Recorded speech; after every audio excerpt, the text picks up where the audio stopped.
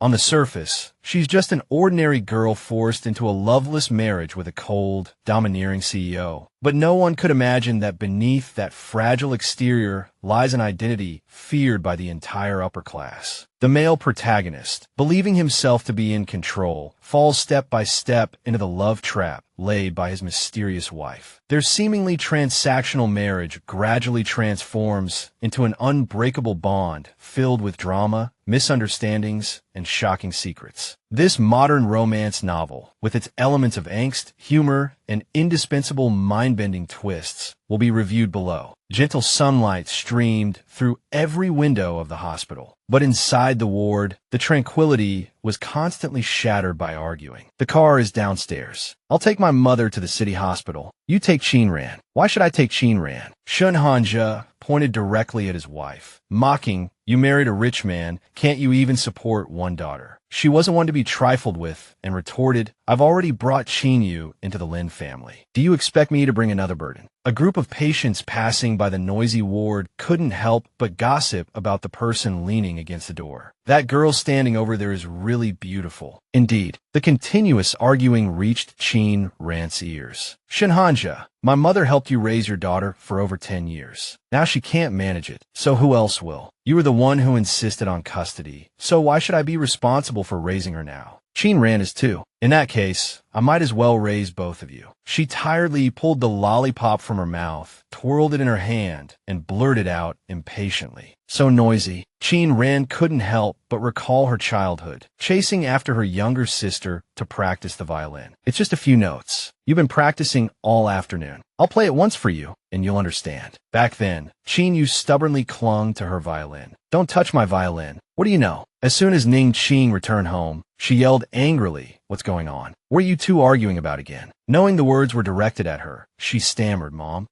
Before she could explain, Chin, you complained first. Mom, my sister said my violin practice was too noisy and disturbing her games, so she wanted to snatch my violin. Sob, sob, sob. Chin Ran immediately denied, I didn't. Ning Qing readily believed the one-sided story and shrieked, Chin Ran, if you're so free, go out and play. Don't disturb your sister's practice. The word no was still stuck in her throat when Ning Qing waved her away. Stop making excuses, get out. Feeling helpless, Chin Ran could only console herself. Oh, forget it. Without even looking at how her mother comforted her sister, she angrily rushed to the door. Fine, I'll go out. As soon as she stepped out of the house, scattered raindrops fell at Chin Ran's feet. It's raining. Dad should be getting off work soon, but I remember he didn't bring an umbrella today. She found a yellow umbrella from somewhere and decided to brave the rain to pick up her father. After just a few steps, a menacing voice reached her ears. With such a fat wallet, you dare to lie and say you have no money. The unlucky boy pleaded desperately. This is my tuition money for my mom. I can't give it to you. The blonde thug became even more arrogant. Just say you lost it and ask your mom for more. Your mom wouldn't want to see you with a bruised and swollen face, right? The victim choked back sobs, repeating, please let me go, don't hit me. Just as the thug raised his hand, a shout stopped him. Chin Ran approached and scolded. He already said it's his tuition money, and you still want to hit him. Aren't you ashamed? You're so thick-skinned. Ignoring his previous target, the thug became more interested in this inconspicuous little girl. Didn't your mother teach you not to meddle in other people's business? Chin Ran stared at him fearlessly. The umbrella in her hand was suddenly knocked to the ground. The heavy rain continued to pour mercilessly on the luxurious city. Soaked to the bone, Chin Ran excitedly boasted as soon as she entered the house, Dad, you're back. Today, I beat a senior student and helped a bullied classmate. But the scene inside the house made her fall silent after only managing to utter the word Dad. Shun Hanja, still in his work clothes, was happily accompanying his younger daughter. I heard Chin Yu won another award. Dad braved the rain today to buy you a new toy. Do you like it? Chin Yu's eyes crinkled with laughter as she said loudly, I like anything Dad buys. Meanwhile, Ning Qing, hands on her hips, scolded. Chin Ran, where did you run off to again? You look no different from a little hoodlum. She lowered her head, listening to the woman's nagging. All you do is cause trouble. If you're going to be like this, don't come home in the future. Every time I see you, I get annoyed. You don't act like a girl at all. Look how well-behaved your sister is.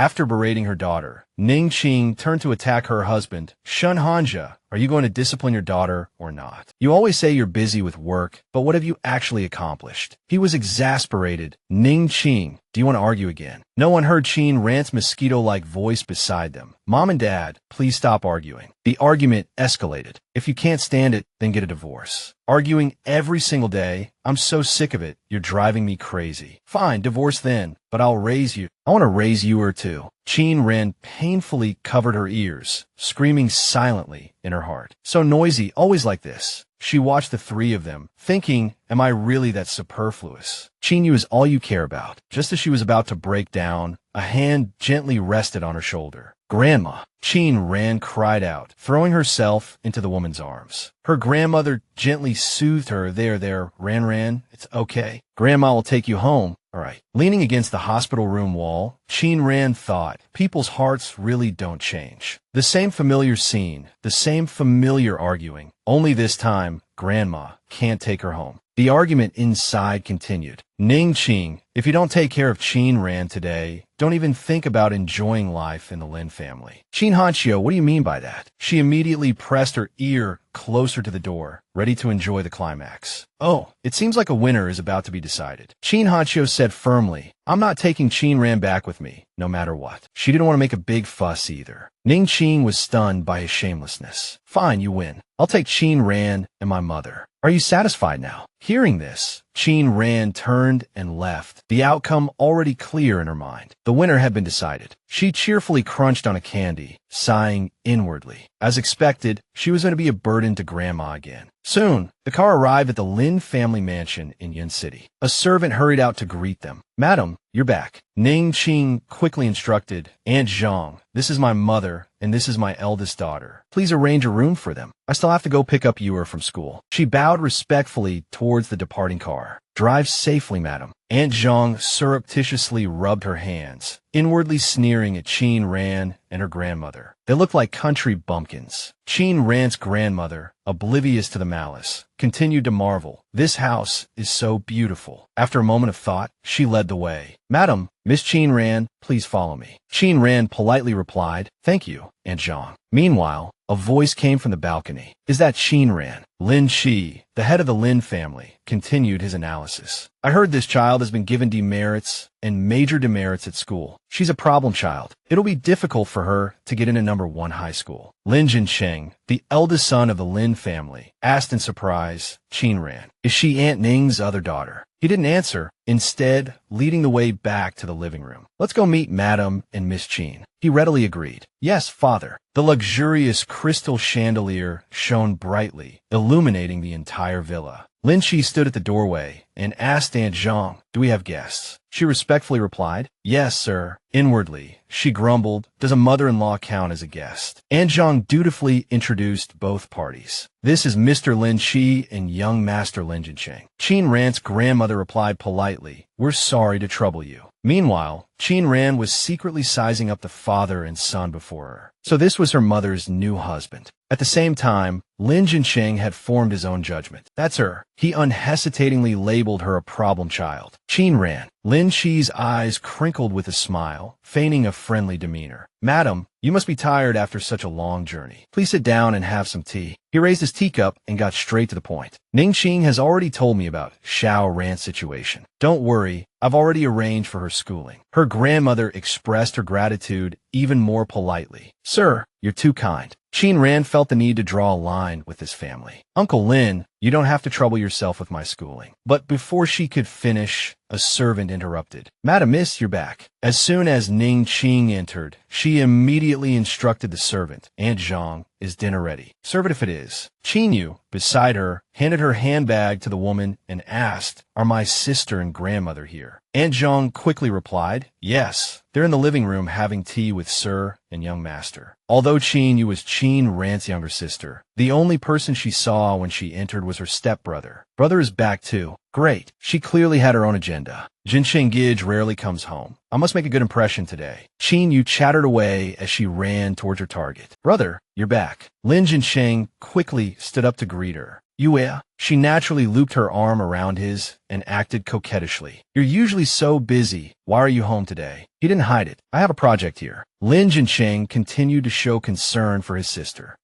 Why are you home so late today? Chin seized the opportunity to complain. I was practicing a new piece for the school anniversary performance. It's hard work, but I'm happy. Seeing the cheerful atmosphere, Lin Chi interjected, our Ewer's piano playing is getting better and better. If you need anything, just tell Dad. She replied with a bright, sweet smile. Okay, thank you, Dad. After their warm interaction, Chin feigned surprise and exclaimed, Ah, sister. Chin Ran sat on the sofa with her arms crossed, expressionlessly watching her. Chin put on the air of a hostess and said a few sarcastic words. Sister, so glad to see you again. Welcome to the Lin family. Not only that, but she also softly promised, let's get along as harmoniously as before, sister. Chin Ran didn't respond to the provocation, only politely greeting her in her mind. Long time no see, Chin Yu. Night quickly enveloped the villa. Her sleep interrupted. Chin Ran wearily propped her forehead with her hand. Insomnia again. Just thinking about the past annoyed her. Her mind was full of Chin Yu's deceitful, two-faced lines. Dad, I think sister hates me. Did I do something wrong? I'd better go out. She doesn't like me around when she's playing games. Mom, I think I made sister angry again. She sat up, rubbed her aching forehead, and sighed irritably. Ah, it had indeed been harmonious and pleasant in the past. Chin Ran looked at the empty medicine bottle on the nightstand and started a plan. The sleeping pills were all gone. She'd have to find a way to get more tomorrow. The next day, just as the sun touched the treetops, Lin Chi's voice echoed in the room. Xiao Ran, I'm sorry. He apologized, but with a condescending air, it's impossible for you to get into number 1 high school. I'll ask around at other schools. You just wait at home for a few days. Ning Qing stood beside him, looking every bit the wicked stepmother. Ewer got into number 1 high school on her own merits. We didn't have to worry about her at all. Qing Yu seized the opportunity to add fuel to the fire. Yeah, number 1 high school is the best school in Yin City. It's not that easy to get into. I worked really hard to get him back then. On the surface, it sounded like advice, but her tone revealed a thick layer of gloating. Principal Su of number 1 high school has an extraordinary status. To get into number 1 high school, it's not enough to just have good grades. You also need. Chin Ran was tired of their nonsense and pulled a letter out of her bag, interrupting them. She held up the white letter and frankly tossed it in front of them. Speaking of number 1 high school, I have a recommendation letter from the principal. Ning Qing shrieked as if she were blinded. Enough. How dare you lie so blatantly? Have you no shame? I'm embarrassed for you. Chin Yu fanned the flames beside her. Oh, Mom, don't be angry. What if she's talking about a different number 1 high school? Provoked by these words, Ning Qing went even further. Chin Ran, since you've come to the Lin family, get rid of all your bad habits. Chin Ran sighed wearily, sneering inwardly. After so many years, they were still putting on the same old tired act. She couldn't be bothered to reason with such unreasonable people, so she adjusted her hat and walked straight out. If there's nothing else, I'll go to school. Ning Qing was still excitedly saying, how could you possibly have a recommendation letter from the principal? You should be thankful if it's not an expulsion notice. She watched Chin Ran's departing back and said spitefully, going to school. I think you're going to the internet cafe to mess around. You're really going to make me die of anger. Chin Yu, of course, seized the opportunity to step on her further. It's okay, Mom. Don't be angry. Sister didn't mean to lie. Just as Chin ran past Lin Jinshun, his expression suddenly changed. He stared at the letter in her hand, thinking, that's seal. Lin Jinshun was very confident in his eyesight, so he spoke up to confirm. That letter has Principal Su's private seal. She's not lying. Lin Chi blurted out in surprise. What? As if afraid they didn't understand, he emphasized again, the recommendation letter is real. At Yin City number 1 high school, a group of female students excitedly called to each other, running in one direction. I heard the infirmary has a super handsome new school doctor. What are we waiting for? Let's go see. They crowded at the doorway, each vying for a spot at the window. Wow, he's so handsome. Even more handsome than my idol. Where? Let me see. He's behind the curtain. Don't push. Inside the room, Lu Zhaoing looked at the female student in front of him and asked frankly, are you here to pick up medicine or for a checkup? The girl blushed and stammered, I'm here to pick up medicine. Just a bottle of vitamin C, thanks. But the infatuated crowd outside had their attention fixed on someone else. Those eyebrows. They traced every feature of Chung Wan's face. Those lips. After admiring him enough, they all excitedly hugged each other and screamed, "Ah, he's perfect." Just as they were admiring the handsome guy, the bell rang, interrupting them. The girls stamped their feet in frustration. "Damn it, class already. We'll come back during lunch break then." After the crowd dispersed, Lu Xiaoying stretched comfortably in his chair. Finally, some peace and quiet. He looked at the person next to him and asked the question on his mind. "Say, Wan Yi, why aren't you in the capital being a young master, but here as a school doctor?" He silently screamed in his mind, "Always dumping things on me. I'm dying of exhaustion." Chengwan glanced at him and took the task upon himself. "Then I'll do it." Lu Xiaoying wouldn't dare let this great Buddha lift a finger and quickly changed his tune. All right, you're the boss. I'll do it." His little head couldn't help but complain a bit. "Those people pay top dollar to book your surgeries. They die of anger if they saw you giving these students free checkups." Lost in thought, Lu Xiaoying was pulled back to reality by a knock at the door. Qin Ran stood outside, hesitantly asking, "Excuse me, do you sell sleeping pills here?" He glanced at her, his eyes lighting up, a flicker of attraction in his heart. Damn, she's gorgeous. Cheng Jun's attention was also drawn to the voice at the door. After admiring Qin Ran, Lu Xiaoying finally remembered his professionalism. Classmate, sleeping pills or prescription medication. We can't just sell them to anyone." He felt a little embarrassed by his earlier thoughts. She wasn't here to look at handsome guys. Hearing this, Qin Ran immediately pulled her hat down, preparing to leave. "I was just asking. It's fine if you don't." However, Cheng Jun suddenly stood up. "Wait a moment, I'll get some for you." Lu Xiaoying quickly called out, "Junyi." He leaned in and whispered, "Junyi, she wants sleeping pills. We can't just give those out." Cheng Jun unscrewed a bottle cap and retorted, "Do you think I would casually prescribe medication to a patient?" He quickly handed the pills to Qin Ran. "These are the pills you need, a 3-day supply. Come back when you've finished them." Although her goal was achieved, she stared at the pills for a long time. Cheng Jun patiently held out his hand, offering the medication. Finally, she relented, taking the pills and softly saying, "Thank you." Cheng Jun stood quietly at the doorway, watching Qin Ran's retreating figure. Lu Xiaoying couldn't contain his curiosity. "Junyi, you just gave them to her like that." Cheng Jun calmly explained, "Because she really needs them. Don't worry, they're not sleeping pills, just sleep aids." Meanwhile, in the principal's office of Hengchuan First High School, AI Rong was excitedly explaining, "Principal Su, how can you let a problematic student like this into Class 1? Our top class can't have this kind of troublemaker."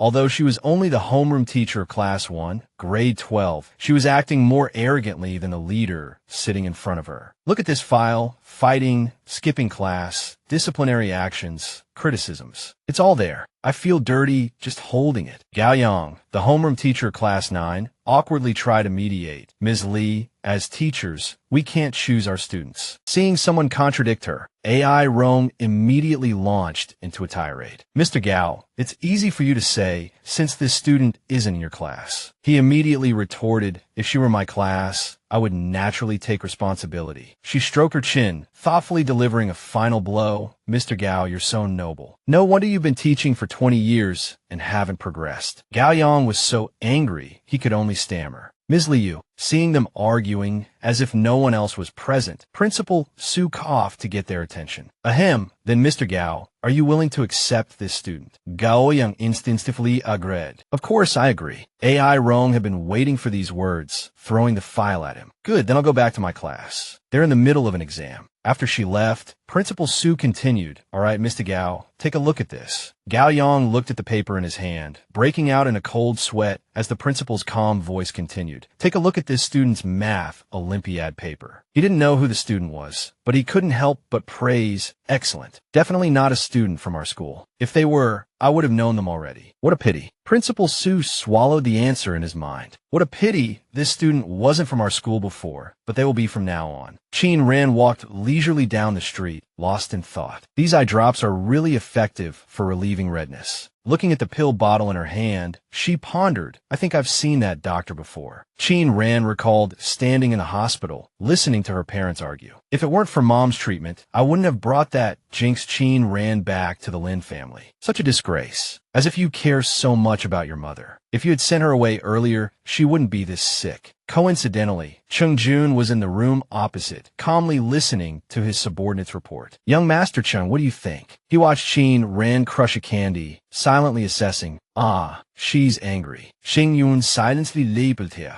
It seems she's not a cute, harmless little bunny. The hospital staff continued to speak humbly. Young Master Chung, if you would be willing to condescend to perform a surgery for us. No, even just a special surgery. It would be our honor. Chung-jun politely replied, You're too kind. I plan to stay in Yin City for a while and might take on some surgeries there. If you're willing, you can come to the school to observe and learn. He also fell into reminiscence, cursing inwardly. I must be crazy to have come to Yin City for her. Chung-jun stared at the pill bottle, sighing deeply in his heart. She's truly intriguing. Gao Yang was calming the students in Class 9, Grade 12. Quiet down, everyone. We have a new transfer student today. Unable to suppress his gossipy nature, Xiao Sheng asked his deskmate, a new student. Could it be Qin Yu, the school beauty's older sister? If she's assigned to our class, it must be because of Uncle Lynn's connections. Yang Wang replied coldly, I don't know. Not interested. Xiao Sheng immediately drawled teasingly. Besides Qin Yu, you're not interested in anyone. Ignoring the innuendo, he continued gossiping, but I heard Qin Yu's sister got into fights in Ninghai Village, dropped out of school, and even repeated a year. How can someone like that get into our #1 high school? The surrounding students immediately became interested. Whoa, isn't that just a country bumpkin? Ninghai Village. That's a provincially designated poverty-stricken village. They all imagined a dark and fat Qin-ran, acting coyly, handsome, want a date. The gossip mongers chimed in. I can already picture it. Yang Wang stood up impudently. Boring. I'm leaving. Xiao Sheng asked in confusion. Where are you going? Walking to the door, Yang Wang casually dropped a line. Qin Yu is practicing the violin in the auditorium. I'm going to watch. Xiao Sheng let out a long, envious sigh. So nice. I also want to watch the school beauty play the violin. Because in his mind, what was there to see in a transfer student? Yang Wang had just stepped into the hallway when she reached the front door. Gao Yang called out, Qin-ran, come into the classroom. The moment that cool and aloof figure appeared, the entire class fell into a deathly silence. She calmly broke the awkward atmosphere. Hello everyone, I'm Qin-ran.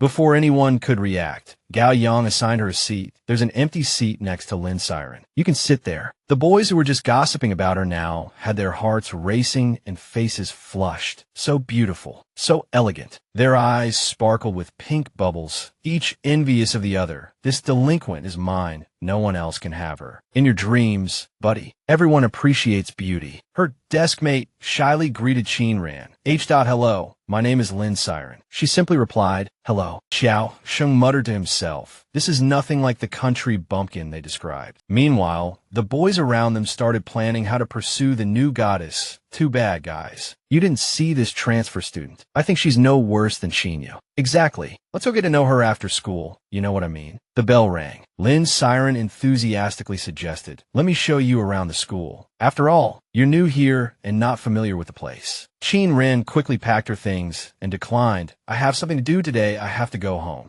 Rejected. Lynn Siren immediately teared up. Whoa, I was rejected. It's normal for a beautiful girl to be a little aloof. But then Qin-ran gave her a new promise. Thank you. Maybe you can show me around next time. Lynn Siren immediately recovered, her face flushing. Okay.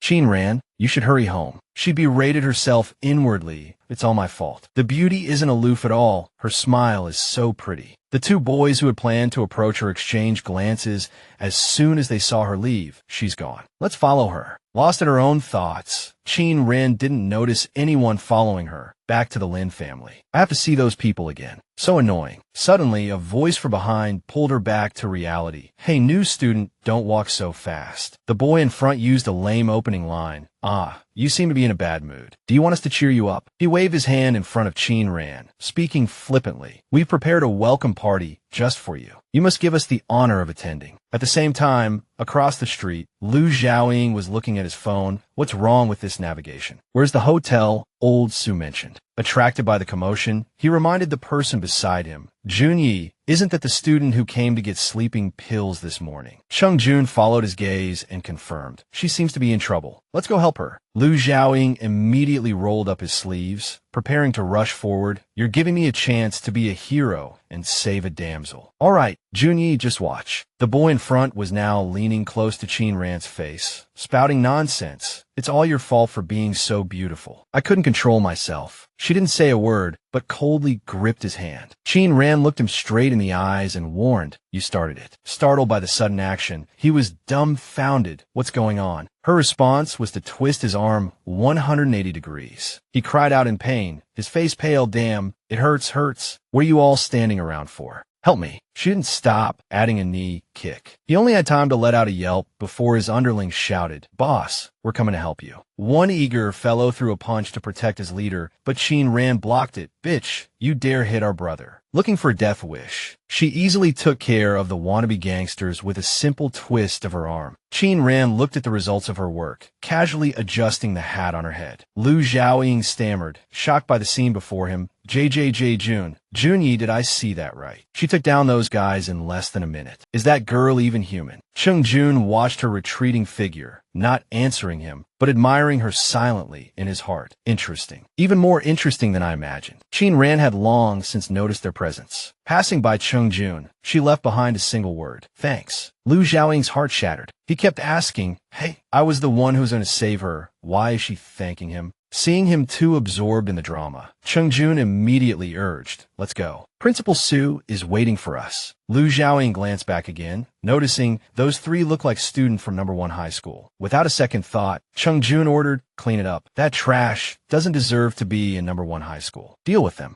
Lu Xiaoying and another person soon arrived at a private room, chatting casually. Chung-jun raised his glass and asked the person opposite him, Old Su, you've been the principal of Yincheng number 1 high school for 3 years and haven't returned to the capital. Why the sudden decision to resign and go back? He didn't mind sharing his plans. I've already chosen my successor. I finally waited for her. Lu Xiaoying's eyes widened, sparkling with curiosity. Who is it? He shook his head, a helpless expression on his face. She doesn't want to take over from me. The image of Qin Ran clearly surfaced in Principal Su's mind. He took a sip of tea and continued to talk about his plans. However, I believe she will agree, so I want to go back to the capital to prepare. Lu Xiaoying's mind immediately exploded. There's actually a country bumpkin who doesn't know Yuncheng is a gathering place for the elite. Just talking about it. The resources that ordinary people can't reach could be discussed for 3 days and 3 nights. She really doesn't know the immensity of heaven and earth. He couldn't help but lean into Chung-jun's ear and complain. She doesn't even want the Su family's inheritance. What do you think her background is? Yunyi, say something. Aren't you curious? A new day began in the music building. Qin Ran silently pushed open the door of the music room and quietly walked in. She went straight to her target, the violin placed on the wooden table. Qin Ran gently picked it up with both hands and gazed at it with satisfaction for a moment. Then, she placed the violin on her shoulder and played an impromptu piece. Xiao Sheng walked side by side with his good friend, chattering incessantly. Young Master Su, you didn't see that transfer student. She's really pretty. Yang Wang impatiently interrupted him. Say less, walk faster. I still have to deliver milk tea to Qinyu. As soon as he finished speaking, his ears caught a crucial sound, and Yang Wang's heart skipped a beat. This music. He ran off without a word, leaving Xiao Shang chattering in place. Young Master Su, why are you in such a hurry? The person playing the violin isn't going to run away. He scratched his head in confusion. This guy's having another violin obsession. Qinyu also plays the violin. How else would she be worthy of our young Master Su?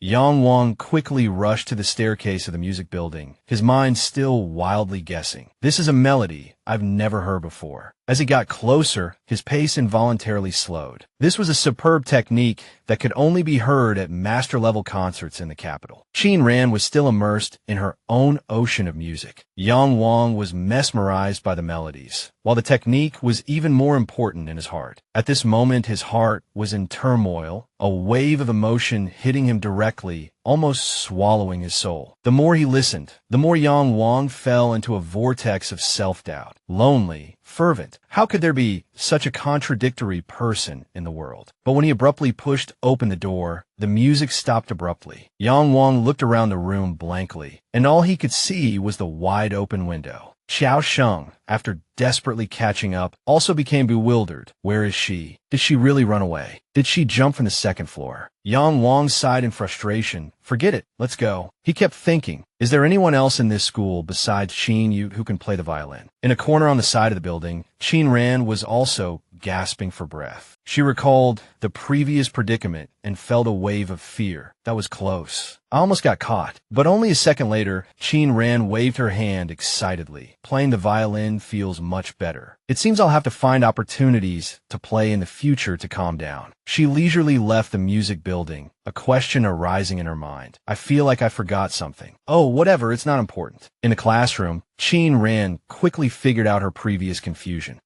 Qin Ran, the math homework the teacher assigned earlier is due. Did you finish it? She clutched the exercise sheet in her hand. With a face full of regret, Qin Ran said, I knew I forgot something. She then cheekily suggested, can I not hand it in? Lynn's siren stammered, but before she could answer, Qin Ran turned around and started writing. Lynn's siren watched in surprise, realizing she was left-handed. Qin Ran quickly returned the notebook to the class representative. My grades aren't good. I can't do these problems. Please excuse me. Lynn's siren, bewildered by the situation, just said, oh, okay. She quickly recovered, offering a bright smile and introducing herself. I'm the class representative. If you have any difficulties, you can come to me. Qin Ran didn't speak, just stared at the badge on her shirt. Noticing her gaze, Lynn's siren immediately said, this design. Do you like Yin Shi? She excitedly threw her arms around Qin Ran's shoulders. Sister, you're a Naishi too. Have you listened to the new album? Have you voted on Weibo? If not, I'll teach you how to register a new account and vote. Qin Ran weakly denied, I'm not. The cave dweller, who never followed celebrities, was silently weeping inside. It seems Nai, she, is the name for Yin Shi's fans. So, sister, are you always this strong? My shoulders kind of hurt. Lynn's siren, full of enthusiasm, exclaimed, sister. No, Ran. Don't worry. I'll definitely help you improve your grades. I'll take you to buy review materials after school. Qin Ran mechanically replied, oh. Her heart was captured by the nickname Ran. Apart from her grandparents, no one had called her that in a long time. The two girls walked leisurely through the school grounds. Lynn's siren kindly reminded her, it's best not to provoke Qin Yu from class 1. She's from the Lynn family, and Su Xiao is protecting her. Speaking of which, you both have the surname Qin. She helpfully shared more information. All right, there's a vocational school nearby, and there are. The word school bullies caught in Lynn's siren's throat for a moment before she finally choked them out as a group of people came into view. Speak of the devil. The real-life school bullies were right in front of them. Qin Yu sat in the car, gloating at the scene. Wei Zihong, the vocational school bully. It seems her sister's luck wasn't good today. The driver looked at her through the rearview mirror and cautiously said, Miss, your sister seems to be here too. Should we wait for her to go home together? She impatiently ordered, drive. Don't ask questions you shouldn't. She thought smugly, just like when she was little, always causing trouble, making me worry for nothing after I chased her away. The surrounding students were also frightened by the tense confrontation. How did this new transfer student provoke the vocational school bullies? She's so pretty. It would be a shame if she got beaten up. Be quiet. If they hear us, they'll beat us up too. Stop looking. Let's go. Lynn's siren gripped Qin Ran's arm tightly and urged, Ran, let's take a detour. Her voice started to choke up. Don't come over here. We really don't have any money. Don't hit us.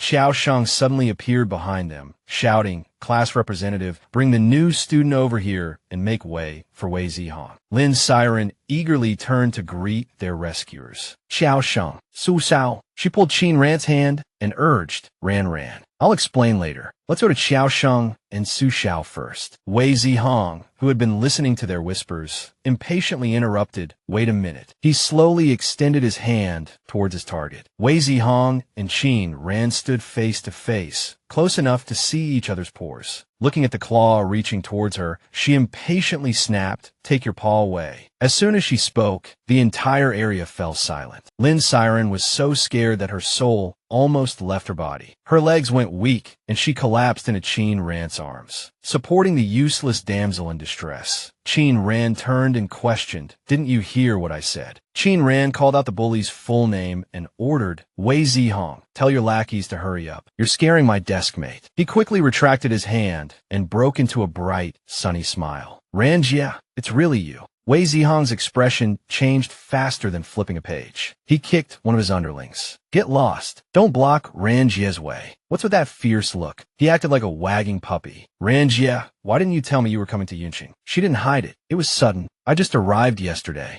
Lynn's siren trembled all over, fearfully covering her mouth to prevent her true thoughts from escaping. Ran knows the vocational school bully. "I'm so scared. Hick, my legs are weak." Qin Ran casually punched Wei Zihong in the chest. "Find someone reliable to take my desk mate home. You guys scared her so much she can't even walk." He looked around and roared, "What are you all standing around for? Get her home safely, or I'll beat you to death." Watching Qin Ran's departing figure, one of the underlings leaned in and whispered to Wei Zihong, "Boss, she's." He puffed out his chest, held his head high, and solemnly introduced her. "This is the local tyrant of Ninghai Village, my ancestor." Wei Zihong, like a loyal dog, chased after Qin Ran. "Ran Jia, where are you going?" "Wait for me." Without turning her head, she coldly spat out 2 words. "Buying books." The entrusted underling awkwardly ran up to Qin Ran to ask for her opinion. "Jia, do you want to go back to school or go eat?" At the same time, Qin Yu scratched her head, her face full of question marks, and exclaimed, "My God, who is this new student?" The lights were brightly lit in the Lynn family villa. Under the starry sky, Lin Chi put down his chopsticks and asked his precious daughter,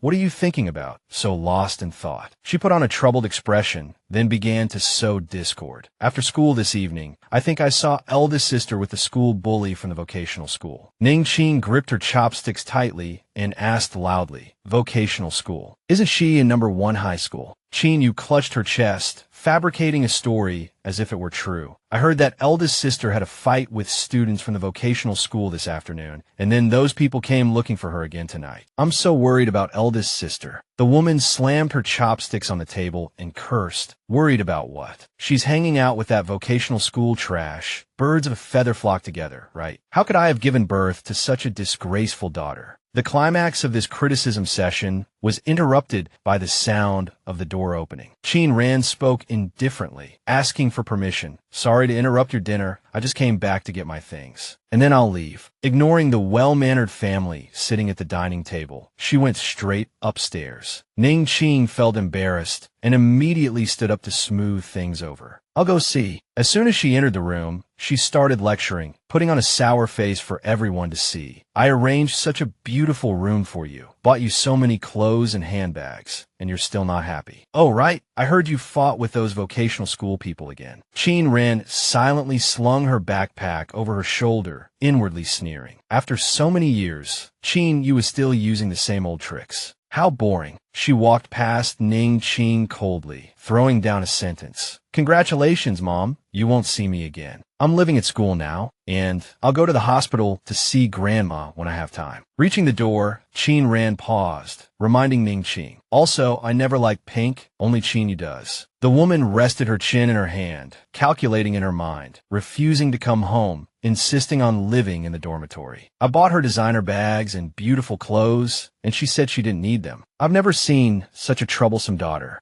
Out of sight, out of mind." The next day, Qin Ran arrived at the bank quickly. The customer service representative enthusiastically stood up to greet her. "What business would you like to handle, distinguished guest?" But in her heart, she sneered. "Looks like a poor student, not worth my effort to persuade her to deposit money. TSK. Qin Ran didn't care what she thought and decisively placed the card on the counter, stating her purpose. Transfer some money. The employee broke out in a cold sweat at the sight of the VIP item before her. This is a diamond card." The manager immediately appeared, her attitude changing dramatically like a Sichuan opera face change. "I apologize profusely. Mississippi ordinary employees do not have the authority to handle diamond card business. I'm very sorry to have kept you waiting and wasted your precious time." She respectfully returned the card with both hands. The accommodation fee for Yunsheng No. 1 High School has been transferred. Please keep your card. Qin Ran quickly took it, giving a lukewarm thank you. She hurried back to school, staring at her phone, sneering inwardly. Which idiot offered such a high price for me to take this task? I said I wouldn't take it, and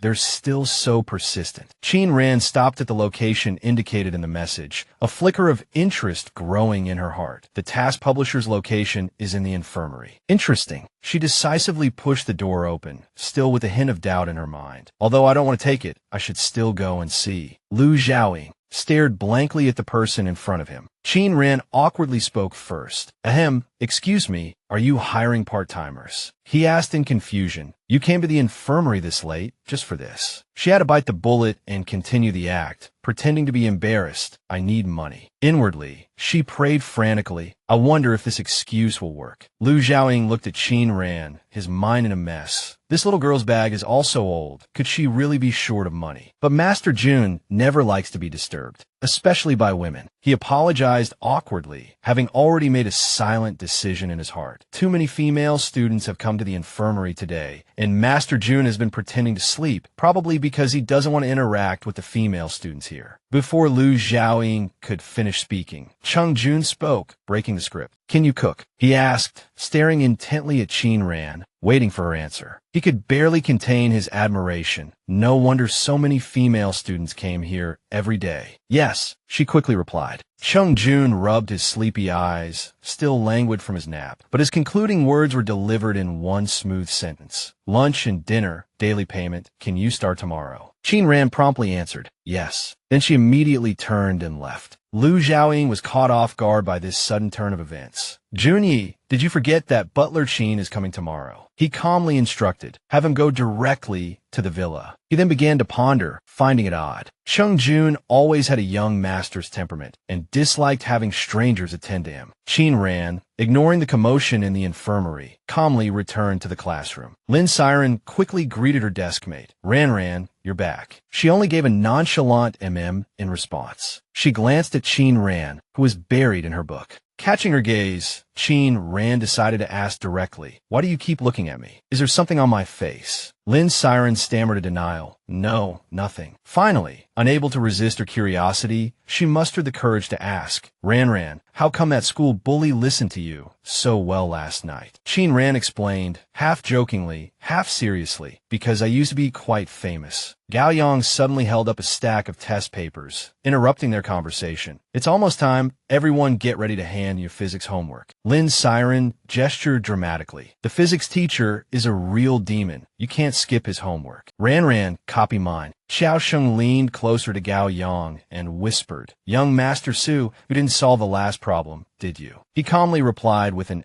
Xiao Sheng, disbelieving, try to pry. You really didn't solve it. I don't believe it. Your physics grades have always been top-notch. Gao Yang blushed and pushed his friend away. I'm saving that problem to discuss with Qin. Unfazed by the push, Xiao Sheng's eyes crinkled with a smile. I knew it. How could our physics class representative have a problem they couldn't solve? Qin Ran rested her chin in her hand, looked at the paper, and decided to just guess a few answers. Physics is so boring. If I just choose C for all the questions, I'm sure I'll get them all wrong. Passing by the two, Gao Yang interjected, it's better to copy the answers than to leave it blank. He left the more offensive thought unspoken. With such ugly handwriting, she dares to copy homework. Such a difference from Qin. Qin Ran, seemingly unhearing, handed her homework to Gao Yang with an impassive face. The corners of her lips curved slightly upwards, as if in disdain. Qin Ran let out a soft ha, thinking to herself, if it weren't for Lin Siren's kindness, I wouldn't even bother copying. Meanwhile, Gao Yang was also secretly sizing her up, pretty but ungrateful, wasting the Lin family's kindness. The incident passed quickly, and Qin Ran was unaware that her beautiful appearance had caught someone's attention. Xiao Sheng, chin in hand, was lost in thought, radiating a lovesick aura. The new school beauty is tall, has long legs, and is beautiful. I really want to talk to her. He was already picturing himself walking side by side with Qin Ran, while Wei Zihong knelt at their feet. Immersed in his fantasy, Xiao Sheng clenched his fists. If she teaches me how to subdue Wei Zihong, I'll acknowledge her as my big brother. Gao Yang unexpectedly appeared outside the principal's office and carefully knocked on the door. Principal Su softly called out, come in. Upon entering, he greeted respectfully, Grandpa.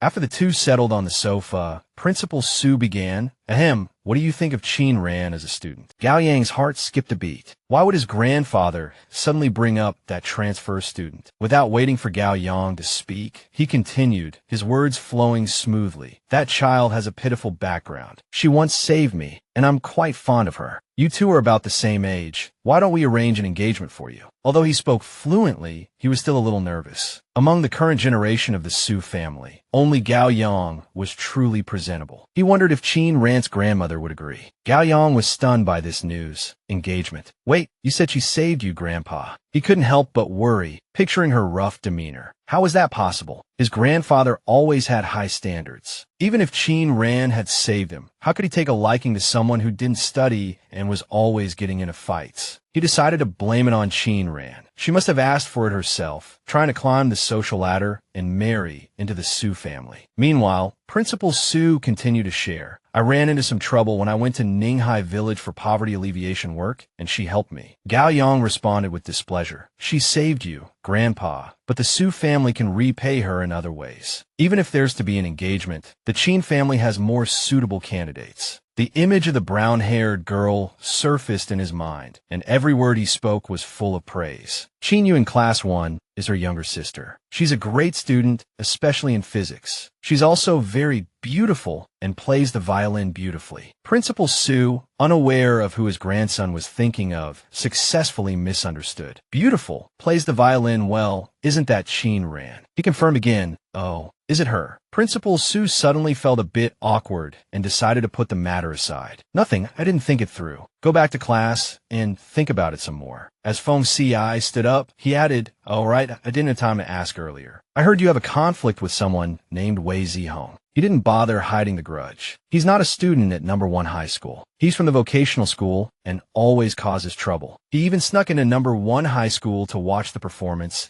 and said Qin Yu's violin playing was terrible, claiming he'd heard 1,000 times better. Principal Su waved his hand dismissively. As long as you don't fight, go back to class. He was more inclined to believe Feng Ci's version, thinking, those two are about to become classmates, but he didn't lie to you. The next day, Chung Jun spoke in the car. I'll show you the way. You'll have to pick up meals from the cafeteria every day from now on. He looked at his phone and casually made a request. Make me a late-night snack to try when we get back. Qin Ran smiled and asked back, if it doesn't suit your taste, will you go back on your word and fire me? That would be a breach of contract. Chung Jun didn't answer directly. Instead, he offered words of encouragement, then you'll have to perform well. The car soon stopped in front of a luxurious building. Ning Qing got out of the car, holding her head, constantly calculating in her mind, my brother-in-law rarely comes back to the capital. I booked a private room at this hotel half a month ago. I can't let him lose face. However, the figure that appeared before her eyes stunned her. Qin Ran. Why was she here? Shouldn't she be in the dormitory now? Ning Qing nervously turned her head, looking around several times. When she saw that Qin Ran was alone, she breathed a sigh of relief. Lynn already looks down on me for being poor. I can't let her run into this girl. She rushed over and shouted, what are you doing here? Qin Ran replied indifferently, I have some business. Ning Qing immediately went into battle mode. Go back to school quickly. Don't hang around with shady people. Chung Jun, who was making a phone call in the car, was attracted by the noise. Ning Qing's nagging continued outside. The restaurant waiter timely brought out the food. He lowered the car window and coldly instructed the person, put the things in the trunk. The person bowed awkwardly. Yes, I apologize for keeping you waiting. Qin Ran also noticed there was someone else in the car. Seeing that she had noticed, Chung Jun urged, Qin Ran, let's go. Watching her get into the car, Ning Qing still yelled unwillingly, Qin Yu is coming to the capital soon. If you mess up her important matters, don't blame me for being rude. She stood alone in the middle of the road, trembling with anger. This damn girl is so audacious, daring to be so arrogant with me. Chung Jun's figure suddenly reappeared in Ning Qing's mind, his appearance arousing her suspicion. That man's looks and demeanor were top-notch. How could Qin Ran know such a person? After a moment of wild speculation, Ning Qing comforted herself, but his car is very ordinary, not like a rich person's. She was sneering when another car stopped beside her, causing her to panic. It was Lin Wan's car, Lin Wan. Lin Wan gracefully got out of the car and exclaimed in surprise, what are you doing here? Why aren't you going in? Inwardly, she scoffed. Those clothes and that bag are so outdated in the capital, and that bumpkin Ning Qing still thinks they're fashionable. So pathetic. Ning Qing was secretly relieved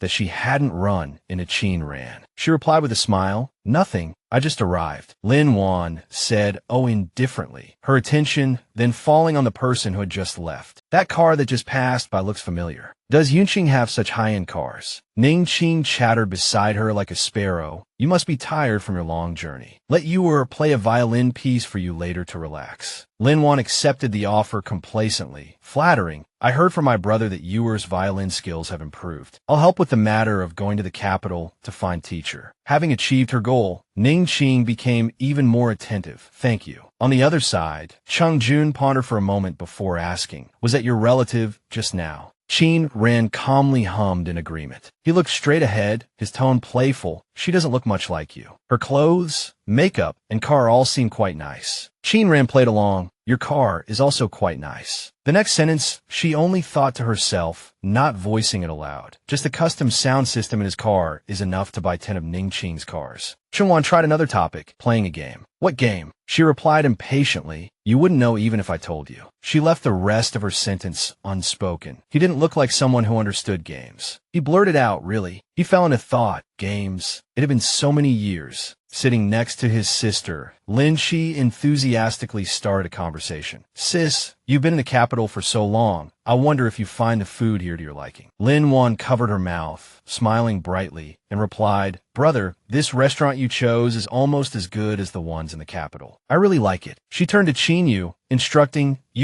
You behaved very well just now. Go and continue practicing your violin." The girl looked flattered and quickly agreed, "Yes, thank you, Aunt. When you've rested, Aunt will come and chat with you again." Seeing her daughter skillfully dismissed, Ning Qing also stood up restlessly. "I'll go upstairs and make arrangements for my mother. You two chat slowly." After they left, Lin Wan revealed her true colors. Ning Qing brought back another burden, didn't she? "I heard that child has bad behavior and needs someone to clean up her messes." Lin Chi quickly defended Qin Ran. Ran got into first high school on her own merit. "She's not here now, and she's not the kind of bad kid you're talking about." She put down her teacup, warning her brother, "What good can come from the child my sister-in-law gave birth to?" "Brother, barking dogs seldom bite. Don't be fooled by that child." Lin Wan haughtily concluded, "In this family, I only recognize Yuer as my niece." Hearing this, he covered his mouth, indicating understanding. "Yuer has brought honor to the Lin family all these years. No wonder you value her." She paused, then turned to the main topic. "All right, brother, Master Wei has always wanted to take on an apprentice. I plan to take Yuer to the capital to visit him."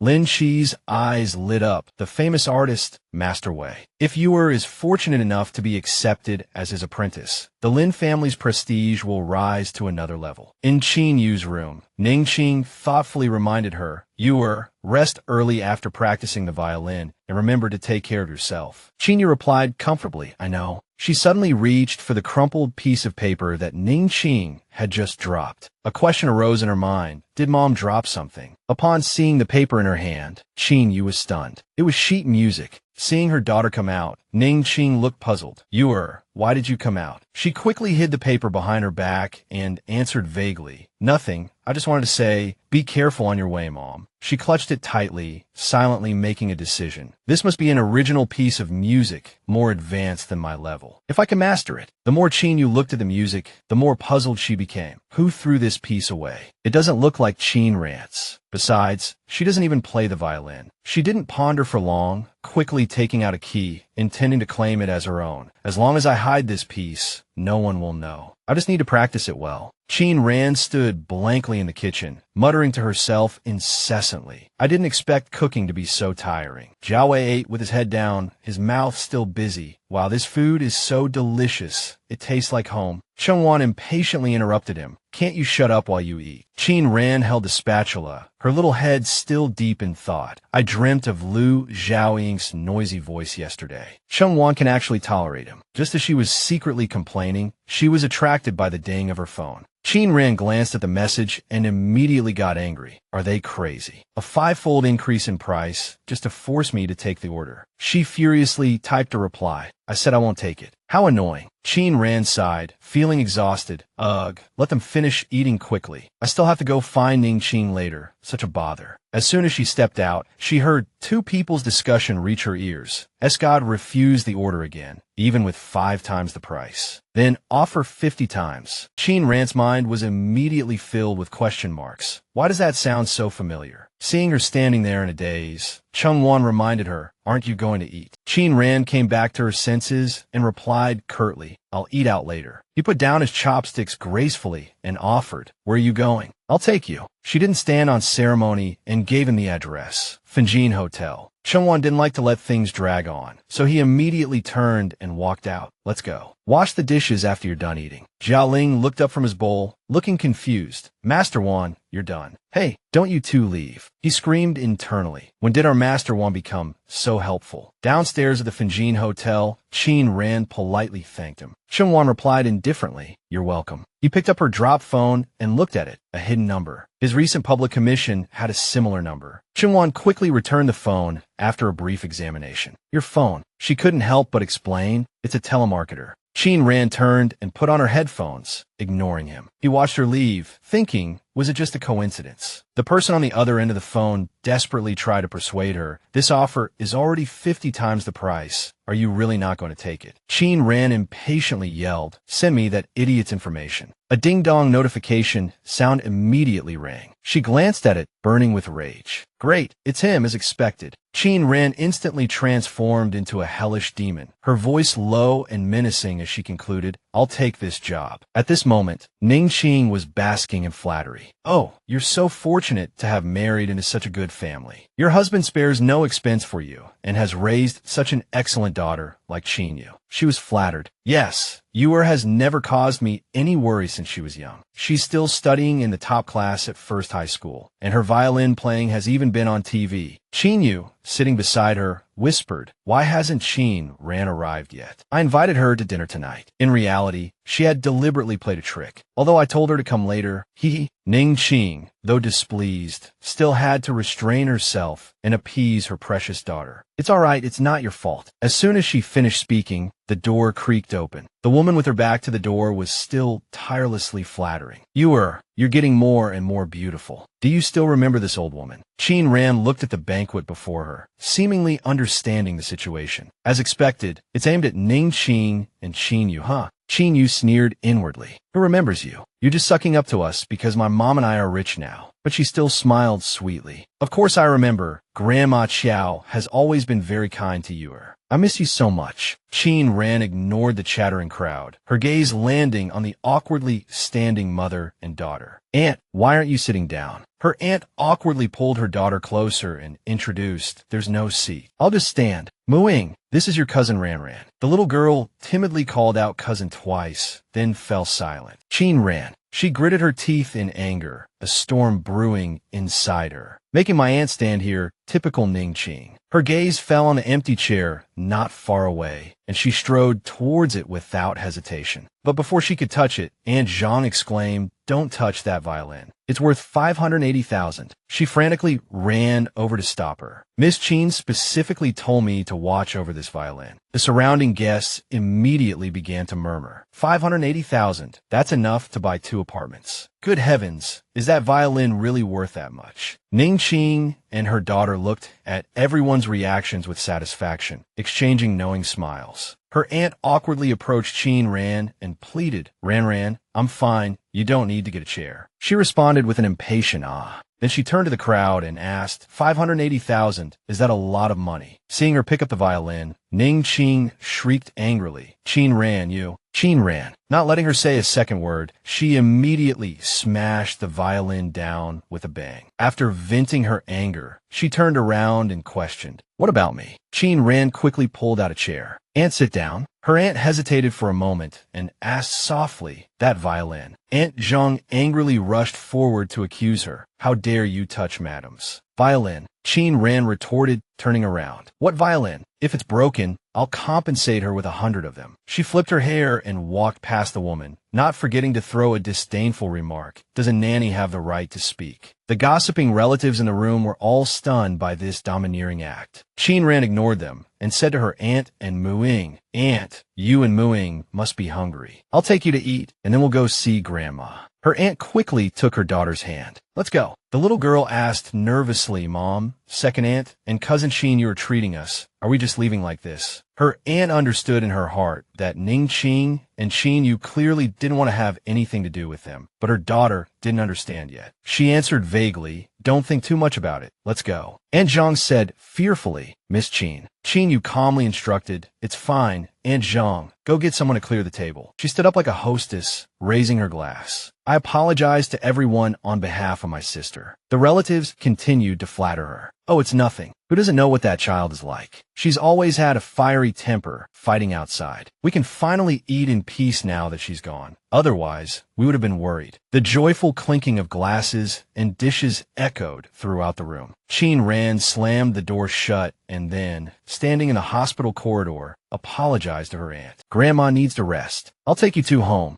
Her aunt felt bad about Qin Ran's actions. Ran, tonight you." Qin Ran cut her off before she could finish. "What about tonight? Your leg was injured because of Ning Qing's tuition fees all those years ago, so you can't stand for long. Doesn't she know that?" After venting her anger, Qin Ran rubbed her forehead. "Aunt, I'm sorry. I didn't mean to snap at you." Her aunt lovingly stroked her hair. "I know you're doing this for my own good, but your mother doesn't understand you. I hope your relationship with her can improve." Hearing these words, Qin Ran felt a pang of pain in her heart. Ning Qing doesn't want me anymore. She even hopes we'll sever ties, afraid we'll disturb the Lynn family. How can I bear to tell my aunt these things? She quickly pulled out a wad of cash and handed it to her aunt. "Muing and Moonan are about to start high school. This is the money I earned from my part-time job. Take it." Her aunt quickly waved her hands in refusal. "I can't take this money. Keep it for yourself and buy some nice clothes." Her aunt continued to persuade her. Ran, you're so sensible. I'm so happy you have this thought for me." Qin Ran listened and hummed in agreement. Looking at her phone, she made a decision. "My aunt is too stubborn. She hasn't touched a cent of the money I transferred to her card before, saving it all for my dowry. I'll go to my aunt's house when I have a few days off and use this money to buy an air conditioner. She's always reluctant to buy one for herself." Qin Ran took out a medicine bottle and changed the subject. "All right, Aunt, have you finished your medicine?" Before her aunt could answer, a clear voice rang out. Qin Ran. Ning Qing and her stepson walked over and questioned them. "What are you talking about? Is Mom asleep?" Lin Shi. Qin Yu, who had appeared at some point, was following Ning Qing and innocently spoke up first. "Aunt, Grandma is asleep. Cousin was giving my mom medicine." Upon hearing this, Ning Qing immediately flew into a rage. "Qin Ran, are you still messing with your grandfather's strange concoctions?" Ignoring the strange looks from those around her, Ning Qing shrieked childishly, "He killed himself with those things, and you're driving yourself crazy too." Lin Chi stood by, listening as his stepmother's accusations pierced his ears. "Now you're trying to harm your aunt as well." Qin Ran's aura changed completely as she addressed her biological mother by her full name without hesitation. Ning Qing. The other four people were stunned, and the once noisy corridor instantly fell silent. Her aunt was the first to find her voice, stammering in disbelief. "Second sister, what are you saying?" Ning Qing clutched her bag strap in a panic, desperately denying it. "I was just a little agitated." Ashamed and enraged, she redirected her anger at Qin Ran. "But Mom is doing this for your own good, to prevent you from following in your grandfather's footsteps." Lin Shi suddenly became suspicious. Before Ning Qing married into the Lin family, her father, "I investigated thoroughly, and there was nothing unusual." She angrily interrupted his thoughts. "Shut up. My grandfather's name is not something you can mention." And Qin Ran looked directly into Ning Qing's eyes, speaking each word clearly. "I'm not crazy." Ning Qing was intimidated by her aura and took a few steps back. Ran, I was wrong just now, but you're in Yun City now. If I don't take care of you, who will?" Qin Ran snapped. "Don't call me Ran. We're not close, and I don't need you to take care of me. You're not worthy." She leaned closer to Ning Qing's face, emphasizing from now on, what I do has nothing to do with you. Remember that. Qing Ran walked past Ning Qing, not forgetting to add one last sentence. Also, the medicine I gave my aunt is from the National Drug Testing Laboratory. Lynn Shi caught the key words and abruptly turned around. She can get medicine from the laboratory. Even those wealthy ladies married into prominent families in the capital don't have that kind of ability. He clearly heard every word Qing Ran said beside him. Aunt, let's go. I'll take you home.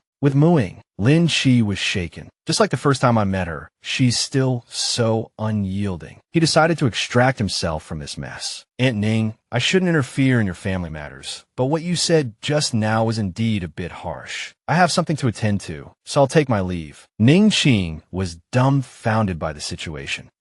He strode to catch up with Qing Ran and the others. I'll drive everyone back, as an apology on behalf of Aunt Ning. She didn't turn her head, coldly throwing out 2 words. No need. Lin Shi was rebuffed, awkwardly adding, then be careful on the road. He felt annoyed. She's certainly cold. I wanted to find out what kind of medicine that was, but it seems I'll have to wait until later. Ning Qing stood alone in the hospital corridor, still cursing under her breath. That damn Qing Ran. She ruined the banquet today and made me lose face in front of Lin Shi. Just you wait, I'll deal with her later. Her voice had barely faded when footsteps behind her startled her. Who is it? What do you want? Lu Xiaoying turned to the person beside him with an innocent look. Junie, he asked. She's asking what we're doing here. Ning Qing regained her composure, hands on her hips. Sir, she demanded, do I know you? I don't think I've offended you. Cheng Jun pulled out a scalpel, his gaze sharp. Just now, he said, who did you call crazy? Her face paled. You're Qing Ran's friend. She stammered, confirming her suspicion. She remembered him now. He was the man in the white coat she'd encountered at the private restaurant. Quite intimidating. Cheng Jun didn't reply, seemingly confirming her guess, but his gaze remained unfriendly. Ning Qing's confidence returned, and she began to put on airs. I told her a long time ago to stop associating with these shady characters. This is a VIP ward. Don't disturb me while I'm visiting a patient. Lu Xiaoying, hearing the veiled insult, stroked his chin and scoffed. Shady characters. Did I hear that right, Junie? Is she talking about you or me? Cheng Jun toyed with the scalpel in his hand, his voice low. Apologize to her. Now, Ning Qing was undeterred, pointing directly at his face and unleashing a torrent of words. Apologize to her. She's my daughter. How I scold her is my business. Who are you to talk to me like this? Lu Xiaoying was enraged by her vulgarity. Yun Yi. But before anyone could react, the elevator doors beside them suddenly opened. Ning Qing's eyes lit up. Director Jiang, she cried. Her attitude did a complete 180. A fawning smile plastered on her face. She grabbed her bag and rushed forward, attempting to cling to his leg. Director Jiang, you're just in time. Director Jiang, however, brushed past her like a gust of wind, a beaming smile on his face, greeting the person behind her. Junie, are you finished? Everyone's waiting for you.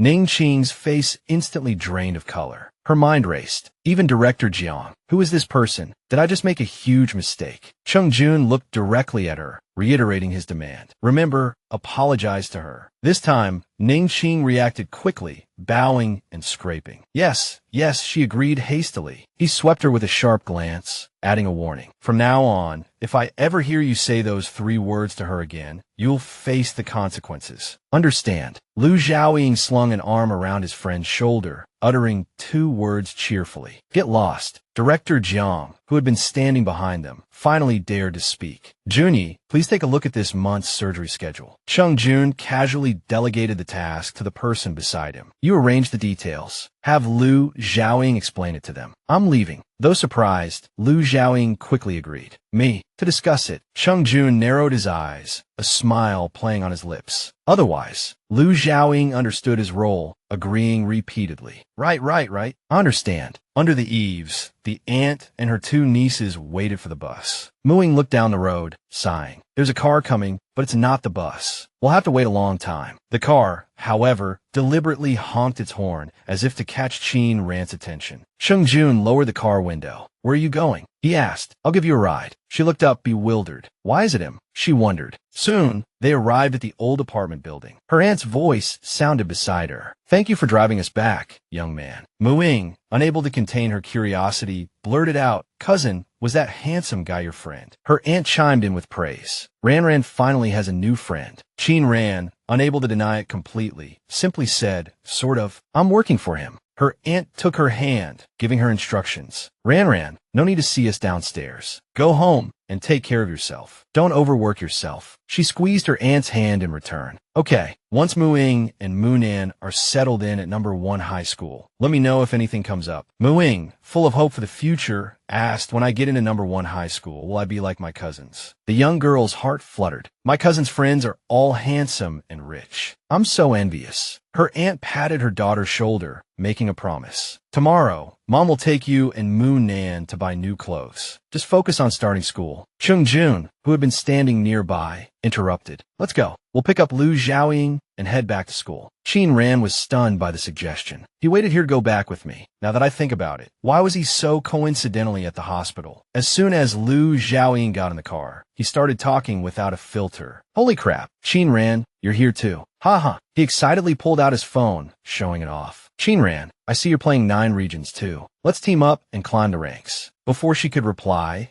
a notification popped up on her screen. You have a new message. Lu Xiaoying saw the message and began to stammer. Yunya, let Masta. He accepted the order. He yelled excitedly, earning a disdainful glance from Qin Ran. Junyi, I know you must be thrilled to hear this news, right? Aren't you surprised? Lu Xiaoying chattered on, then, remembering there was a third person present, quickly changed his tune. Junyi, I'm not used to him suddenly accepting our order. Bossa, the moon is beautiful tonight. Chung Jun drove in silence, his mind filled with immense curiosity. Why had that person suddenly changed their mind and accepted the order? Had they discovered something? Qin Ran glanced at him silently, thinking, was it really that surprising? Each lost in their own thoughts, they soon arrived at the school. Qin Ran sat on her dorm bed, intently typing on her keyboard, her hands moving ceaselessly over the computer, seemingly oblivious to everything around her. After working for a while, Qin Ran thought the computer in the infirmary seemed normal. So why did Qing Jun place an order to investigate Gu Shichi's whereabouts? She picked up her phone and saw a message from Haha. Where have you been these past few days? Someone in the country is investigating you. Qin Ran sneered inwardly. Now he has time to check on me. Isn't this guy afraid of Jiang Dongjia catching him? Qin Ran pondered for a moment, then tossed her phone aside. Forget it. She had already accepted the order. Occasionally feeding them some mixture of truth and falsehood would keep them from finding Gu Shichi for a while. She focused her attention back on the computer screen. She'd recently had some inspiration for the previous code and wanted to see if she could finish it this time. Qin Ran was so absorbed in her own work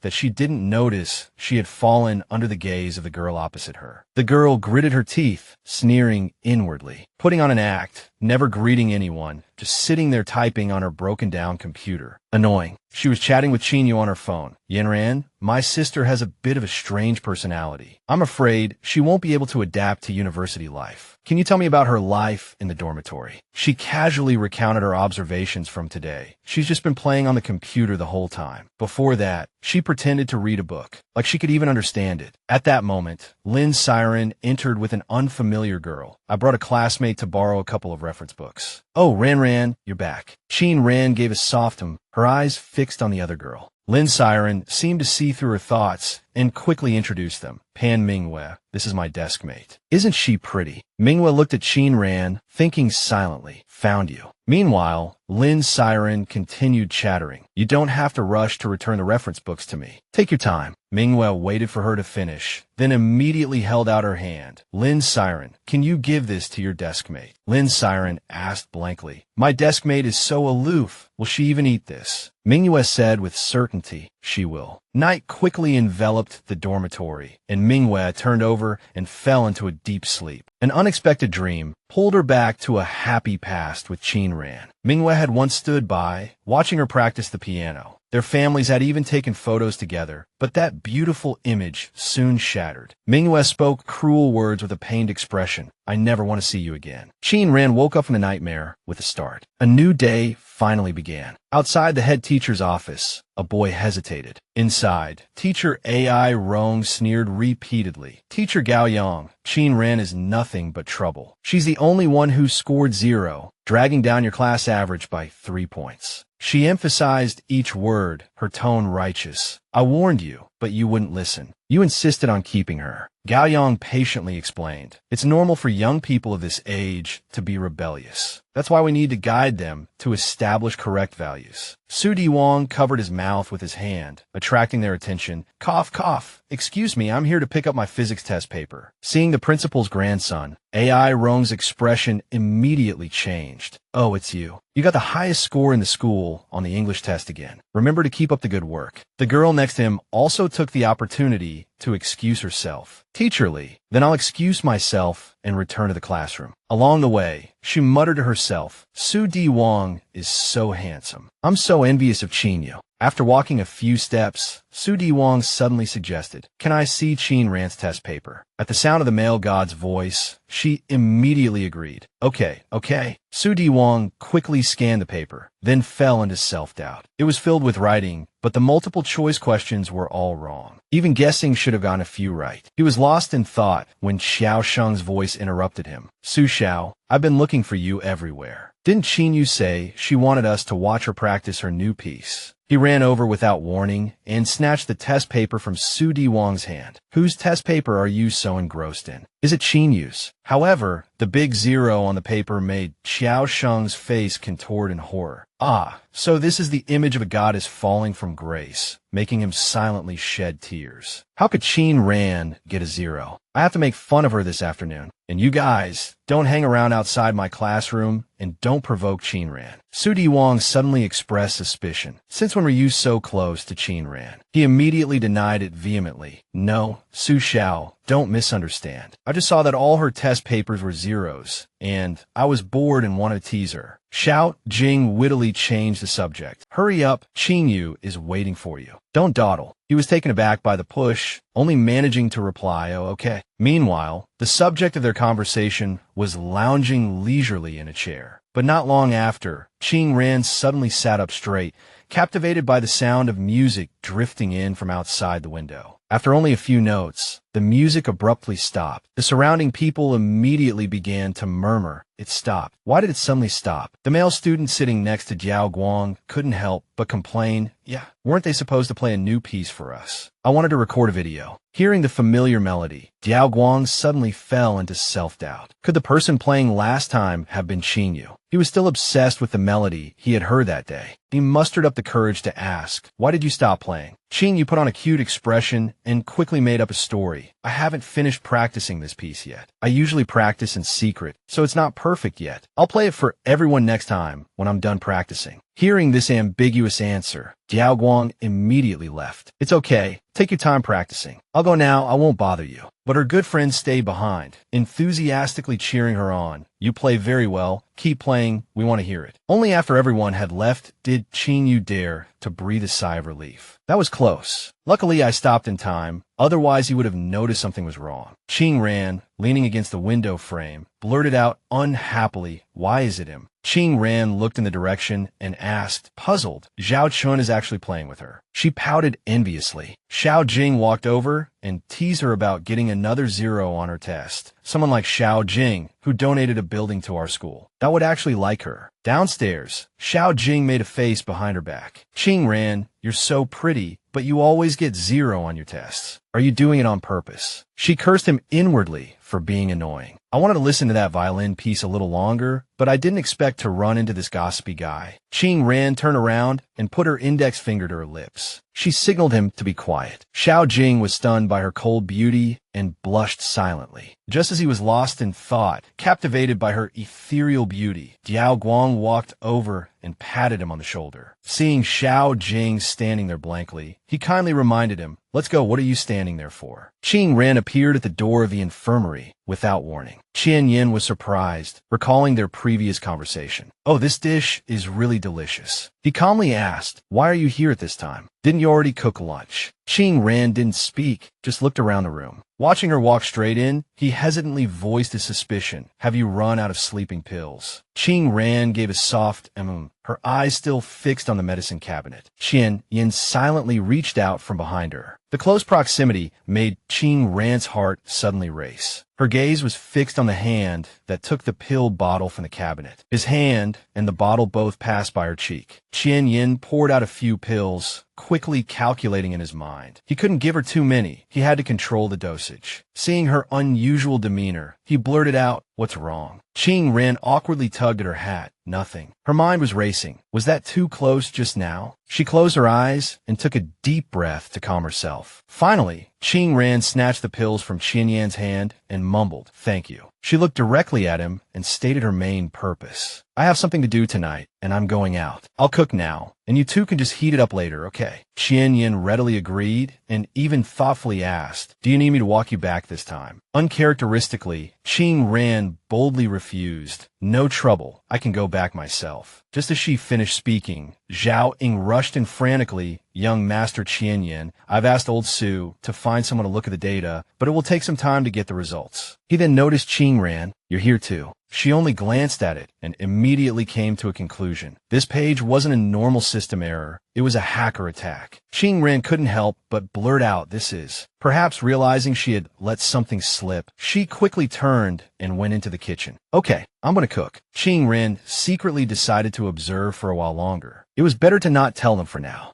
As she cooked, she silently analyzed. The person who attacked young Master Qian Yan's computer was very skilled. An outsider would definitely not be able to tell. They would just think the computer was broken. She unconsciously fiddled with the bok choy in her hands. Qing Ran. Her thoughts couldn't escape. Even old Su's men probably wouldn't realize this was a hacker attack. Once the firewall collapsed, the data on Qian Yan's computer would be stolen. She sighed heavily, forcing herself to stop worrying about it. After finishing cooking, Qing Ran waved goodbye and left immediately. "Dinner's ready. I'm going home now." Back in her dorm, she was still making excuses for her actions. "I've never helped anyone for free before. This time is an exception, considering Qian Yan's order. I'll give him this much." On the other side, the person trying to hack into Qian Yan's computer suddenly yelled, "What's going on?" The hacker scratched his head and said helplessly, "I've been blocked." He quickly approached and asked, "All your attacks have been blocked. Could it be Huameng?" The hacker stared at the screen, relaying the information he knew. "It's not Huameng. They have their own signature." He quickly pressed confirm. "It's not them. Then who could it be?" The answer to their question was a stylized cue displayed on the screen. Back in her dorm, Qing Ran stretched, relaxing her tense body. "Done. Time to eat at my aunt's." At the dinner table, Muing chatted happily with Ning Qing and her daughter. "Aunt, cousin, second mom, there's one more dish coming. Don't be impatient." Qingyu said politely, "It's okay. I had afternoon tea at school, so I'm not hungry yet." Inwardly, however, she scoffed. Who cared about the lousy food here? Hearing her precious daughter's complaint, Ning Qing quickly put on a caring motherly act. "You're working so hard at school. Tell mom what you want to eat, and I'll have Aunt Zhang make it for you."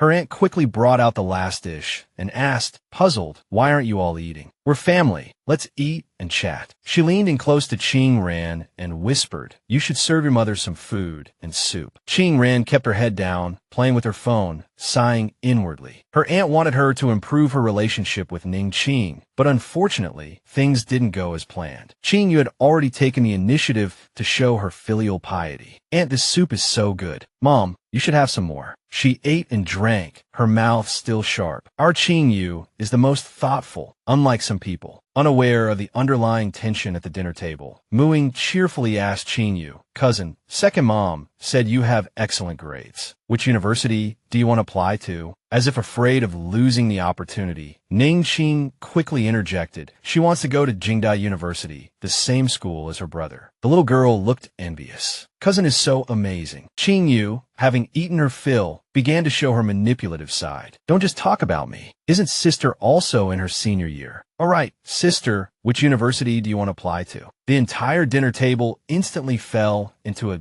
deathly silence. She stuck out her tongue, feigning innocence. "Oops, did I say something wrong?" Qing Yu gently placed her chopsticks down with a clink. She sat up straight, tossed her hair, and put on a provocative pose. "I'm going to Jingdai University." Ning Qing continued her stepmother act. "What nonsense are you talking about? Jingdai University is a place you can get into." "How embarrassing." Qing Yu giggled, continuing to add fuel to the fire. "Mom, sister just has lofty ambitions. Want to go to Jingda? Why are you so angry? Sister, I'll be waiting for you at Jingda. You have to work hard to prove it to Mom. Qingran rubbed her ears and retorted, Don't worry, Mom doesn't need to care, and neither do you. Mu Ying watched their verbal sparring, thinking to herself that it seemed her cousin had made up her mind about this. Ning Qing couldn't help but continue her sarcastic remarks. You always say I don't need to care. If I don't care about you, who will? Qingran was waiting for this line and retorted mercilessly, Oh, do I need to remind you? Since I came to Yincheng, what have you ever cared about me? Ning Qing was speechless for a moment before finally managing to choke out you. Qingran flicked her nails, immediately interrupting her mother. Just remember that. Humiliated, Ning Qing flew into a rage at the dinner table. Fine, you're so capable. Don't come crying to me to arrange a university for you later. I won't care about you anymore. Qingran smiled brightly and replied with 3 words, Thank you, Mom. Seeing the tense atmosphere, her aunt softly reminded them, Ahem, let's all calm down. She suddenly stood up and turned towards the kitchen. I'll go pour some water. Qingyu, bored,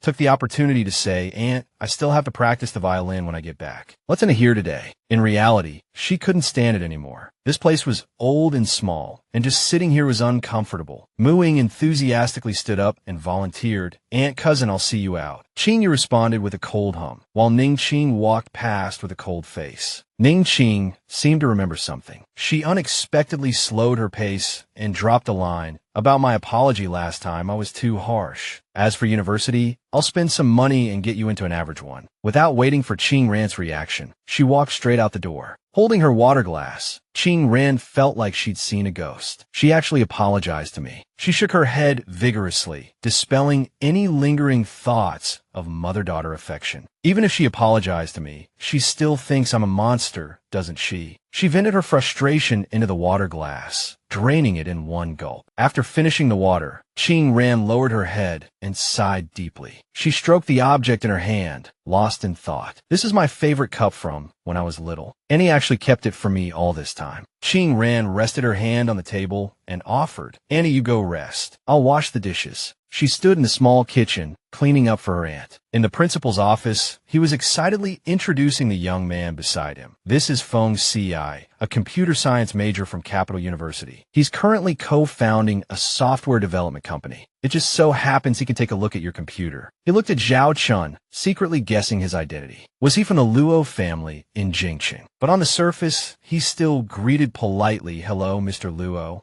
Zhao Chun carefully handed the computer to Feng Ci.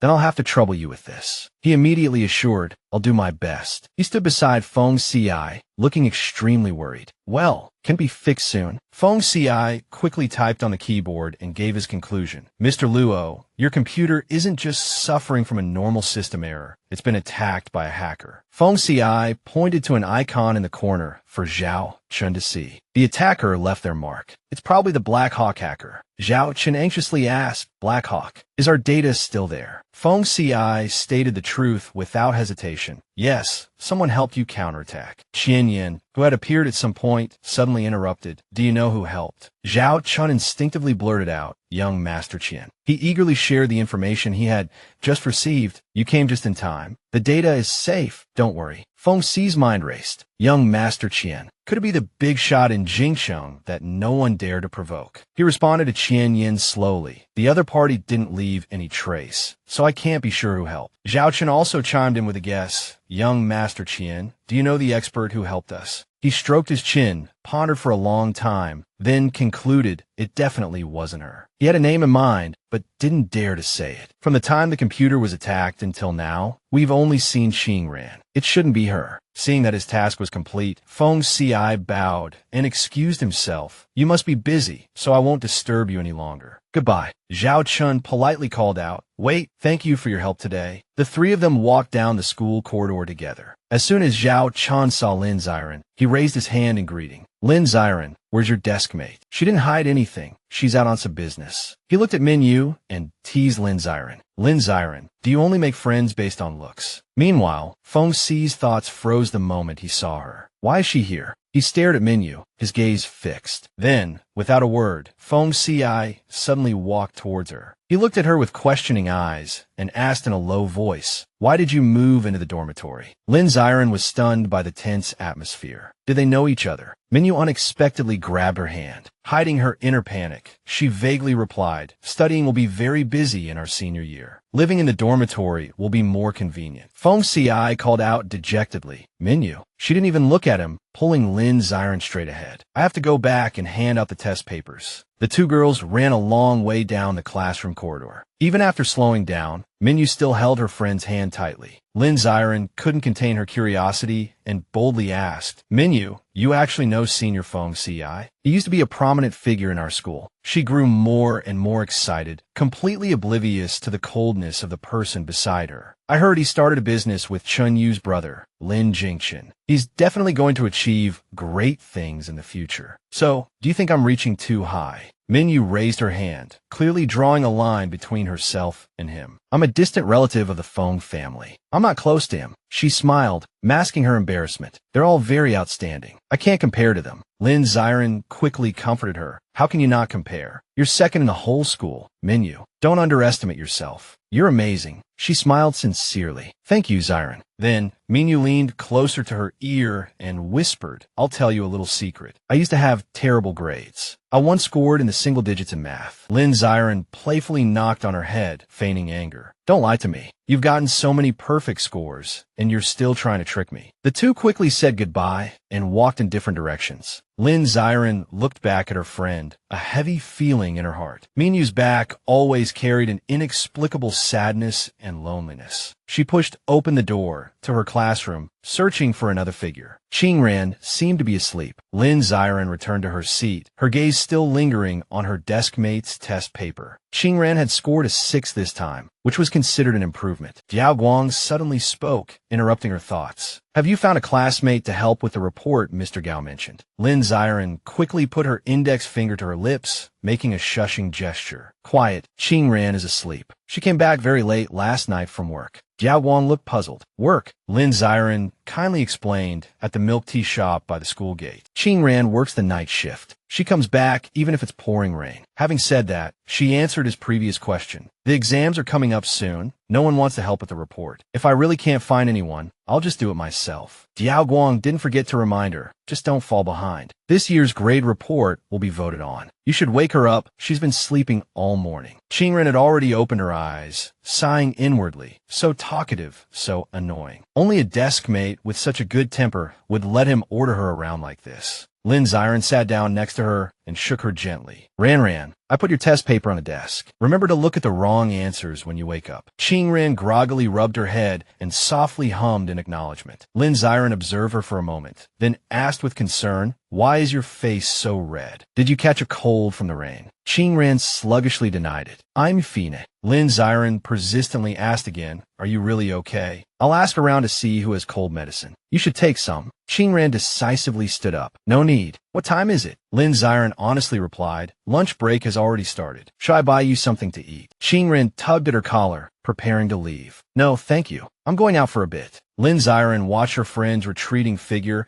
and couldn't help but sigh inwardly. Ran has gone to work again. She works so hard. I really hope someone can persuade her to take it easy. Qingran quickly arrived at the infirmary. She leaned against the door and stood there for a long time, not going in. Inside the room, Zhao Chun was casually complaining. Where's young Master Qianyan? Why isn't Qingran here yet? I'm getting hungry. However, a sudden change on the computer screen made him immediately change his tune. Qianyan spoke indifferently. What's the rush? Speak, Zhao Chun exclaimed in astonishment. The person who helped us fight back against the hackers. There seems to be a lead. He quickly relayed the information he had just found. That person's codename is Q. Just as he finished speaking, the ding-dong of the doorbell interrupted their conversation. Qingran gently pushed the door open and walked in. She leaned wearily against the door, saying nothing. Zhao Chun, not noticing anything unusual, continued to chatter. You're finally here. I'm starving. But it's so hot. Why are you pulling your collar so high? Qingran awkwardly tried to hide her sickly appearance. It's nothing. I'll go make lunch now. Qianyan remained silent. He suddenly stood up. He walked towards her, scrutinizing her from head to toe. Qianyan's gaze swept over her like an X-ray, not missing a single detail. Under this pressure, Qingran could only endure in silence. Qianyan asked with concern, are you sick? Qingran softly confirmed, Just a little. Zhao Chun hurriedly jumped up from his chair. Qingran, how did you get sick? Qian Yin, quickly help her to my seat to rest. I'll go get a thermometer. She covered her mouth, intending to vaguely make an excuse. It's nothing. I'll make lunch now. Qian Yin blocked her path, saying impatiently, you're this sick, and you still want to do what? Go rest on the sofa. Do you want me to carry you over there? Qingran remained silent for a long time, her cheeks flushed red with embarrassment. Finally, unable to bear the oppressive silence any longer, she compromised and walked towards the sofa. Qian Yin quickly retrieved a thermometer from the medicine cabinet. Without turning his head, he instructed the person beside him, Zhao Chun, order some food, and then drive back here with it. He responded with a couple of O's in agreement. The thermometer beeped continuously as soon as it touched Qingran's forehead. Qian Yin stared at the reading of nearly 40 degrees Celsius displayed on the screen, stunned. You're burning this high, and you said you were fine? He placed her on the sofa, even thoughtfully covering her with a blanket. Lie down, I'll set up the 4. Qingran couldn't refuse, only softly responding with an mm. Qian Yin quickly pulled the 4 stand closer, his movements swift yet gentle. Qian Yin gently held Qingran's hand, a blush creeping up her cheeks, unsure if it was from the fever or the warmth of his palm. The moment didn't last long, as Qian Yin turned her hand over, preparing to insert the 4 needle. Seeing her slightly tense expression, he softly reassured her, don't worry, it won't hurt. Qingran wasn't afraid of the pain. She simply turned her face away, trying to hide her emotions. Once finished, Qian Yin lowered his voice and declared, see, I told you it wouldn't hurt. She placed her hand on her forehead, murmuring in agreement, it doesn't hurt. He quickly straightened up, adding, I'll get you a glass of water. Qian Yin walked over to the small bar in his office, his movements fluid as he poured the water, even thoughtfully adding 2 sugar cubes to the glass. His gaze suddenly fell on the jar of colorful candies on the shelf, his mind flashing back to the first time he met Qingran. He still didn't understand why he had bought those candies. After a moment of contemplation, Qian Yin finally remembered to bring her the water, only to find Qingran peacefully asleep, curled on her side. He quietly sat in front of her, thinking to himself, usually like a little hedgehog, but quite docile when sick. He gently placed a red candy in her palm. Even in her sleep, Qingran instinctively curled her hand around the candy. Watching this, Qian Yin smiled in satisfaction, his mind drifting back to their encounter at the hospital. The Qingran in his memory was beautiful but aloof, standing alone, sucking on a candy, scrolling through her phone. The person he was talking to, noticing his unwavering gaze, curiously asked, what are you looking at? The question snapped him out of his reverie, and even though his eyes were no longer on her, he couldn't help but think, such a slender waist. Qingran abruptly woke from her heavy sleep, sitting up and clutching her chest. I slept for so long, she thought. I feel much better. Suddenly, Qian Yan's voice pulled her from her thoughts. You're awake. He looked directly at her, thoughtfully suggesting, I ordered some food for you. Eat before you go back. His consideration surprised her, and she blurted out, thank you. Meanwhile, at the Lynn residence, Lin Jingxian sat at the dining table and asked, is Feng Ci back yet? His father is the mayor, and the Feng family is prominent. You must seize this opportunity. Lin Jingxian turned and assured him, Dad, don't worry. Our project is in Yunqing, and I will definitely perform well. Lin Wan, while serving him food, added, the Feng family has deep roots. With the 2 of you cooperating, nothing major can go wrong. He understood and quickly replied, yes, I know. She then turned him in, how did you do on the exam? She excitedly boasted, I placed 9th in the whole school. It was just a regular exam, nothing special. Ning Qing quickly chimed in, our Yuer is so modest. Interrupted, Lin Wan muttered under her breath, nosy. She quickly masked her displeasure and changed the subject. Yuer, your sister is also at number 1 high school. How'd she do? Ignored and hearing Qingran's name, Ning Qing stiffened. Minyu, oblivious, continued excitedly. We're not in the same class, but I saw that her English score wasn't very good. Maybe she'll do better once she adapts to number 1 high school's teaching style. Lin Wan took the opportunity to subtly mock Qingran. The education in Ninghai village is truly lacking. It's a good thing Minyu grew up in the Lin family. With that, she left the dining table. I'm going back to my room to rest. Regardless of the undercurrents at the Lin family family dinner. Qing Ran and her two friends were enjoying their meal until an untimely phone call disrupted the pleasant atmosphere. She hesitated for a moment, then answered. As soon as she answered, a barrage of accusations poured out, forcing her to hold the phone away from her ear. Qing Ran, look what you've done again. What wonderful thing have you done this time? Ning Qing, like a raging beast, continued her tirade. You placed last in the exam again, didn't you? With your grades, I couldn't find a school to take you even if I spent a fortune. Do you know what happened at the dinner table today? Qing Ran covered her mouth and coughed softly, interrupting her. Cough, cough. If there's nothing else, I'm hanging up. She could already imagine the scene of herself being mocked. Look, Ning Qing's daughter got last place in the whole school. Ning Qing yelled into the phone, I found a tutor for you. Go to class this weekend and stop wandering around. Before she could finish, a beep sounded from the phone. Ning Qing stared at the phone in disbelief. That brat, she dared to hang up on me. Qing Ran quickly put away her phone. Qianyan asked curiously, who was that? It sounded like an unpleasant conversation. She didn't hide it, my mom. Can you believe it? Cough, cough. He didn't answer her question, but his heart ached for her. Qing Ran's voice was so hoarse, and she kept coughing, yet her mother hadn't offered a single word of concern. Qianyan stood up. Have some soup. I'll get you some cough medicine. Zhao Chun watched their exchange, shoveling rice into his mouth. Looks like there's no room for me to speak. Guess I'll just eat. Qian Yin handed Qing Ran the medicine and water, then asked about her schedule.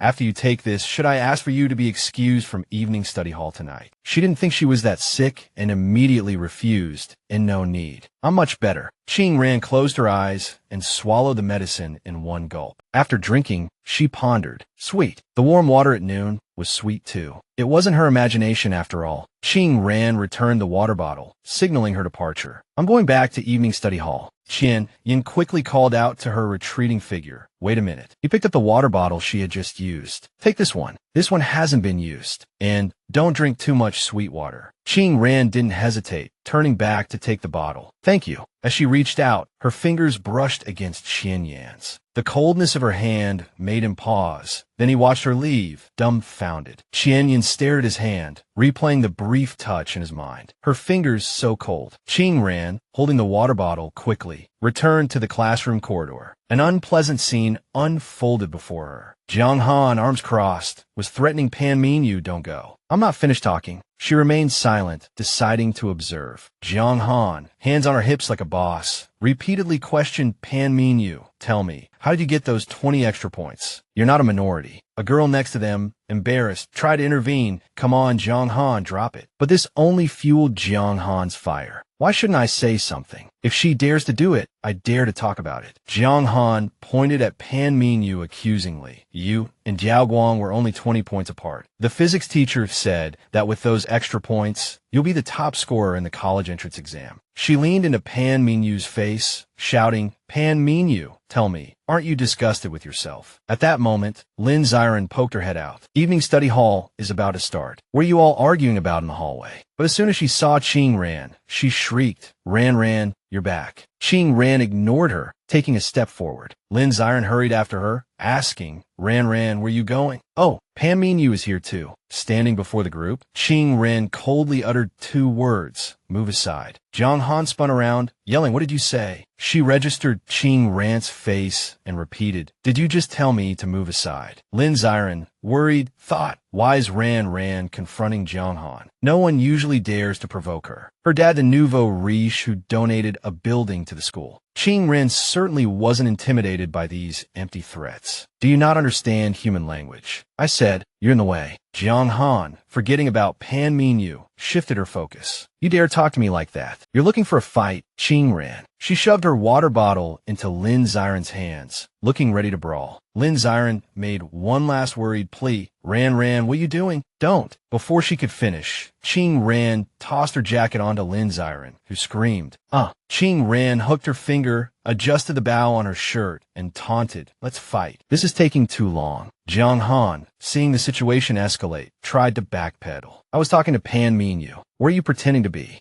As soon as she finished speaking, a hand clamped around her neck, muffling her cries. Qing Ran tightened her grip, making Jiang Han groan in pain. Qing Ran pinned Jiang Han against the wall and turned to the others. "What? Do the rest of you want some too?" The girls beside them, pale with fright, still managed to bluster. "Why, you're crazy. I'm going to get the dorm supervisor." She responded with an indifferent "oh," adding a mocking smile. Pan Minyu, who had arrived unnoticed, weakly pleaded, "Stop fighting." Qing Ran stared directly at Jiang Han, casually warning her, "You better behave yourself. There won't be a next time." She reached out and pinched her chin. At this moment, Jiang Han no longer had the air of a big sister. Fear consumed her, and her body trembled uncontrollably. Ignoring Jiang Han, Qing Ran turned coldly and walked away along the corridor. She retrieved her belongings from Lynn Ziren. "I'm leaving." Lynn Ziren dumbly replied, "Oh," and followed Qing Ran, expressing her admiration. Ran, you're so awesome." Qing Ran casually responded, "It's nothing." In truth, she had something else she left unsaid. "There are things I can't do either." The next day, Gao Yang stood on the podium and announced, "That's all for today's class. Everyone, self-study for 10 minutes. As soon as he finished speaking, the classroom door was pushed open forcefully. "I rung stormed in." "Gao Yang, what's going on with Qing Ran in your class? She dared to hit a student in my class. How could someone like that deserve to stay in #1 high school?" The entire class was stirred by this shocking news. Pointing at Gao Yang, AI Rong criticized, "Teacher Gao, I told you before this kind of student shouldn't be admitted. Daring to fight in #1 high school. She's simply unruly." He tried his best to appease her. "Teacher Lee, there might be some misunderstanding. Qing Ran isn't an unreasonable person." AI Rong became increasingly aggressive. "What misunderstanding? Teacher, look at that girl's indifferent attitude. I'm going to see the principal. You should also contact Qing Ran's parents." Encouraged by the commotion, the students in the class began to discuss more boldly. Qing Ran and Jiang Han fought. "No way, what happened?" "I heard Qing Ran got into trouble before, and even the police were involved." Qing Ran, who had been holding back, finally stood up impatiently to defend herself. "Why did Jiang Han and I fight? Didn't she tell you?" AI Rong covered her ears and said loudly, "A fight is a fight. What reason is needed? Are you trying to make excuses? Then come with me." Qing Ran provocatively held up her phone, interrupting her. "Tell who?" "Principal Su. You don't need to go find him. He'll be here soon." Diao Guang thought to himself, "Grandpa is usually so busy. How could he come just because she called?" Zhao Chun beside him wasn't feeling any better either. "Ranjie is joking a bit too much, right? Finding Principal Su is harder than finding the mayor." AI Rong felt she had the upper hand and became even more arrogant. "Do you even bother making your lies believable? Saying Principal Su is at your house." Before she could fabricate anything more outrageous, Principal Su's voice rang out. "What's all the commotion?" His appearance made the chaotic scene even more awkward. AI Rong and Gao Yang were the first to react, both calling out simultaneously, "Principal Su." AI Rong looked at Qing Ran standing in front of her, her heart in turmoil. "What's going on? Did Principal Su really come because of that girl?" AI Rong decided to strike first. "Principal Su, you came just in time. Yesterday, Qing Ran hit Jiang Han for my class. How can our top class tolerate such treatment?" She reveled in the joy of her successful malicious complaint. "I knew it. With Principal Su here, that girl won't have anything to say."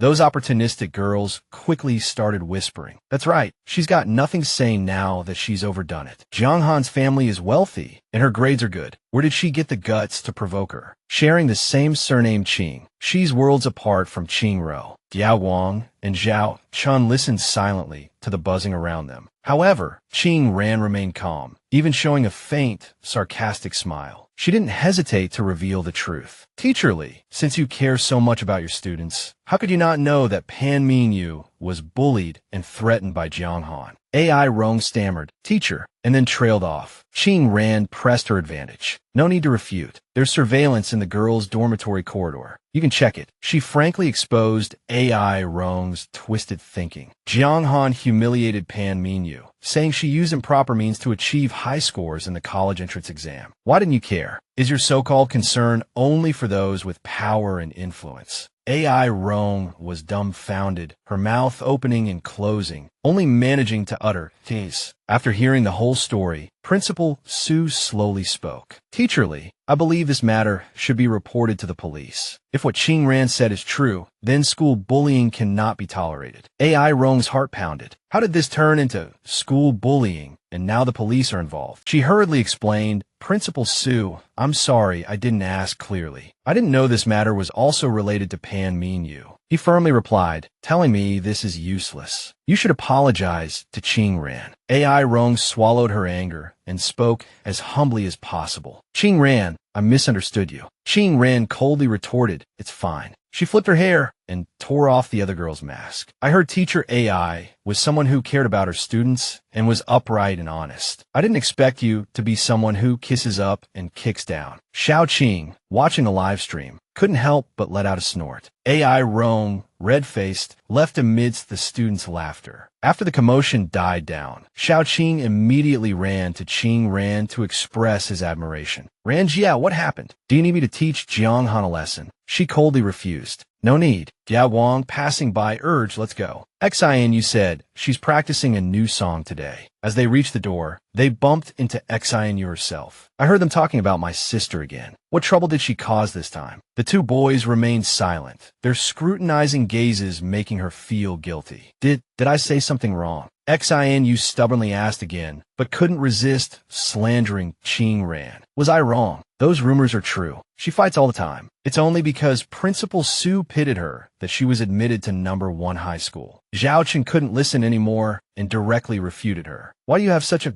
big prejudice against her? She's not like what you say at all. What happened today was entirely Jiang Han's fault. Xin was startled, thinking to herself, Zhao Chen is actually speaking up for Qing Ran. After venting his anger, he instructed Diao Guang, I'm not going to the art building today. I'm going to the soccer field. Ignoring everyone else's thoughts, Xiao Qing enthusiastically called out to his friends, let's go get the ball. When only the two of them were left, Diao Guang slowly said, Principal Sue isn't a compassionate person. Xin gasped in surprise. Huh? She covered her mouth and giggled, as if she had heard a hilarious joke. How do you know Principal Sue isn't like that? You're not his relative, you just happen to share the same last name. Xin continued her assumptions, turning to lead the way. Let's hurry up. I want to practice my new song. He didn't say anything more, just silently followed beside her. She asked curiously, oh, right, Su Jiaoguang, who's in charge of your class's bulletin board this time? Is it you? He didn't hide it. No, N.I. Fei is in charge of drawing, and Lin Ziren is in charge of the writing. Thinking of Lin Ziren's close relationship with Qing Ran, Xin casually replied, really? But her smile seemed to be brewing something. Meanwhile, Lin Ziren was awkwardly discussing with her bulletin board partner. Ah, N.I. Fei, you're saying you don't know how to draw for the bulletin board. Her friend also looked helpless. The student council asked me to help them draw their class's bulletin board. Upon hearing student council, she immediately hesitated. It's okay, it's okay. The student council's bulletin board is more important. I'll figure something out for our class's bulletin board. Holding her get-out-of-jail-free card, N.I. Fei made a few polite remarks and left. Then I'll go help the student council with their bulletin board, okay? Next time our class needs help with the bulletin board, I'll definitely come. Lin Ziren slumped on her desk, a surge of anger rising towards AI Rong's class. They're not good at studying. They can't even draw a bulletin board, only fit to be stepping stones for the excellent classes. Tears streamed down her face as she cried. What am I going to do this time? Our class's bulletin board is going to be judged at the class level. I am doomed. While she was wallowing in sadness, another classmate came over and called her name. Lin Ziren. As she looked up, the brave girl revealed a string of secrets. Did you offend Xin? I saw Xin go find N.I. Fei to draw the student council's bulletin board this afternoon. Lin Ziren quickly denied it. How is that possible? We barely interact. The other girl was also confused. I don't know what's going on either. Sigh. We're going to be laughed at by Class 1 and Class 2 again. She slumped on her desk in despair, sighing. I originally wanted to win an award to make Teacher Gao happy. He's always being given a hard time by Teacher AI. It's so embarrassing. The more Lin Ziren spoke, the more aggrieved she felt. Sigh. If they'd told me earlier, I could have found someone else to help. Now it's too late. What should I do? The other girl immediately suggested, Ziren, don't think too much about it. Let's go eat first. She habitually turned to ask her deskmate, Ran, are you coming? Qing Ran was still putting the Joju song lying on her desk and mumbled a refusal. You two go ahead. She waited until everyone had left before sitting up in a daze, staring at the bulletin board in front of her. Originally, she just wanted to reassure her grandmother and kill some time. Studying was boring,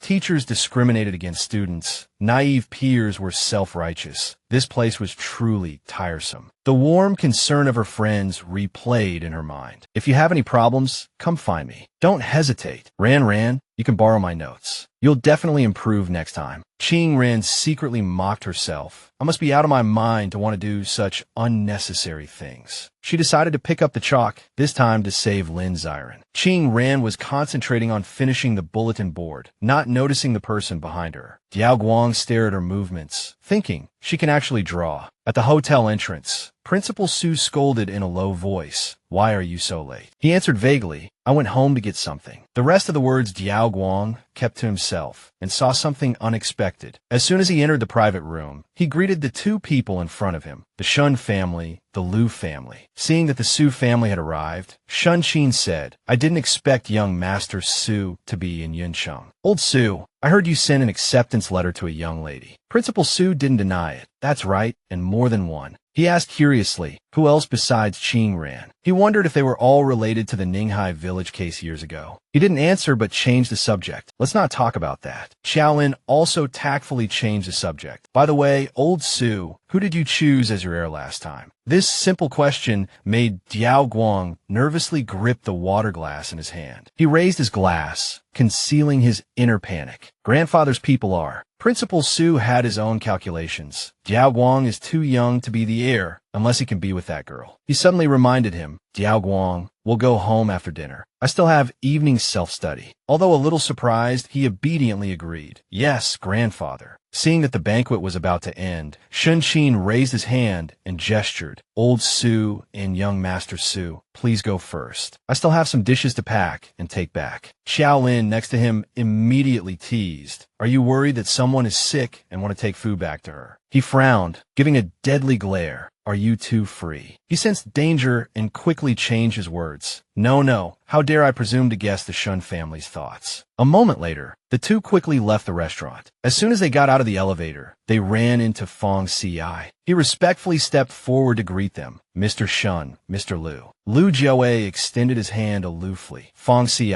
take your time eating. We'll leave first." Lin Jinshan covered his mouth, thinking, just now those two were. He immediately lowered his voice and explained, "The Shun family and the Lu family from the capital." As soon as he heard this prominent place name, he immediately thought of clinging to power. Of course, they are prominent families from the capital. The Lin family in the capital is not worth mentioning at all, so we must have a good relationship with them. Ignoring this small interlude, Fong Ci immediately greeted the woman in front of him, "Mom." She sternly questioned her son, "Why are you so late?" Xinyu didn't miss the opportunity to show her gentle side and immediately rushed over to smooth things over for him. Brother Fong Ci and Brother Shinshin are so busy with work, they must be starving. "Auntie, hurry up and ask the waiter to serve the dishes." She was flattered by this compliment and praised generously. "Exactly, our Xinyu is so thoughtful." Fong Ci's mother immediately stood up and called out, "Xinyu, come and sit next to your sister Ningting and sister Linqi." Diao Guang took the lead in assigning tasks. "Is everyone here? Then let's start with Class 1's bulletin board." Before everyone could react, Xinyu spoke first. "Wait a minute." She skillfully displayed her top-notch green tea demeanor. "Why don't we start the inspection from Class 9 this time? It's so boring to always start with the top class." The girl next to her immediately echoed, "Yeah, if we see the good-looking ones first, it won't be easy to score the later ones." With an ally, she became even more enthusiastic. "That's right. What do you think, President?" Diao Guang glanced at her indifferently and then agreed. All right. In front of them, students from other classes were chattering and exchanging information. Last time, Class 9's bulletin board was last, and there were even typos. They're dreaming of beating Class 1. "Oh, I'm so scared." The people from Class 9 said their bulletin board this time can beat Class 1. "Let's go and see what masterpiece it is, ha ha." "Ha, A girl next to her asked curiously, "President, what's going on with your class?" Sinyu said in a sweet voice, "Isn't the bulletin board beautiful?" But she knew very well, there's no way Faye didn't finish it. Class 9, Class 3's crowd surrounded Faye, excitedly discussing. Faye, you're really hiding your talent. It's so beautifully drawn. Did you draw Yanxi? Isn't this his journey from trainee to famous debut? She waved her hands in denial, flattered. No, it wasn't me. I was at the student council all last night. You should ask Xiren and Qingran. Lin Xiren turned to Qingran, boldly guessing. Yanxi, could it be that God saw how cute I am and sent him to help me? A knock on the door and a clear voice interrupted the commotion. Excuse me, we're here to inspect the bulletin board. As soon as they entered, the student council members were stunned. Wow, Class 9 wasn't lying to us. Their bulletin board is truly beautiful. She knew Class 9's bulletin board was exceptionally beautiful, so she purposely brought us here first. I never thought Class 9 could draw so well. Only Sinyu was shocked, thinking, how could this be? The others' exclamations grew even louder as they looked at the bulletin board. Wow, this is Yang Ji's journey from trainee to star. Just looking at it makes my blood boil. It's so moving. Yes.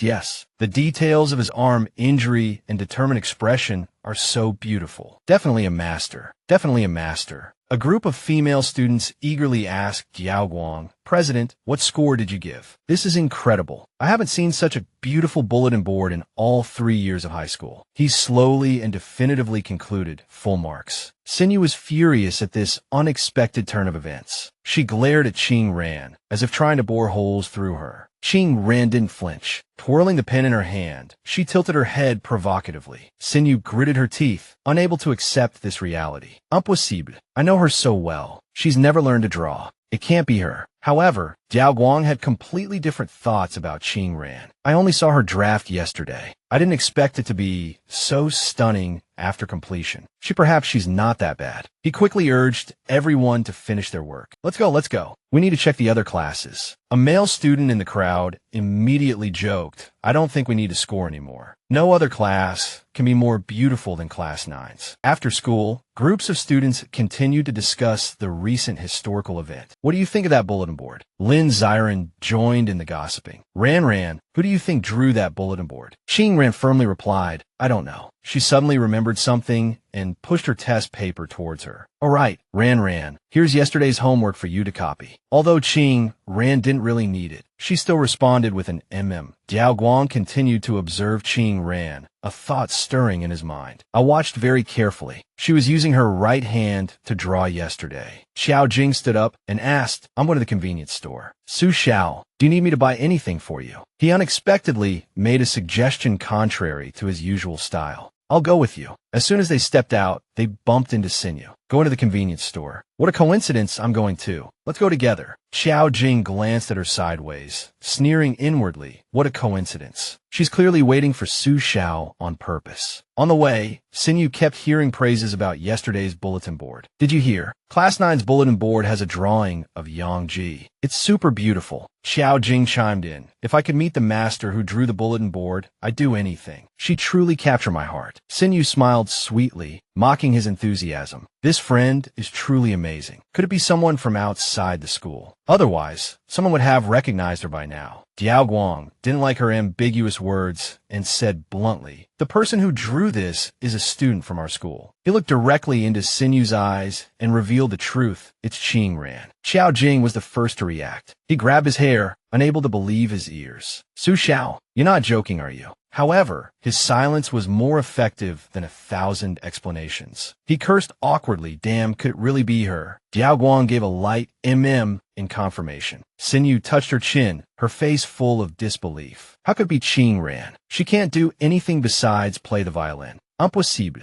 Xiao Jing, struck by this bolt from the blue, lost his composure and abandoned his good friend. Su Xiao, I'm going back to find Qingran. Diaoguang good-naturedly let him go. Go ahead. Sinyu quickly regained her composure and cleverly changed the subject. Xiao Jing really can't hold his composure. All right, I'm practicing piano this afternoon. You should come and watch. He replied coldly with an Xiao Jing looked at the dozing Qing, ran in front of him, and became flustered. Should I wake her up? But before he could act, she slightly opened her eyelids. Qingran woke up from her daze and complained irritably, so noisy. Xiao Jing's expression changed faster than flipping a page. He was completely subservient. Yes, Rangia. He turned and yelled at his friends, "Quiet. You're disturbing our Rangia." The surrounding crowd immediately quieted down. Seeing her continue to doze, he pulled a chair and sat next to her. Xiao Jing continued to admire his goddess, completely captivated. The more he looked, the more he felt the rumors were true. No wonder everyone privately called her Eyelash Fairy. It was hard to fall asleep being stared at like that. Qing Ran rubbed her eyes and asked, "What's wrong?" Xiao Jing hesitated, choosing his words carefully.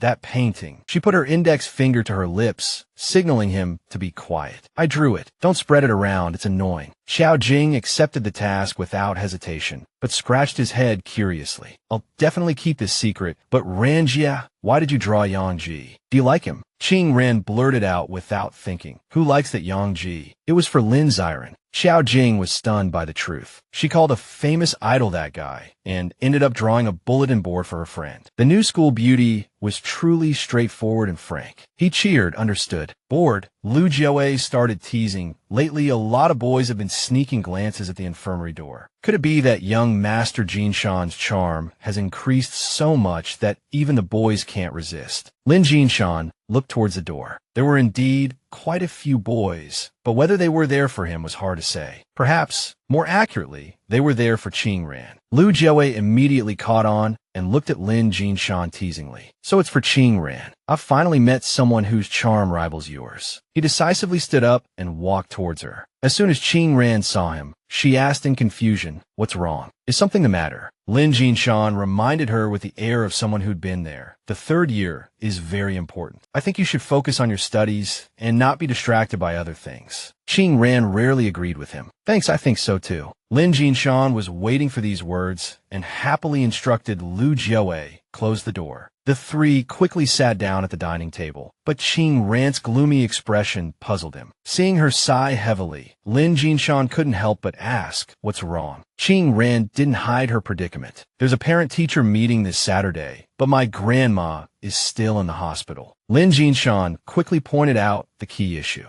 "Your teacher doesn't know your parents." Lu Jiawei reacted swiftly and enthusiastically volunteered. Ran, then I could be your dad." Witnessing this scene, Qing Ran silently rebuked herself. "Forget it. Why am I telling them this? I should go home after eating." She stroked her chin, appraising him. "You're too young to be my dad, a bit too tender. You could be my older brother, though." The meal was quickly finished. She didn't linger, grabbing her bag and standing up. "I'm leaving by." Lin Jinshan immediately expressed his opinion. "I've never heard of someone as decisive and ruthless as young Master Lu being so warm-hearted." Lu Jiawei sensed danger and quickly defended himself. "Don't say that, Shanggu. It's a misunderstanding. No matter how beautiful Qing Ran is, I don't have any ulterior motives towards her. I said that earlier."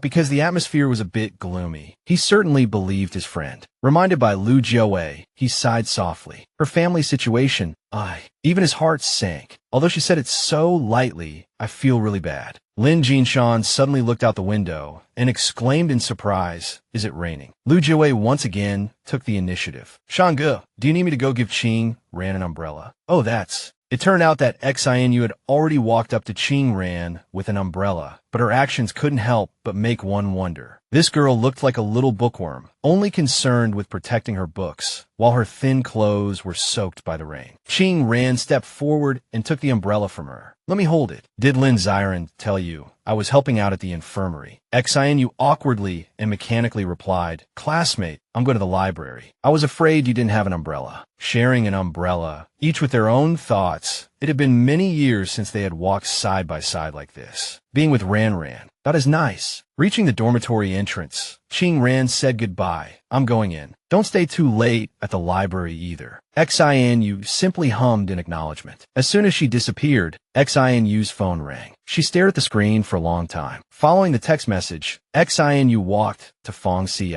As soon as he saw her, he immediately questioned, "Why did you move out of the Fong residence?" Xianu gave her usual excuse, It's my senior year. I want to focus on my studies. Fong Si certainly knew this wasn't the truth. Focus on your studies. If you don't want to talk about it, don't force yourself to answer me. Xianu tightened her grip on the umbrella handle and awkwardly excused herself. I have to go back. With that, she decisively turned and left. Fong Si didn't say anything, but unexpectedly pulled her hand back. The unfortunate umbrella fell to the ground. Fong Si hugged Xianu tightly from behind. In the rain, he lowered his voice and questioned, "We haven't seen each other for months. I finally managed to come back, but you're so cold to me." He became more and more agitated. "Are you avoiding me because of my dad?" Fong Si stubbornly turned Xianu's face towards him and pressed, "What exactly is your relationship with my dad? Don't tell me you're his illegitimate daughter." She trembled all over, her fingers clenching into fists against her chest in terror. Fong Si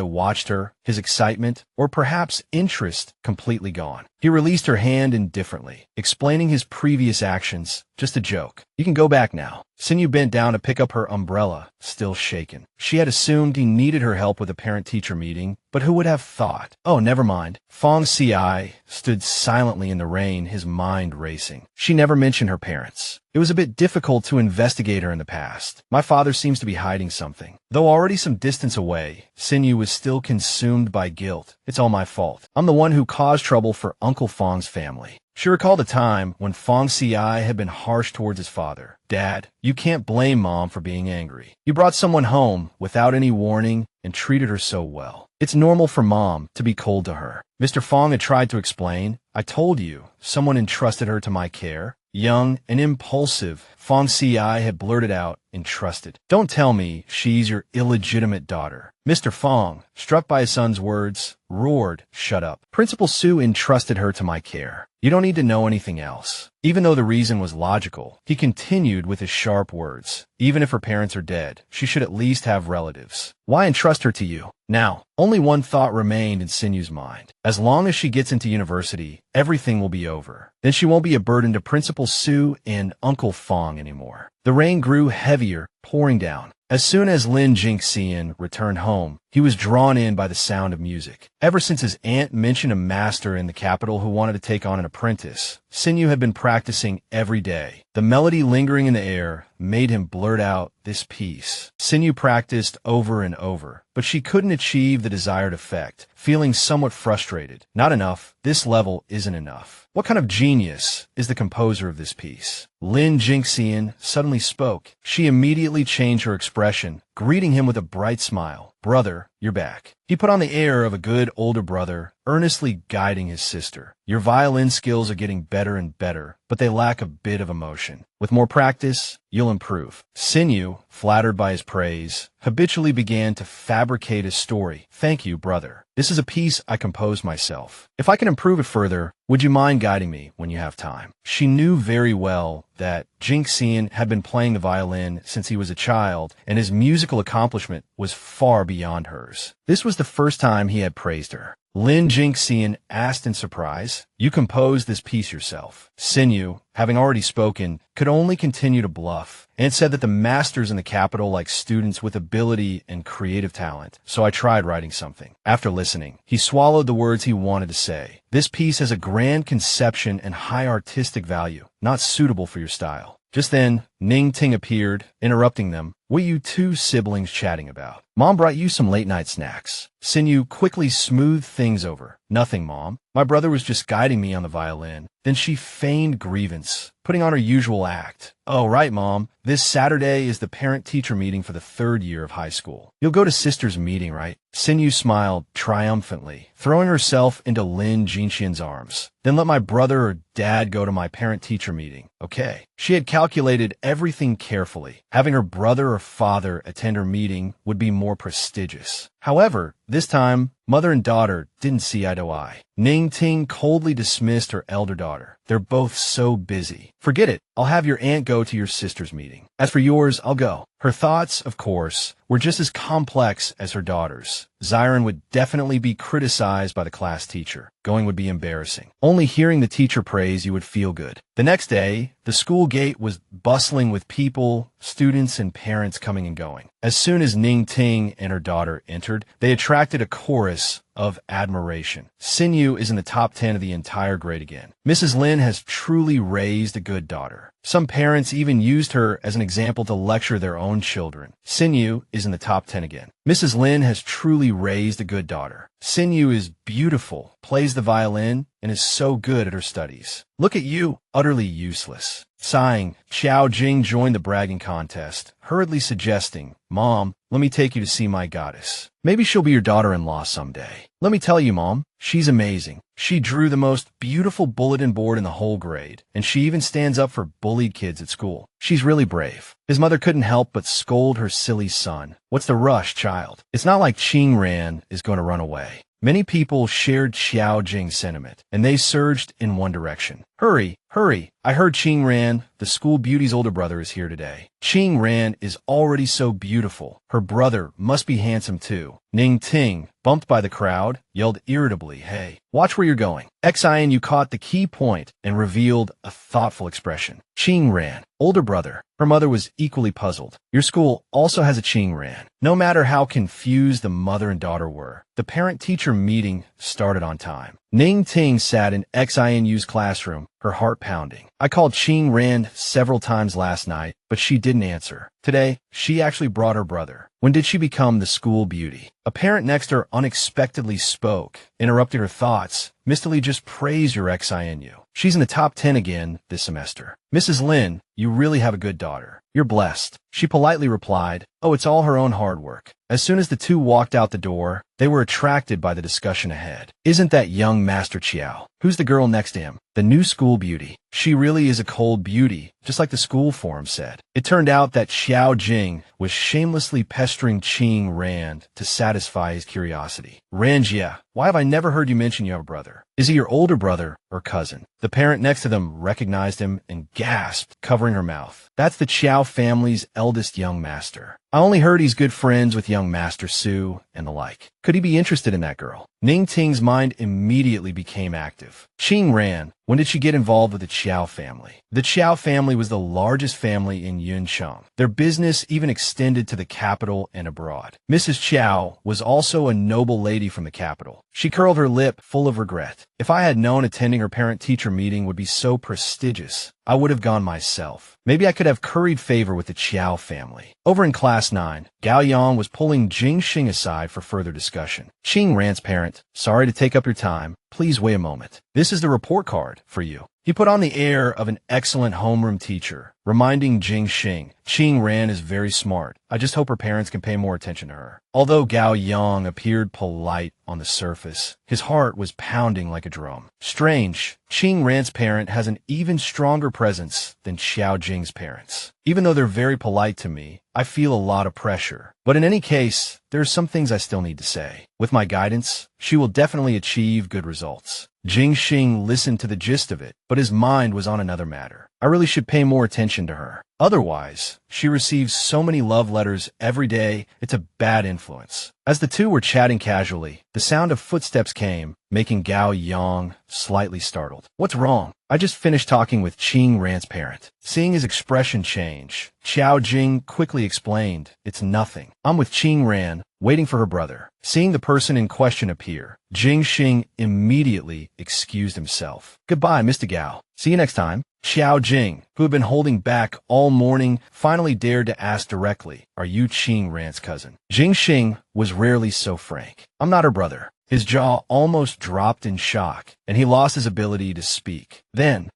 before he could deduce anything, Mrs. Qiao next to him hung to pinch her silly son. Jing Xing looked at the mother and son, his eyes full of meaning as he said goodbye. Qing Ran walked ahead, not forgetting to hand him the water bottle in her hand. I bought this for you. He took it without hesitation and reminded her, Thanks. The car is outside. I'll take you to the hospital. Xiao Jing waited until they were far away before questioning his mother. Mom, why did you pinch me just now? It hurts so much. Mrs. Qiao originally wanted to lecture her thick-skinned son, but she couldn't help but sigh. Don't worry about it. In the future, towards Qing ran. Oh, forget it. She was also a little unsure. This person looked familiar like that, but how could he appear in Yinsheng? Ignoring the commotion at the school, the car carrying the two arrived at the hospital on time. Before Qing Ran got out of the car, Jing Xing added, "Call me before you get out. I'll be in the building opposite the treatment area." She simply replied, "Okay." Qing Ran waved from outside the car, urging him to leave. Watching this scene, Jing Xing sighed inwardly, still so arrogant. He took out his notebook and smiled foolishly to himself. Jing Xing did not get out of the car. He flipped through the notebook, chuckling self-deprecatingly. "There wasn't much going on at the hospital today, but I still specifically drove her here. I really am. However, looking at the observation diary is quite interesting." The door creaked open, and as soon as Qing Ran entered, she saw her aunt and her family taking care of Grandma. She hurried forward to greet them. "Grandma, I came to see you." Grandma looked at her for a moment before reacting. Ran is here. Come sit." Her aunt added, "Grandma has been thinking about you. She was just talking about you." As soon as Qing Ran sat down, Grandma pulled out a piece of paper. "Your mom had me bring this from her place. Put this away carefully, don't lose it." She stared at the crumpled sheet music and recognized it. It was the melody she had casually written and then thrown away. Seeing her silence, Grandma reiterated, "Don't forget what Grandma said. Remember to keep it safe." Moon curiously leaned in and asked, "Cousin, what is it?" Qing Ran quickly put it away and vaguely replied, "Nothing." She held Grandma's hand and softly comforted her. "Grandma, I'm doing well at school, don't worry." Just as she finished speaking, Ning Ting walked in and interrupted, "Mom, I'm here." Grandma, seeing only her, asked in confusion, "Didn't XINU come today?" Ning Ting explained, but her tone was no different from boasting. XINU went to practice piano. Her aunt found her a music master, and she's working hard to become his apprentice. Moon had always been a loyal fan of this famous mother-daughter duo. Cousin is so amazing. As soon as she sat down, she began to say,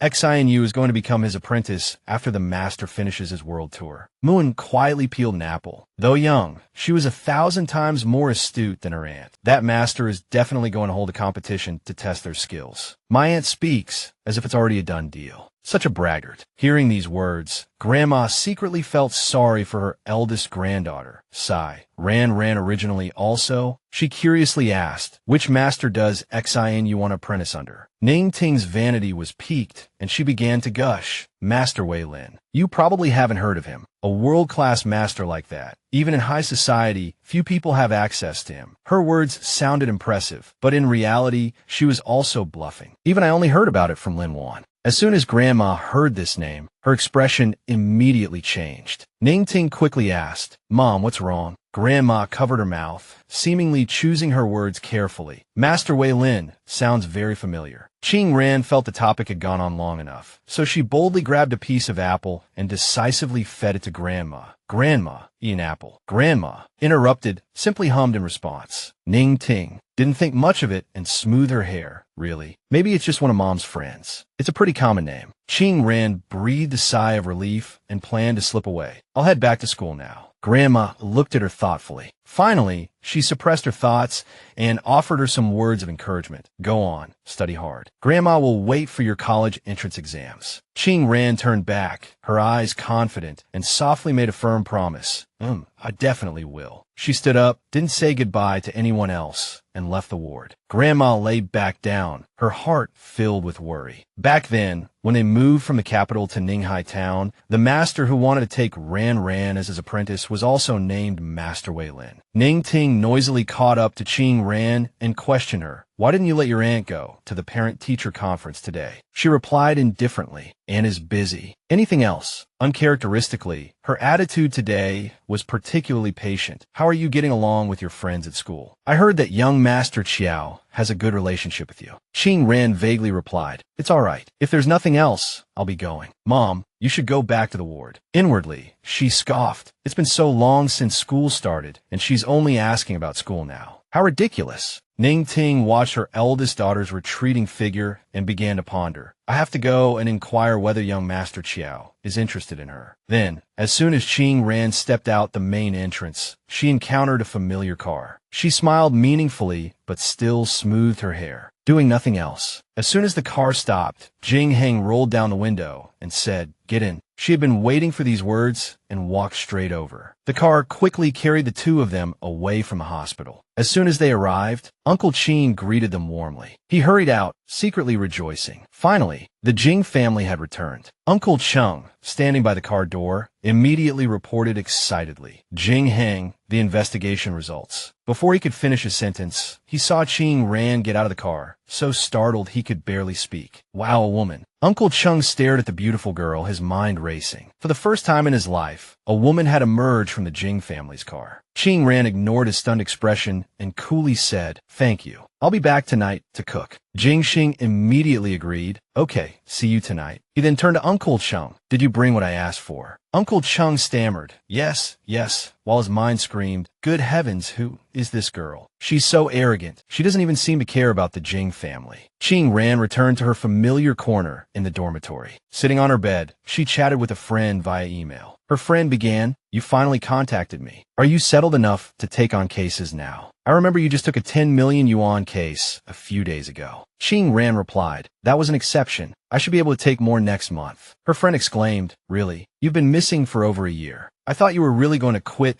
the 129 detective agency. You're a star, lone wolf. You think too much. I need money. As long as you come back, the money will roll in. Speaking of which, you said you were coming to Beijing. When will you arrive? Something came up. I can only come next year." This conversation revealed crucial information. The 129 Detective Agency, headquartered in Beijing. Rumor had it that the 129 Detective Agency was connected to the dark web, whether international or domestic. As long as the bounty was high enough, any case or information would be thoroughly investigated. The entry requirements were extremely high, yet even top experts vied to join. LW, Lone Wolf, a veteran member of the 129 Detective Agency, joined 4 years ago. Every task she undertook was completed with 100% success. LW's true identity remained a mystery. Ching Ran quickly shut down her computer and sighed, preparing for her part-time job, cooking at the school infirmary. Upon arrival, she saw Jiao Wei engrossed in a video game. While he was busy battling, Ching Ran busied herself in the kitchen. Chimu appeared at some point and asked Jiao Wei, "Where's Jing Xing?" Without looking up, Jiao Wei mumbled, "He went to see Principal Su." Qin Mu leaned in conspiratorially and whispered, "There's news from the Changjiang team." Jiao Wei showed no interest, no need to investigate further. He exclaimed in confusion, "Why?" Jing Xing suddenly walked in and answered, "We found LW." As soon as he finished speaking, the sound of shattering dishes rang out. Ching Ran stared blankly at the mess at her feet. Jing Xing rushed over to take charge. "Don't move, I'll clean it up." She awkwardly pushed him away. "It's nothing." Ching Ran, feeling guilty, sat at the dining table for a long time. As soon as she put down her chopsticks, Jing Xing spoke. "Don't go yet. I have something for you." He presented her with a stack of practice papers. "Teacher Gao asked me to supervise your studies, so I prepared some workbooks for you."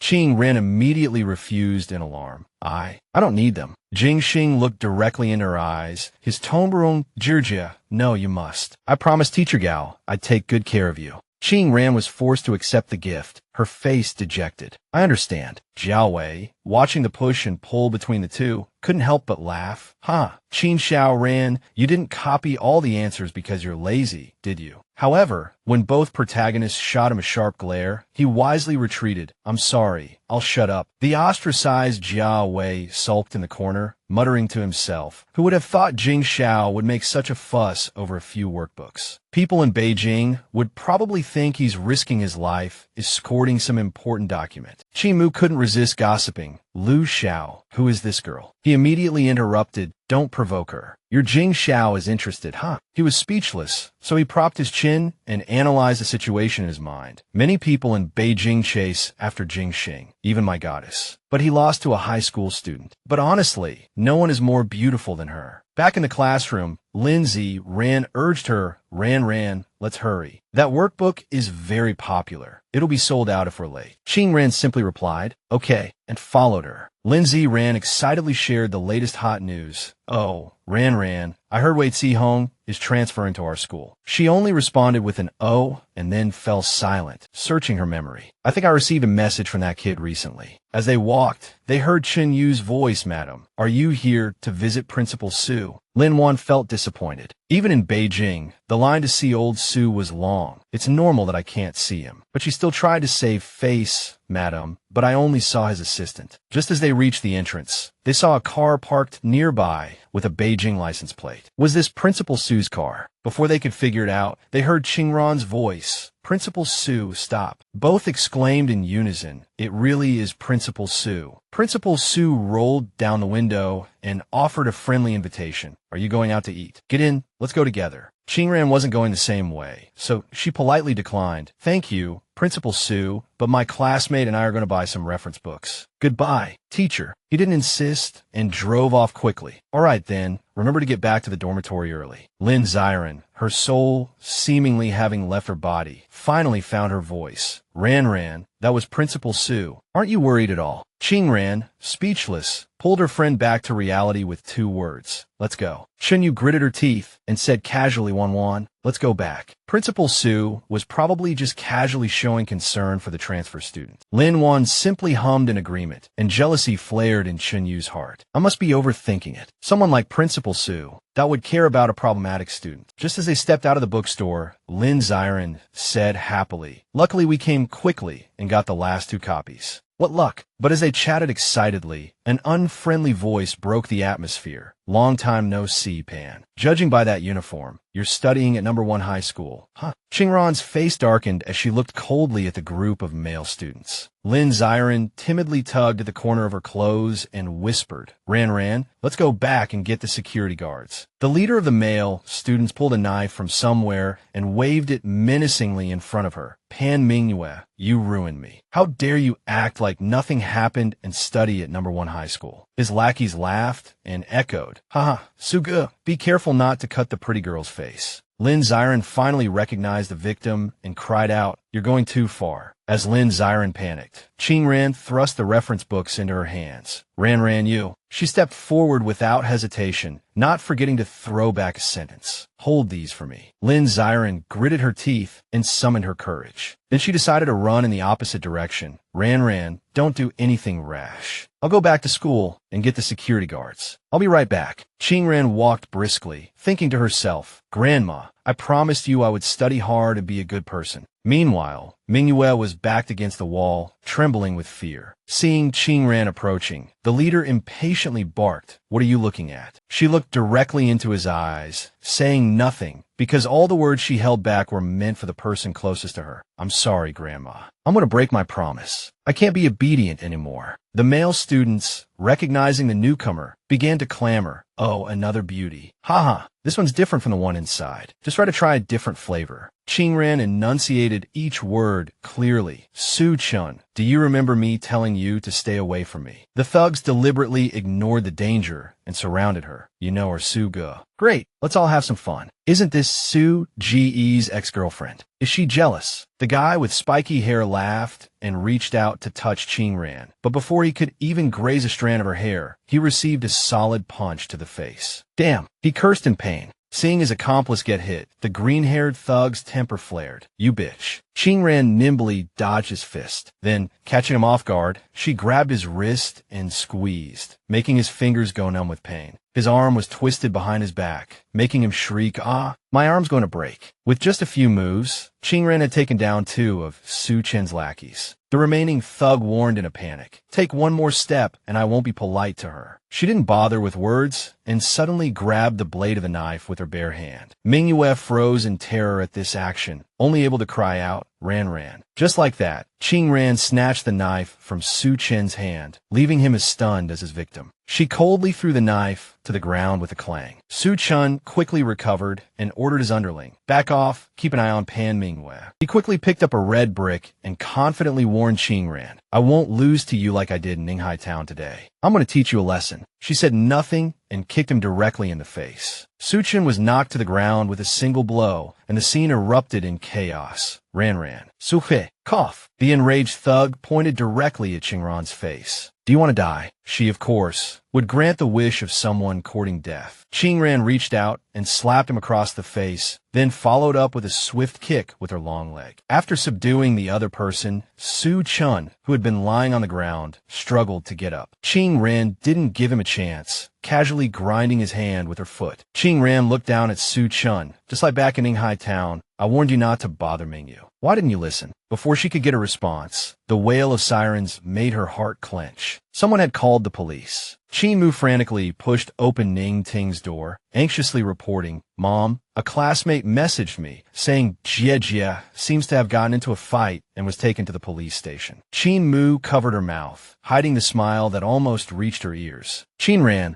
oh Qinran, I knew you'd cause trouble. Hee hee." Ning Ting, who was applying a face mask, shrieked in alarm. "What? That child is so troublesome. I'll go to the police station. Don't tell your father or your aunt." She grabbed her bag and rushed out, still cursing inwardly. That damn girl, causing trouble all the way to the police station. Inside the Yuncheng police station, the officer sitting at the desk patiently took notes. "Qinran, is it? Tell me your parents' contact information and why you hit someone." She casually flicked her nails and replied, "He was an eyesore." He angrily held up the document in his hand. "The injury assessment results are out. You caused serious injury to the victim, and you still think you're in the right." As he was speaking loudly, a female officer pushed the door open and interrupted, "Officer Lee, the victim's family is here." Before the person appeared, a booming voice echoed in, "Who hit my precious grandson? Where is he?" The officer next to him tried to appease her. "Ma'am, we haven't completed the procedures yet. Please calm down." She yelled domineeringly, "I don't care." Old Mrs. Su pointed at the officer and ordered, "Hurry up and bring out the person who hit my grandson." At the same time, Ning Ting arrived to report the incident. "Hello, officer. I'm Qinran's mother. Where's my daughter?" Officer Lee, already irritated, immediately directed his anger at her. "She's being questioned. What kind of mother are you? How did you raise your child?" Ning Ting scolded head-on, nervously bit her nails. "How embarrassing. I really don't want to deal with this." He continued relentlessly, revealing even more shocking information. "Your daughter isn't cooperating and refuses to admit her mistake. If this continues, she'll have to be detained at the police station." Upon hearing the word detained, she turned pale. "This won't do. Let me go in and talk to her." As soon as she stepped inside, Ning Ting exclaimed in surprise, "Old Mrs. Su." Her mind raced. What a coincidence. Could it be that Qinran hit teacher Su's son? She quickly approached to understand the situation. "Old Mrs. Su, do you remember me? My daughter took violin lessons at your son's house for a while." Old Mrs. Su lifted her eyelids and asked again, "Oh, it's you." Ning Ting, unsure of the situation, lowered her posture and said, "Old Mrs. Su, no matter what happened, let's discuss it calmly. Our family will compensate you." Emboldened, old Mrs. Su became arrogant. "Who wants your money? Your daughter hit my grandson. I want her to go to jail." She forcefully pulled out her phone and threatened, "Just you wait. I'm calling Deputy Director Qin right now." Officer Lee, standing beside them, added fuel to the fire. "Her grandson was seriously injured by your daughter. They have no other choice but to contact our superiors. You go in and see your daughter first." Ning Ting pushed the door open. She screamed, "Qinran." Qinran turned her head, unable to hide her surprise. "Mom, why are you here?" A seed of doubt sprouted in her mind. "Who called her? I already have a foolproof plan." Her mother was enraged by her attitude. "You're so useless. How dare you hit Su Chun? Teacher Su helped you. Do you think you deserve his help? If they pursue this, your life is ruined." Qinran brushed off the criticism, simply uttering a faint "oh." Ning Ting gritted her teeth and ordered, "Apologize to old Mrs. Su. If they don't press charges, then fine, but if they do..." Her stomach churned. She's disgraced the Lynn family. It's better to send her abroad, so I don't have to worry anymore. The door clicked open, and Ning Ting appeared before old Mrs. Su. She pinched Qinran's waist hard as a signal, then bowed repeatedly. "Old Mrs. Su, we are truly sorry. My daughter didn't do it on purpose." Old Mrs. Su remained like a ticking time bomb. "It's useless to say anything now. My grandson is still in the hospital. We will pursue this matter to the end." Ning Ting was about to continue negotiating. Old Mrs. Su, "Look." Just then, her phone rang, interrupting her. As soon as she answered, she exclaimed in confusion, "Jing Xing, you say you're outside the police station."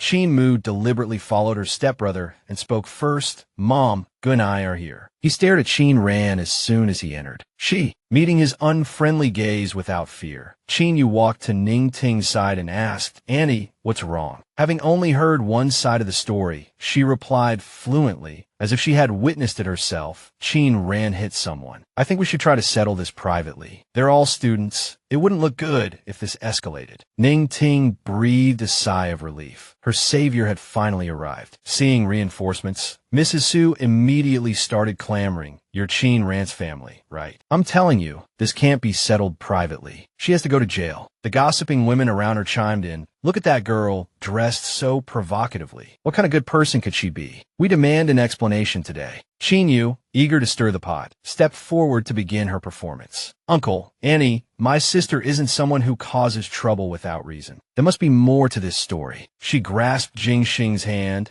and offered a self-serving suggestion. Brother, Mom, since they don't want to settle privately, let's handle this officially. Qin Yu added a few more ambiguous, provocative remarks. My sister doesn't want to cause trouble for the family either. If Grandma finds out about this, she smirked inwardly. Qin Ran, you're finished this time. Meanwhile, Qin Ran quietly watched the drama unfold. As expected, Mrs. Su was enraged by Qin Yu's words. She has a grandmother who cares for her, so I don't care for my grandson. The female officer next to her quickly held her back. Mrs. Su, please calm down. Pan Mingyue, who had been standing at the back of the crowd, clenched her fists as she watched the chaotic scene. Taking a deep breath, she summoned her courage and spoke. There's more to this story. Qin Ran abruptly turned and shouted at her. Didn't you say you didn't want to get involved? Pan Mingyue, go home. Ignoring her, Pan Mingyue stubbornly took a step forward. Since everyone wants to handle this according to the law, I also want to handle this according to the law. Qin Ran shouted her name again, her voice sharp. Pan Mingyue, don't. But it was too late. Pan Mingyue was already standing in the middle of the hall, asking loudly, Officer, what is the penalty for assaulting and harassing an underage girl? Everyone present was stunned, and the surroundings fell silent. Qin Ran rushed to her side. Pan Mingyue. Pan Mingyue coldly turned away and continued in a loud voice. But Qin Ran did nothing wrong. She only endured all this pressure to teach a scumbag a lesson. She did nothing wrong and doesn't need to apologize to anyone. Mrs. Su's side immediately erupted. What nonsense are you talking about? How can a girl be so shameless? Are you saying my grandson isn't a good person? Pan Mingyue fearlessly exposed them. There's surveillance at the corner of the bookstore. 3 years ago, there was also a case in Ninghai Town. You can check. You'll know if it's true or not. She even smiled brightly at the Su family. I'm glad you chose to handle this officially. She then turned to the police. Officer, you haven't told me yet. What's the sentence for those actions? Officer Lee subconsciously replied, a few months at the least, 3 to 5 years at the most. Mrs. Su's group felt their hearts sink. It's over. They hurriedly asked Deputy Director Chun, how could this happen? What do we do now? Jing Xing seized the opportunity and immediately spoke. Officer, please send someone to retrieve the surveillance footage. The case from 3 years ago in Ninghai Town also needs to be re-examined. Officer Lee readily agreed. All right, then please come with me to give a new statement. He turned to the crowd, his words sharp. I believe we should show more care and trust towards children and not readily believe one-sided stories. Wouldn't you all agree? Qin Yu was furious at this sudden turn of events, cursing inwardly. Damn it, how did things turn out like this? Both parties were in the mediation room when the main person finally appeared. The officer greeted him respectfully, Deputy Director Shun. Seeing her backing arrive, Mrs. Su immediately became arrogant again. Deputy Director Shun, you're finally here. This girl beat my grandson like this. This matter absolutely cannot be left unsettled. Deputy Director Shun patted her shoulder reassuringly. Ma'am, please have a seat. I will handle this matter properly. Mrs. Su, feeling reassured, softened her tone. With you here, I'm relieved. I'm just an old woman. I can't stand being scared by these tricks. He turned to Qin Ran's family and briefly explained the situation. I just received a call from the hospital. The assessment is a second-degree minor injury. Your child used excessive force in self-defense. Jing Xing immediately retorted.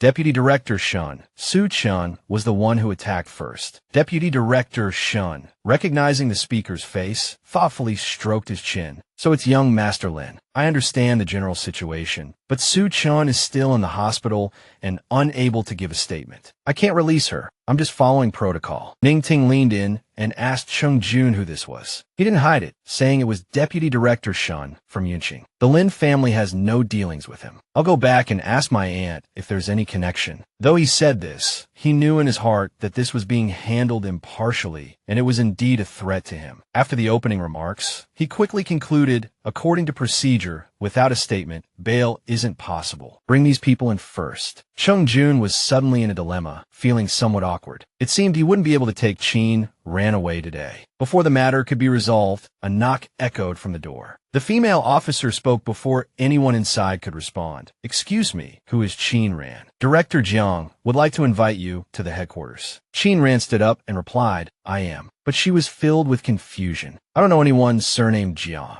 Deputy Director Chun, who had just been so aggressive, now hurriedly stood up. Director Jiang. A name popped in his head, but he dare not say it. Director Jiang. Could it be Jiang Hui? Impossible. He fidgeted restlessly, his mind in turmoil. Will I be implicated? The female officer ignored him completely and continued, Miss Qin, please come with me. In the next room, Jiang Hui politely reassured those present, please sit and relax. I've already sent someone to investigate. Seeing how anxious you all are, I thought something major had happened. He himself was also inwardly turbulent, not daring to underestimate the situation, though he hadn't expected it to just be a minor squabble between high school students. Chung Mu sat obediently like a dog, while inwardly complaining. If our young master lived in imperial times, he'd be a tyrant. Zhang Dongyu beside him seemed to have heard his thoughts and nodded frantically. Isn't that the truth? Something that could be resolved with a phone call, and he dragged Jiang Hui into it. The tyrant in their minds was still leisurely giving orders. Uncle Jiang, thank you so much this time. If you weren't in Yunqing, this matter would be really difficult to resolve. Jiang Hui responded with a smile. Don't tease me, kid. Everyone knows I was exiled here by the old man. I still don't know when he'll cool off and let me return to the capital. Hearing this, Chung Jun's expression suddenly darkened. Before this, Jiang Dongyu was still anxiously asking, Junyi, why hasn't Qin Ran arrived yet? He stared at his phone, murmuring, she texted me, saying she had something to do and asked for leave. I texted her back, but she didn't reply. But in an instant, Chung Jun's face changed. What? Old Su, you're saying Qin Ran. Jiang Dongyu beside him also panicked. What happened to Qin Ran? He impatiently loosened his tie and quickly ordered, contact Jiang Dongyu's uncle. Jiang Hui is in Yunqing. Something happened to Qin Ran. I'll contact him immediately. Chung Jun sighed heavily, his mind racing. I just had old Su change her emergency contact to me, and this happened. Is it fate? A knock on the door brought Chung Jun back to reality. Director Jiang, Miss Qin has arrived. He immediately turned his head at the sound. Qin Ran hadn't expected to encounter him under these circumstances. She carefully hid her right hand behind her back, but this suspicious movement couldn't escape Chung Jun's eyes. He walked up to Qin Ran and said in a low voice, your right hand. She gripped her hand tighter, bravely looking at him, but her heart was racing. How'd he notice my hand was injured? So many people before didn't notice. Qin Ran lost the battle of wills and finally cautiously extended her hand. Chung Jun's pupils constricted when he saw the wound on her palm. He gently pulled her still bleeding hand towards him. Then he loudly instructed the person beside him, Chung Mu, go get the first aid kit from my car. He quickly responded, yes, sir. Chung Mu walked past the two, secretly amazed. This girl is so badly injured, but she isn't crying or making a fuss. She's really something. However, Junyi is about to lose his temper. Chung Jun led Qin Ran by the hand and brought her inside. Go in first. Jiang Dongyu, after waiting for a while to see the two appear, jumped up and asked, what's wrong? He rushed over frantically and started chattering nonstop. Qin Ran, how did you get hurt so badly? Qin Ran lowered her eyes and reminded him, sit down first. Jiang Hui also turned around busily and reminded his subordinate, asked you to contact the director earlier. Where is he? He lowered his head and anxiously reported, the director said he'll be here soon. He was anxious because his mind was filled with images of Chung Jun's fury. In all these years, I've never seen Chung Jun with this expression. This girl must be very important to him. The busy director finally arrived. Director Jiang, you're still here inspecting so late at night. You've worked hard. Who are these people? Jiang, we didn't beat around the bush and went straight to the point. There was a case this morning. I'd like to understand the situation. Officer Lee quickly summarized the interrogation. The statement is as follows. Around 7 o'clock this evening, near number 3 Road, First High School, He kept looking, sweat dripping down his face. After finishing, he finally spoke. That's roughly the situation. There's nothing else. The director angrily questioned, then what about that girl's hand? Did you use force during the interrogation? Knowing he'd hit a snag, he smoothly assured Director Jiang and everyone else, please rest assured, we will handle this matter impartially, find out the truth, and show no leniency. Chung Jun, who had been holding back, finally exploded. Humph, impartial handling is fine, but this young master is very unhappy right now. Where are they? In the next room. Ning Ting anxiously suggested, it's so late, why don't we go back first? Chung Jun found it hard to understand. Qin Rant's mother was called away and hasn't come back yet. Auntie, aren't you going to wait for her? I could take you back first and then discuss this further with my aunt. She clenched her fists and helplessly compromised. All right, then I'll stay. You kids go back first. Be careful on the road. Ning Ting huddled anxiously among the Su family. Deputy Director Shun was still cheerfully chatting with old Madam Su. It seemed that the Su family might have really made a mistake this time, and it would be best to reconcile. I just wanted to dampen the Lynn family's arrogance and scare them a little. She understood the implication, but still wanted to exert some pressure.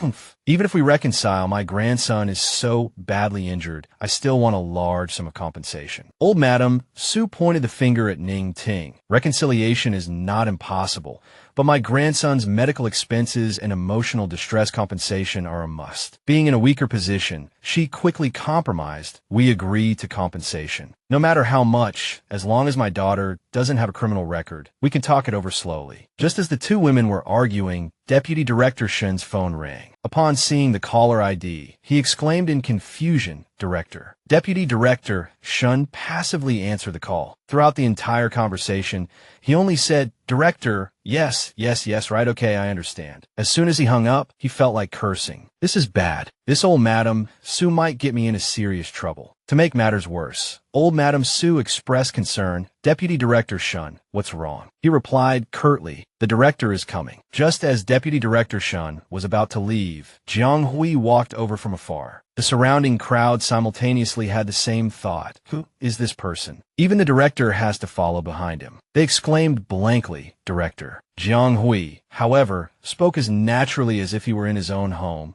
Quite a crowd. Suddenly, someone in the crowd caught his attention. Jiang Hui's gaze locked onto Minyu, who was shrinking to the side. The director, seeing him walk towards Minyu, called out in confusion, Young Master Jiang. Jiang Hui looked directly at her and softly asked, are you Qin Rant's classmate? He extended his hand in a gesture of invitation. Come on, I'll take you to her. Jiang Hui led Minyu out of the suffocating room. I'll take them home first. The lawyer will be here soon. I hope something like this doesn't happen again. The director nodded and bowed repeatedly. I understand, young Master Jiang. Old Madam Su, relying on her age, feigned ignorance. What's going on? Who is that person? When did the Lin family hire someone to compensate me for my losses? The director flew into a rage and snapped at her. You still want compensation. You should be grateful they're willing to reconcile. You better offer up everything you own. Old Madam Su's face changed colors like a palette. She was dumbfounded. What? The director didn't want to talk more with ordinary people and turned to instruct Deputy Director Shun. Director Jiang is very concerned about this case. It must be handled properly. He bowed his head respectfully and agreed, yes, I'll do my best. Old Madam Su, seeing the situation take a turn for the worse, leaned in and asked in a low voice, Deputy Director Shun, who is that person the director just mentioned? At this point, he blurted out, Director Jiang? Jiang Hui, the one who often appears in Yuncheng News. Your Su family has really put me in a difficult position. This time, Deputy Director Shun ignored her and started thinking of ways to save himself. Old Su and I have a good relationship. I thought it was just an ordinary student brawl, so I came over to help. Who knew it would turn into such a serious matter? Old Madam Su had the same thought. What's going on? I have to hurry home and ask my son what to do about this. Ning Ting, still confused, also asked, Officer, what's going on now? Officer Li kindly reassured her, are you Qin Rant's parent? Don't worry, your daughter has already left the police station. The director is handling this matter. But his words only confused Ning Ting further. The director is handling it. What does this have to do with the director? I don't even know Deputy Director Shun, let alone the director. The next day, an unexpected guest arrived at the Lin family mansion. Ning Ting entertained the guests. her heart pounding. I haven't gathered the money the Sue family demanded, and they've already come to the door. This time I'm really finished. Father Sue's heart wasn't as calm as he appeared. What should I do? My son has caused such a big disaster. How can I ask for their forgiveness? Ning Ting decided to break the ice. Teacher Sue, it's been years. You know Qin Ran's personality. She rambled on. She's been willful since she was a child. She learned the violin from you, but she didn't put her heart into it. Now she's even hit your son. It's really embarrassing. Father Sue listened for a while, noticing she was getting off topic. Wait a minute, Mrs. Lynn. At this juncture, he still put in a few good words for Qin Ran. Who says Qin Ran doesn't play the violin well? She clearly. The words reached his lips, but Father Sue swallowed them back. She has clearly reached a professional level. She is my most accomplished student. Whether in the past, present, or future, I will never encounter a more talented student than her. He stopped dwelling on this issue and moved on to more important matters. I just want to settle this privately. This matter is entirely my son's fault. Please tell the chief not to pursue it any further. I have already disciplined him. Father Sue took out a check as a sign of sincerity. I heard Qin Ran's hand was injured. Please give this 1 million to her. She definitely doesn't want to see me. I'm truly sorry. Ning Ting was stunned by this unexpected turn of events. What? A huge wave of guilt washed over her. I hope Ran's hand is alright. Ning Ting felt regret for the first time. It turns out Qin Ran really wasn't wrong, but I didn't listen to her explanation. I just kept blaming her, and I didn't even know she was injured. After expressing his sincerity, Father Sue immediately stood up. Mrs. Lynn, I have something to do, so I'll take my leave. You must apologize to Ran for me. Thank you. She also lost her desire to entertain guests and immediately replied, Goodbye, teacher. In the empty hallway, the knocking sound of the door was particularly jarring. Ajong lowered his head, reporting the downstairs situation to Lin Wan. The Sue family just came to see Madam. They even mentioned something about the chief. Seeing her sister-in-law falling into a pit of fire, she smiled gloatingly. She even dared to offend the chief. Ning Ting really gave birth to a good daughter. I like to see how this ends. Despite saying so, Lin Wan still had a backup plan. Even though I said that, for the sake of the Lin family's reputation, I still have to ask Mayor Fong for help. Qin Ran suddenly woke up from her daze. Where am I? Oh, in the school infirmary. Jean Yin seemed to have been waiting for a long time. As soon as she opened her eyes, he was beside her checking on her. You're awake. Let me see your hand. Qin Ran sat up, her mind racing. This person. Yesterday, he insisted that I stay in the infirmary for observation. Did he stay up all night? Jean Yin applied medicine to her hand while speaking gently. I've asked for leave for you. Now that the medicine is changed, you can rest here. We'll change it again tonight. Qin Ran politely said, Thank you. Jean Yin felt she was being somewhat distant. You don't have to be so polite. I promised your homeroom teacher I would take good care of you. He roared internally. When will she stop using these excuses and just accept my kindness? The examination was quick, and she planned to leave immediately. I'll go back to class and see how my desk mate is doing. They must be scared. Okay, Fan Mingwei they. He immediately interrupted. Fan Mingwei is fine. Lu Zhaoying safely escorted her back to the dormitory yesterday. Jean Yin changed the subject. I've taken your blood-stained uniform to the dry cleaners. Wear this one for now. Qin Ran was speechless, only managing 2 words. Thank you. In the classroom, Xiao Chan was curiously inquiring about news. Qin Ran is on leave today. Yao Guang was just as clueless as him, honestly replying, I don't know. Qin Yu appeared at the opportune moment, spreading false rumors. You guys don't know yet, do you? My sister caused trouble and was taken to the police station. Xiao Chun asked blankly what. The students behind them immediately started buzzing. Qin Ran got into trouble. Qin Yu, how do you know? Oh my God, what kind of trouble did she cause to get arrested? She clasped her hands together, feigning a troubled expression. It's a criminal case. She'll probably be in there for a long time. Oh, don't ask anymore. I don't want to talk about it. Just as she was immersed in her performance, a water bottle dropped at her feet with a bang. She turned around angrily and yelled, Ah, who is that? But when she saw the other person clearly, her face instantly turned all sorts of colors. How is this possible? The person she claimed was involved in a criminal case was now standing in front of everyone, completely unharmed. Xiao Chun was the first to find his voice, calling out her name. Qin Ran. Chin Ran retorted coldly. Is something the matter? He bypassed Chin Yu and greeted Chin Ran enthusiastically. Nothing. I just heard you were temporarily detained at the police station and was about to go bail you out. Chin Yu was about to be driven mad by the reality of the situation. How did you get out? Sister. Chin Ran didn't answer, only hummed softly and gave her sister a meaningful look. Seeing Chin Ran suddenly turn and walk away, Chin Yu hurried after her. Ran, wait for me. Why didn't you come to class today? Jin Yin mentioned you.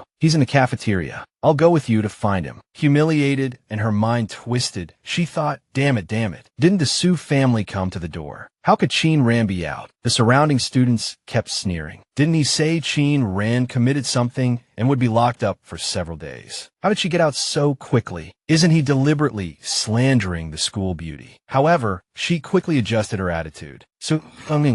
Before the other party could finish speaking, Chin Ran interrupted and advised, go back to class. Stunned by this coldness, Chin Yu walked away uneasily. Su Yangwang has never looked at me like that before. Meanwhile, Qiao Chun was still clinging to her like glue. Ran, what happened? Chin Ran replied impatiently, I'm fine. Look, I took a leave of absence today. Can you pick up a package for me this afternoon? I bought something for Jin Yen. He immediately brightened up at being given a task. I'll make sure it gets done. Seeing his enthusiasm, she inwardly scoffed. A luxury car suddenly stopped in front of a luxurious building. Lu Chung looked at the surroundings and declared, we're here. As soon as he got out of the car, he politely extended his hand. Miss Chin. Chin Ran looked directly into his eyes and replied, Uncle Fong, just call me by my name. After settling on the form of address, she led the way, saying, let's go inside and talk. At the same time, another car suddenly braked on the road. Lin Wan leaned forward and asked, what's wrong? Jiang Xian looked outside and reminded, Miss, look, isn't that Chin Ran over there? She followed his gaze, but her attention fell on the person beside Chin Ran. No way, isn't that Fong Luochen? This morning, when we went to the Fong residence, he only said a few words before excusing himself, saying he had something to do. How could such an important person know Chin Ran? Lin Wan concluded based on her experience. In the entire Yin City, the number of people Fong Luochen would open his doors to help wouldn't exceed the fingers on one hand. Jiang Xian immediately echoed, that's right, I must have been mistaken.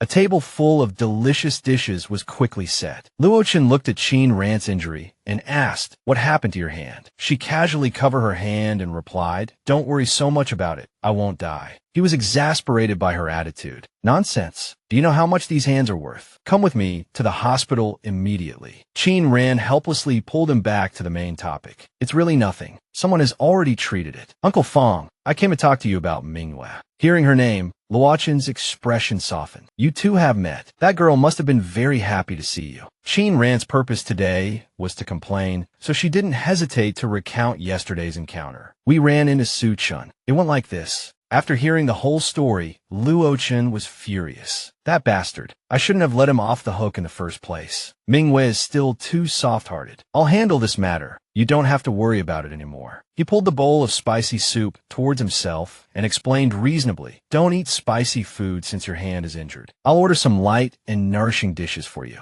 But in reality, he was worried that if others knew she was injured on his territory, he would be skinned alive. Chin Ran was surprised by his actions. Uncle Fong, why are you acting like an old man? The two quickly finished their meeting, and Luochen even packed some food for her to take home. He handed the food container to Chin Ran and instructed, I specially asked the kitchen to make this for you. Heat it up and drink it tonight. It's good for your wound recovery. She reluctantly accepted it. All right, just this once. Don't bother in the future, Uncle Fong. This scene of their conversation fell into the narrow-minded eyes of Chin Yu, who immediately conjured up another dramatic scene in her head. How could Chin Ran be in the same car as an old man? And that car isn't bad either. Could it be? Oof. As soon as Chin Ran entered the dormitory, Si Ran rushed out excitedly. Ran, you're back. Why didn't you come to class today? She simply replied, something came up. She looked at the food container in Chin Ran's hand and asked curiously, what's that? Chin Ran explained briefly, someone gave it to me. Meanwhile, the girl on the opposite bed was chatting enviously with Chin Yu, gossiping. You, guess what I just saw? What did you see? Just now, at the school gate, Chin Ran got out an old man's car. Really? That's so scandalous. She thought she had grasped the truth, slandering fiercely in her heart. It's that person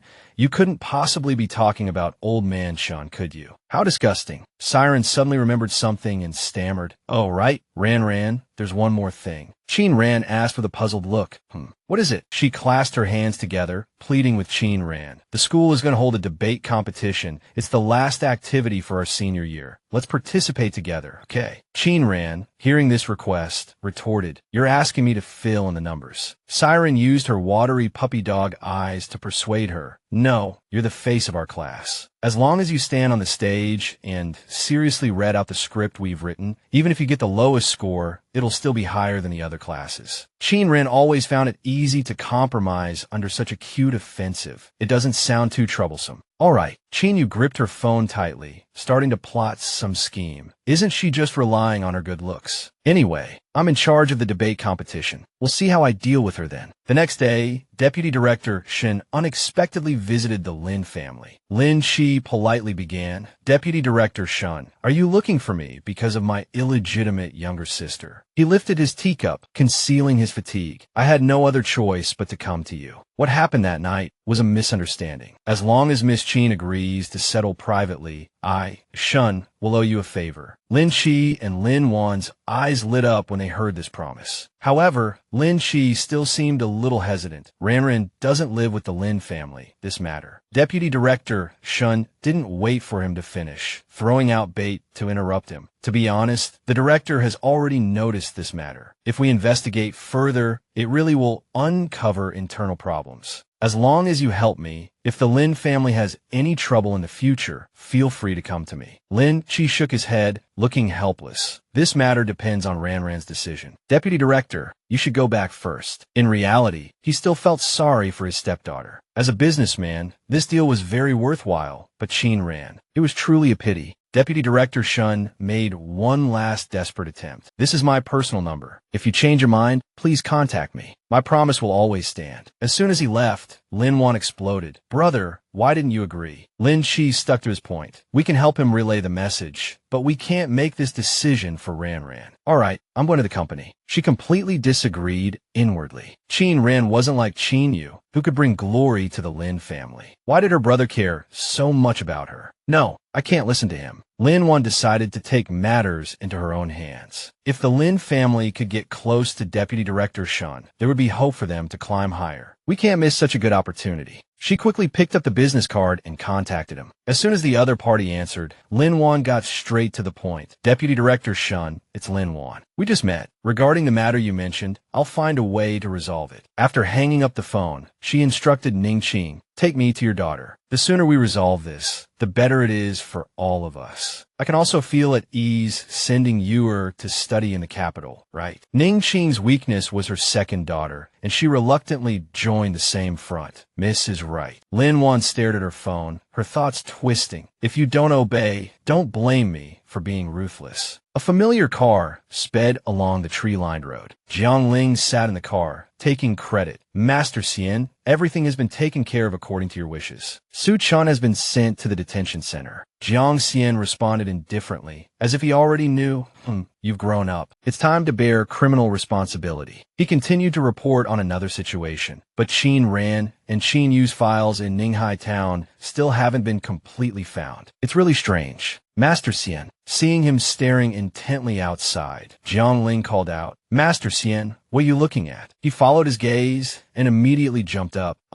Isn't that Miss Chin Ran? What is she doing at the coffee shop? Meeting someone. In a rather elegant coffee shop, the atmosphere was quite suitable for arguing or blackmailing. Chin Ran looked at her phone and coldly spoke first. What did you want to see me about? Ning Qing pretended not to see and asked, is your hand all right? Meanwhile, Lin Wan silently deducted 1,000 points from her inner mind. Such poor posture, like a savage. How could the director know her? Chin Ran looked at the two of them, only wanting to finish this quickly and leave. It's fine, it's not crippled. Anything else? Ning Qing also somewhat believed this answer. She seemed to be left-handed, so there shouldn't be any impact. She hesitated for a moment before getting to the point. It's good that you're all right. Then about Su Chun. Lin Wan, seeing her accomplice was a bit weak, interrupted her and took over. Chin Ran, regarding Su Chun, you wouldn't want this to go to court, would you? Chin Ran gently rubbed one ear, revealing a disdainful expression. Excuse me, could you say that again? She spoke self-righteously. Su Chen's hand was broken by you, while you've only experienced some disruption to your daily life. Why make such a fuss and go to court? As she spoke, she inwardly scoffed. This girl, why is her gaze so cold? She propped her chin on her hand, urging Qin Ran to continue. Go on. Lin Wan pushed the check across the table, stating a price. Neither you nor the other girl suffered serious injuries. This is the compensation from the Su family. I've added a bit more. 1,500,000. Enough for you to live on for the rest of your life. She had already gleaned Qin Ran's character from her sister-in-law. Ning Qing's daughter must be just as greedy as her. She bet this girl had never seen so much money in her life. Qin Ran clenched her fists, suppressing the anger surging within her. My hand is fine. Fan Mingyue is fine. So you think this matter can just be forgotten? Absurd. She retorted coldly. What if I say I insist on pursuing this? Qin Ran looked directly at the two of them, exposing them on the spot. Someone approached you, didn't they? I'm guessing it was Deputy Director Shun. How much did he give you? Enough for you to lower yourselves to put on this deeply affectionate act. Ning Qing flew into a rage, shrieking, Qin Ran, how can you speak like that? What have you learned all these years living with your grandmother? She abruptly stood up, ready for a fight. Mom, don't lecture me. I'm taking charge of this matter. Lin Wan still wanted to maintain her haughty demeanor. Child, I advise you not to aim too high, or you'll end up with nothing. Even treating your grandmother's illness requires the help of my Lin family. Seeing that the soft approach wasn't working, she switched to a hardline tactic. Do you think I'll let you find a single lawyer in Yuncheng willing to take your case? Before Qin Ran could answer, a playful voice interjected. Oh, that's no problem. Jiang Ling tilted his head, speaking provocatively into the phone. Lawyer Ji, did you hear that? If you don't come to Yuncheng, we'll be in the predicament of not being able to find a lawyer to take our case. As Jiang Xian approached Lin Wan, his tone became serious. I'm not joking with you. Come to Yuncheng quickly. He warned, Madam, feel free to look for a lawyer. You can also guess who will ultimately prevail. You or me. After putting down his opponent, he urged Qin Ran, come on, let's go. Fed up with the two women, she pulled down her hat and followed him. With Jiang Xian's backing, a smile played on Qin Ran's lips. Ning Qing's heart skipped a beat. It was him, the one who threatened her with a scalpel at the hospital to apologize to Qin Ran. Lin Wan felt a similar ripple of unease, though her focus was slightly different. Lawyer Ji, the most famous lawyer in Jingcheng. I hear he's never lost a case. She began to calm down, recalling, my husband's family was once involved in an economic dispute that was almost impossible to resolve, but that person owed my grandfather a favor. He's very capable, but also very difficult to engage. They definitely can't get him. Lin Wan made her judgment and immediately regained her confidence. Those two are definitely from Jingcheng as well, but they're using Lawyer Ji to scare me, thinking I haven't heard of Ji Changjun, trying to intimidate me. No way. Ning Qing rolled her eyes inwardly. If only it were that simple. Jiang Xian returned to his role as a doctor, changing Qin Ran's bandages while warning her, don't put any pressure on this hand. How many times have I told you? He looked at the wound on her hand and sighed inwardly. It's bleeding again. However, Qin Ran dismissed it. It's my right hand anyway. I'm left-handed. It's fine. Jiang Xian's face suddenly became serious. Just because it's your right hand doesn't mean it's not your hand. You better not use it anymore. She immediately corrected herself. I'm just kidding. She pouted slightly. Was he angry? He gently applied the medicine, reiterating, the wound is deep. It will scar if you're not careful. Don't use any force at all, understand? Qin Ran obediently hummed in agreement, showing her understanding. She pondered for a moment, then decided to comfort Jiang Xian. Don't be angry. I momentarily forgot about the wound. If it bleeds, I'll just come to you, won't I? He was taken aback by her sudden gentleness, freezing in place. Finally, Jiang Xian lowered his head, concealing his turbulent emotions. I'm always here. After sitting for a while, a question suddenly popped into Qin Ran's head. Strange, I couldn't sleep last night in the dorm, even after taking sleeping pills, but now I suddenly feel sleepy. Seeing her drowsy state, Jiang Xian suggested, tired, then rest here for a while. She yawned and softly hummed in agreement. Qin Ran quickly fell asleep, while he pulled over a chair and read beside her. Jiang Ling pushed open the door and called his name, Shinya. Jiang Xian put his index finger to his lips, making a should gesture. Jiang Ling understood and covered his mouth. The two went outside to talk. He hurriedly asked, "Has Ji Qingjun arrived?" Jiang Ling estimated the time and replied, "He should be landing soon." "All right." Cheng Lu found out that Lin Wan is from the Shun family in Jingcheng. Jiang Xian rolled his eyes dismissively. The Shun family. Which one? Never heard of them. He scratched his head awkwardly. Cough. I'm not too sure either. Anyway, we'll just deal with them. He brushed aside the unfamiliar Shin family and focused on the protagonist, and that's Su Shan. "I want one of his arms." Jiao Wei worriedly confirmed, "Will that be all right? I heard that a member of the Su family was once Miss Ranran's teacher." Chen Shan retorted arrogantly, "So what?" Grandma, seeing Ning Qing's sudden visit, asked, "Why are you here today? Don't you usually only come on Saturdays?" Ning Qing had no choice but to plead with her mother. It's actually about Ranran. She had a conflict with the Su family's son, and they're suing her. Ning Qing deliberately distorted the facts to persuade her mother. Ranran only listens to you. Please talk to her. She only suffered a minor injury to her hand, but she broke both of his hands. We can't afford to offend the people behind them. However, Grandma's focus was elsewhere. "What did you say?" "Qin Ran's hand is injured." She casually replied without thinking, "It's just her right hand. It needed a few stitches. She's left-handed, so it's nothing." Grandma was startled and repeated, "Just her right hand, a few stitches." Grandma was so angry that her chest hurt. "Who told you Qin Ran is left-handed? Do you know how important her right hand is?" In the end, she nearly fainted from anger, all because of her own daughter. Ning Qing was frightened by this scene. "Mom, are you all right? Nurse, doctor, someone come quickly." In her daze, Grandma suddenly found strength and tightly gripped her hand. She struggled to suppress her trembling and whispered, Do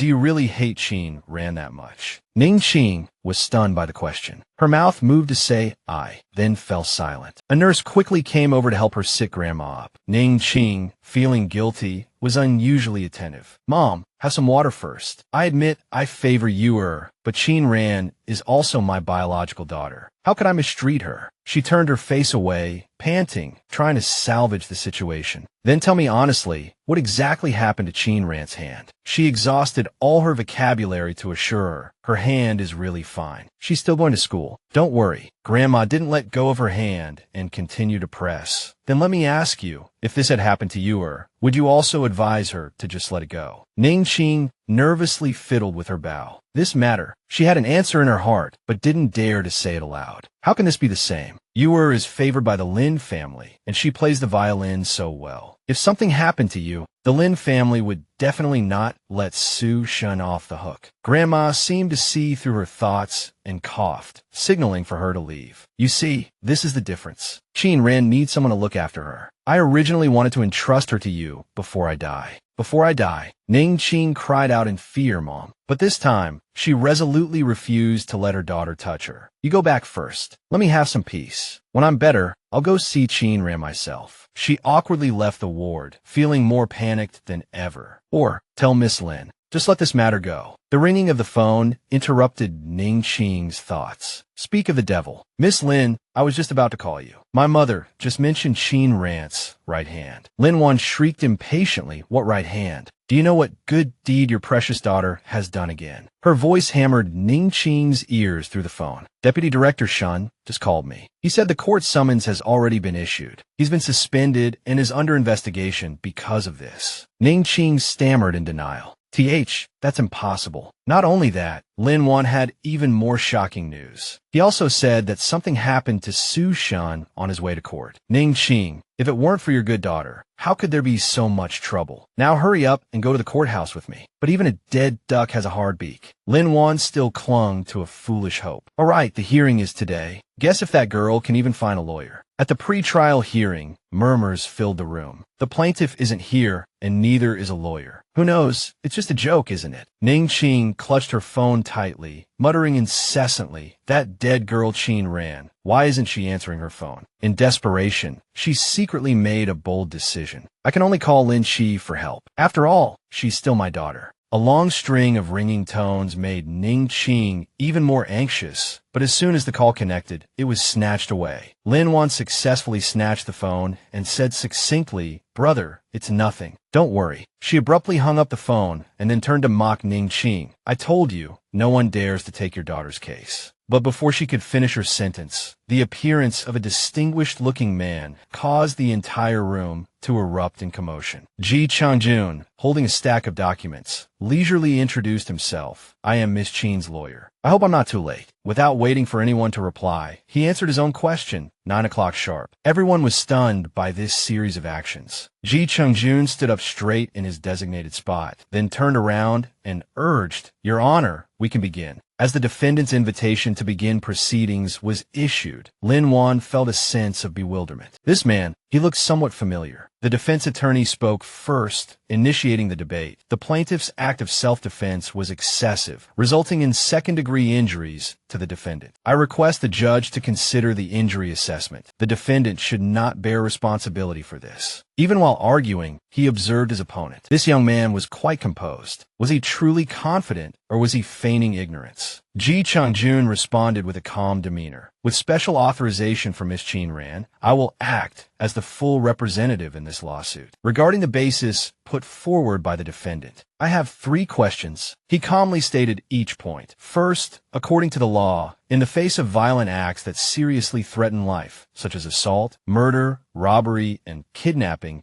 self-defense that causes injury or death to the perpetrator is not considered excessive. The defendant's actions were improper. Second, Lin Wan's heart began to pound as she listened. This man spoke clearly and logically, his arguments meticulously crafted. He was clearly well prepared. He wouldn't be easy to deal with. Ji Changjun finished speaking without pause, then turned the matter back to the jury. Your Honor, I believe you will make the most accurate and just judgment. Upon hearing this, the judge immediately banged the gavel. Ji Changjun's debating skills were so impressive that even the opposing lawyer admitted defeat. I am truly no match for you. May I ask who you are? He tilted his head, introducing himself more formally. Ji Changjun, from the Junfam law firm in the capital city. Lin Wan's face paled upon hearing the name Ji Changjun. It really was him. Her heart sank. How could Chin Ran have actually hired Ji Changjun? If her in-laws found out about this, everything would be over. This time, she had truly messed up. The atmosphere in the courtroom was tense, but the infirmary was surprisingly relaxed. Zhao Ying, looking at the news on his phone, immediately showed off to Jiang Xian. Master Xian, we won the case. Your facial muscles relaxed slightly. The trial started today. Uncle Jiang works fast. He and Chen Ma simultaneously thought the same thing. How could Jiang Hui not be fast? If he wasn't,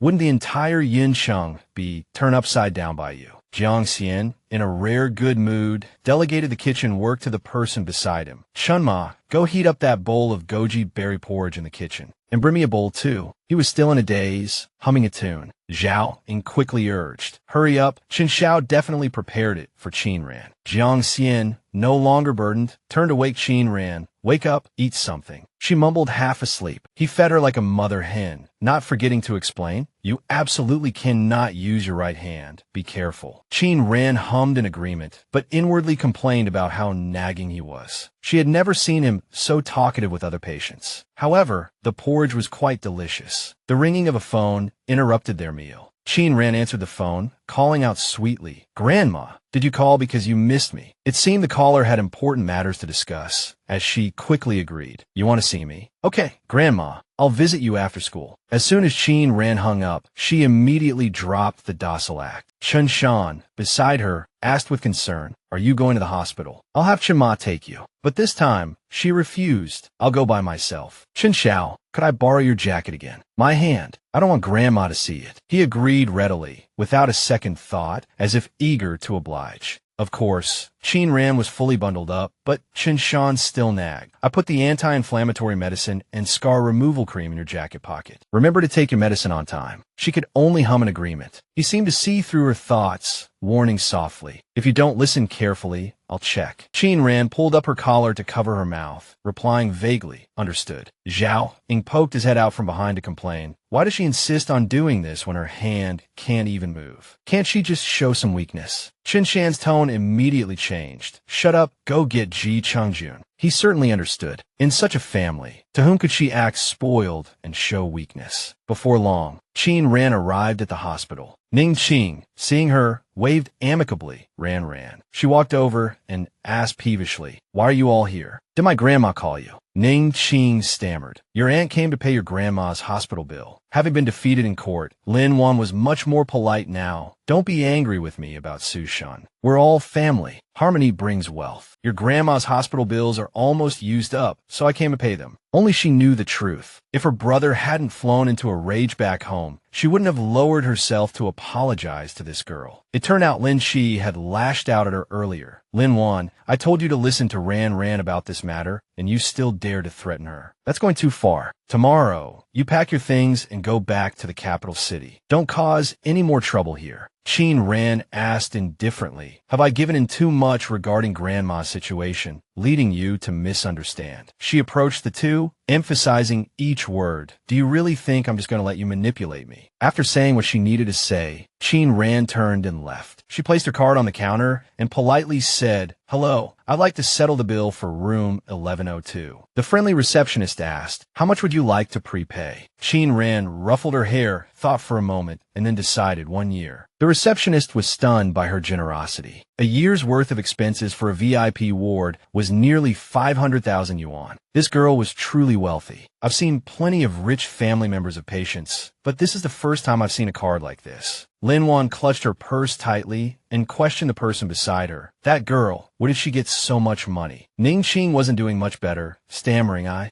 don't know. She watched Qin Ran's retreating figure and couldn't help but ask herself, Is this my daughter? Why does she feel so strange to me? Is it all my fault? Impossible. Seeing that they were still clinging to her like glue, she turned back and asked, what are you two still doing here? Qin Ran glared at them fiercely and growled, I advise you both not to bother my grandma again. Otherwise, I'll go crazy. She quickly composed herself and entered the ward. Grandma, did you miss me this week? I've been busy preparing for the school debate competition lately. Qin Ran chattered like a sparrow, constantly moving around, trying to hide her unusual behavior. Grandma, let me pour you a glass of water. But it seemed she was trying too hard, making her appear clumsy instead. The awkward way she held the glass betrayed her. Grandma saw through her with just one glance. This child is deliberately hiding something from me again. She took the glass of water and asked with concern, have you been sleeping well lately? Qin Ran smiled, appearing very calm. I've been sleeping well. The dorm is nice, and my roommates are good people. She lightly touched her injured hand. Grandma held her hand. Then, before Qin Ran could react, she pulled up her sleeve. Qin Ran was exposed and panicked. Grandma, don't be angry. She held her hand and comforted her. Silly child, how could Grandma be angry with you? I'm just heartbroken that our Ran is so badly hurt. She gently held her hand and started talking about her childhood. You've been like this since you were little. Even if you were covered in injuries, you wouldn't tell me. Unlike Qin Yu, who would cry for a long time, even if she just scraped her knee. Qin Ran choked up Grandma. She looked directly at her and said meaningfully, Ran, Grandma thinks you're very strong and brave. These are very good qualities. Grandma just hopes that when you're tired, there's someone, somewhere, where you can rest and catch your breath. After listening, Qin Ran suddenly fell in a deep thought. Is there a place and someone who can make me relax? The moment Jiang Xian woke her up suddenly flashed in her mind. It was the first time Qin Ran had slept so soundly. Even his face when he said, come and eat, was still imprinted in her mind. Grandma continued, interrupting her thoughts. Ran, now that I see you're all right, I'm relieved. Don't worry too much about me. I'm doing well here. It's getting late. You should go back to school. She watched her granddaughter's retreating figure and made her own judgment. Ran's injury had clearly been well taken care of. Coupled with her behavior just now, it seems Ran has grown up and made friends. She was skipping down the road when she heard Jiang Xian calling her. Qin Ran. He quickly walked up to her and feigned concern. Is your hand all right? Qin Ran replied curtly, it doesn't affect my daily life. She regretted it immensely. I shouldn't have replied to his message and agreed to meet. How annoying. Jiang Xian also had a lot going on in his mind. What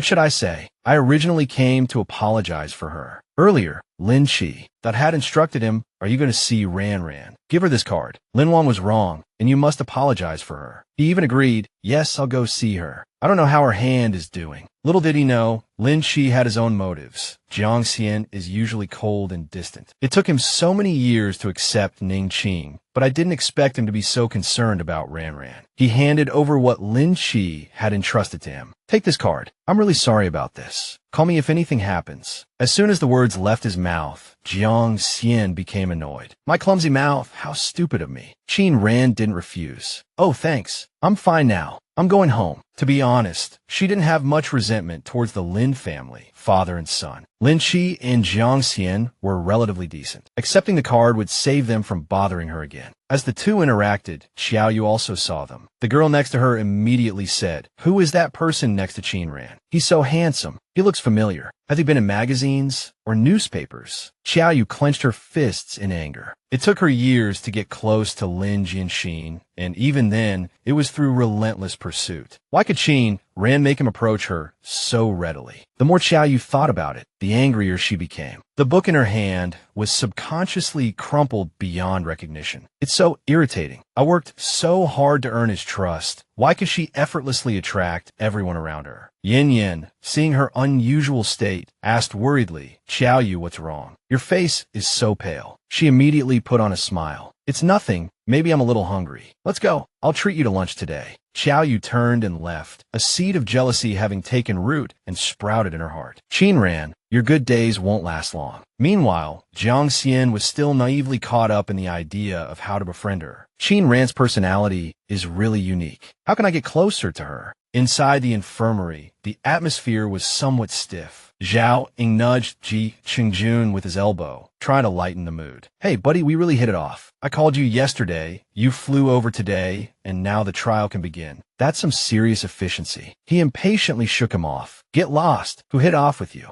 Ji Qingjun held back for a long time, but finally couldn't resist asking gossipingly, "Master Xian, who is that young lady?" Jiang Xian, who was writing seriously, suddenly stopped writing. He asked slowly what? Zhao Ying put on a knowing look and started lecturing. What kind of divine figure? She's just a spoiled little girl who doesn't know what's good for her. Ji Changjun didn't understand the deeper meaning and blurted out a shocking secret. That doesn't make sense. Then, why did Investigation Headquarters 129 personally contact me and ask me to come to Yunqing to handle this case? Zhao Ying immediately became serious. Are you sure you're not mistaken? How could 129 get involved in such a small matter? And how could Qin Ran be related to 129? He emphasized with a solemn expression, "I'm never wrong." Chen Shan leaned back in his chair, intrigued. "Go on." Having received permission, Ji Changjun spilled everything he knew. "It seems to be someone surnamed Feng. I didn't ask too many questions. Zhao Wei quickly deduced, I know. Uncle Jiang told me it was Feng Lucheng who contacted the director. The reason the trial is happening so quickly is because of his intervention." Jiang Xian stroked his chin, lost in thought. Feng Lucheng, a very capable man. He's the most powerful person in Yunqing right now, and he's about to get promoted. Zhao Ying suddenly had a realization. I thought he was trying to curry favor with Master Xian, but seems not. He's doing it for Miss Qin Ran. He felt lost. Besides our Master Xian, I didn't expect anyone else to go to such lengths to invite Ji Qingjun. Are all the people connected to Qin Ran so prominent? Chen Shan thought even deeper. Feng Lucheng is no pushover. How does Qin Ran know him? He stood up and stated his plan. After I go back, I'll re-examine the Ninghai Town archives from 3 years ago. He had a new understanding. I originally thought she was just an ordinary girl with divorced parents. It seems I need to investigate her family background thoroughly. In the classroom, C. Ran was as enthusiastic as ever. Ran, this is the newly assigned homework. I've already sorted it by subject for you. As Qin Ran took the books, a piece of letter paper accidentally fell out. C. Ran innocently picked it up and asked Ran this paper. Xia Qing was much more astute. What is it? Don't tell me it's a love letter. She quickly glanced at it. This is. Xia Qing also curiously leaned in a look. Oh my God, this handwriting is so beautiful. But C. Ran was more focused on the content. And what's written on it? She hugged Qin Ran's arm tightly and pressed her. Are these Yin Shi's new lyrics? Ran, don't lie to me anymore. You're also his fan, right? She helplessly denied it. I'm not. Even though she denied it, C. Ran's persistent voice still rang out. Then how do you have Yin Shi's lyrics? Xia Qing suddenly snatched the paper, defending Qin Ran. She definitely didn't copy this. her handwriting isn't this nice. Put away. She took the offered escape route. Right, my neighbor wrote this. Isn't the handwriting beautiful? In her heart, she thanked Xiaqing 1,000 times. You're such a clever girl. He believed her explanation and continued to tease her. All right, Ranjia, why can't you write such beautiful characters?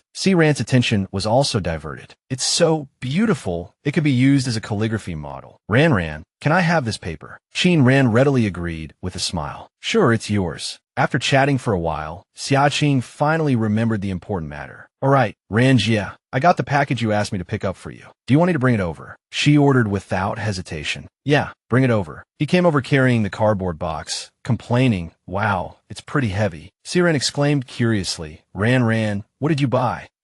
Ran casually replied, here. Are these for you? Ran asked, excitedly rubbing her hands together. She double-checked, really. Thank you. Can I open them now? Ran gave a soft and let Ran go ahead. She and Xiaqing, one on each side of Ran, eagerly tore into the packaging. The moment the contents were revealed, Ran shrieked with excitement. It's every album Yin she has ever released, and there's even a Grammy trophy. Ran quickly hugged the golden gramophone, explaining awkwardly, I ordered the trophy online. The albums are for you. The surrounding classmates clamorously crowded around to see. My husband's albums, and they're signed. Ran, let me see. Oh my God, there's a signed poster too. Lynn, Ran, you're so lucky. Is this Grammy real? When Yin she won this award, even a national television station praised him for bringing honor to the country. Amidst the joyous commotion, in a distant corner, someone seethed with jealousy. Ran just loves showing off. What's so great about it? But when her gaze fell upon the dazed Yao Guang, Wu Yan's resentment deepened. Even Yao Guang, she ground her teeth in anger. Suddenly, she stood up and yelled, be quiet. Some people are trying to study. Everyone participating in the speech competition, come over here to discuss the drafts. Ran ignored the outburst, busy questioning the owner of the Grammy. I asked you to send signed albums. Why did you send a trophy too? Are you alright? Ran suddenly asked, Ran, are you coming? Without a second thought, she refused. No need. Just finish writing it and give it to me. I'll read it over for you. Clutching her folder, Wu Yin plotted darkly. I put so much effort into this speech competition. Why should she get all the credit? I'll make her embarrass herself in front of the whole school. The day before, Xiaoyu had privately approached her outside the classroom. Wu Yin, what's wrong? You don't look well. Without hesitation, she had poured out her worries. There's a speech competition tomorrow. Because it can add points to our grades, the class voted on who would go on stage. Ran, of course, was chosen. Xiaoyu seized the opportunity to interject. Really? Did she prepare the speech with you guys? Wu Yin clenched her fists, denying it. Prepare what? She's just waiting to take all the credit. There's even English in the speech. What if she doesn't understand it? Xiaoyu played the role of instigator perfectly. She probably won't mess it up, right? In reality, she had her own plans. Wu Yin fumed. It seems the opportunity I've been waiting for has finally arrived. Xiaoyu began her performance. Yin, can you hold this for me? I need to go to the restroom. She answered vaguely, oh, okay. But the moment Wu Yin touched it, the phone screen lit up. What she saw made her panic.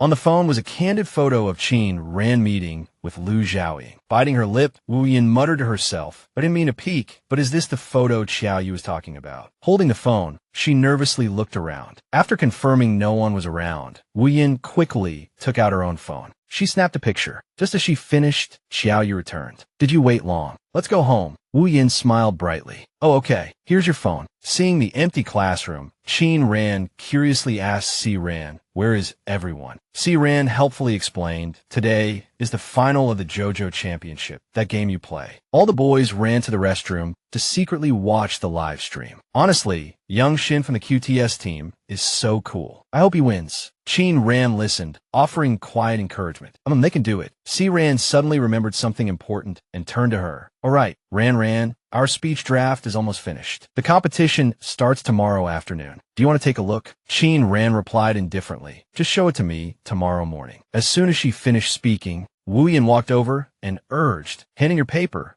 Ran, you're the only one left. Snatching the paper from her hand, she sneered, copy faster next time. Don't make the whole class wait for you. Resting her chin on her hand, Ran simply said, oh, as if understanding something. The next day, as soon as she arrived at the infirmary, Zhao Ying started singing. Miss Qin has a new style today. You look beautiful. She sighed deeply, explaining, well, I have a speech this afternoon. I have to go on stage. Lin Ran insisted on lending me this outfit. Jiang Xian offered a quiet word of encouragement. Good luck. Qin Ran gave an awkward and fell silent. Everyone soon gathered in the auditorium. Qin Ran calmly asked Si Ran, what number are we performing? Si Ran looked around, then replied, we drew an average number, fourth. Not very advantageous. Tugging uncomfortably at her collar, she suggested, okay, I'm going to the restroom. Qin Ran's inner turmoil was evident. There are too many people. It's too stuffy. I'm going to get some fresh air. I'll be back before it's our turn. A short while after Qin Ran sat down, she intended to go over her speech again. Although she had already reviewed it that morning, with her turn on stage fast approaching, she wanted to refresh her memory. Suddenly, her expression changed. Her eyes filled with astonishment. In her hand was an empty envelope. Qin Ran angrily slapped it on the table. She stood up and questioned those around her. Did anyone touch my seat just now? Si Ran asked with confusion. What's wrong? Ran. Seeing the envelope, she cried out in alarm. Where's the speech and the USB drive? I clearly put them inside. Wu Yin, did you see them? Wu Yin, the calmest of the group, immediately shifted the blame onto Qin Ran. The speech is the result of all our hard work. Qin Ran. How could you lose it? The female classmate next to them shook her head vigorously, indicating she hadn't seen anything. Si Ran stood up and shouted, everyone, help look for it. Inwardly, she understood perfectly. I know why Ran is angry. That envelope was sealed. Someone must have taken it on purpose. Hearing the commotion, Yao Guang turned around and asked what's wrong. Si Ran didn't hide anything. Our speech and USB drive are missing. He was stunned. Yao Guang quickly reacted. Let's look around first. Check the trash cans in the hallway. Chao Qing immediately stood up and followed. Okay, come with me. Wu Yin looked at Yao Guang with hesitant eyes. Isn't Su Xiao very dissatisfied with Qin Ran? Why isn't he blaming her, but helping her find the speech? Not wanting to appear out of place, she weakly offered, I'll help look too. On stage, Xiao Yu was still immersed in her own speech, but her attention never left Qin Ran. Where are they going? They soon found the shredded speech in a trash can. Si Ran was furious. This person clearly wants to sabotage Ran. They're jealous of her. Cha Qin was equally upset. Su Xiao, look at this. The speech is torn to shreds and soaked with water. Wu Yin directly pointed the finger at Qin Ran, accusing her, we're finished. Our class is doomed. It's all Qin Ran's fault. We shouldn't have given it to her. She's such a troublemaker. The female classmate next to her tried to stop her. Don't say anymore. Yao Guang, hearing these inappropriate and excessive words, gave Wu Yin a meaningful look. He extended his hand to Si Ran, offering to help. Lend me your laptop. I'll go up there for you. I still roughly remember the content of the speech. Qin Ran, who had been silent, finally spoke. No need. Without further explanation, she turned and walked onto the stage. I'll go. Qin Ran had just entered the auditorium when the announcement rang out. Class 3 segment is now over. Xiao Yu descended from the stage to the praise of her classmates. Xiao Yu, you have the highest score now. Our class is definitely going to win. I heard Class 9's speech and USB drive are missing. How hilarious. They're so stupid. Even at this moment, she didn't forget to maintain her pure facade. Don't say that. The city leaders are here too. Let's give them some face. Xiao Yu hurried to the teacher and added fuel to the fire. Teacher, I heard Qin Ran's speech is missing. It might not go smoothly. Please don't be too hard on her. The teacher, however, fell for her ploy.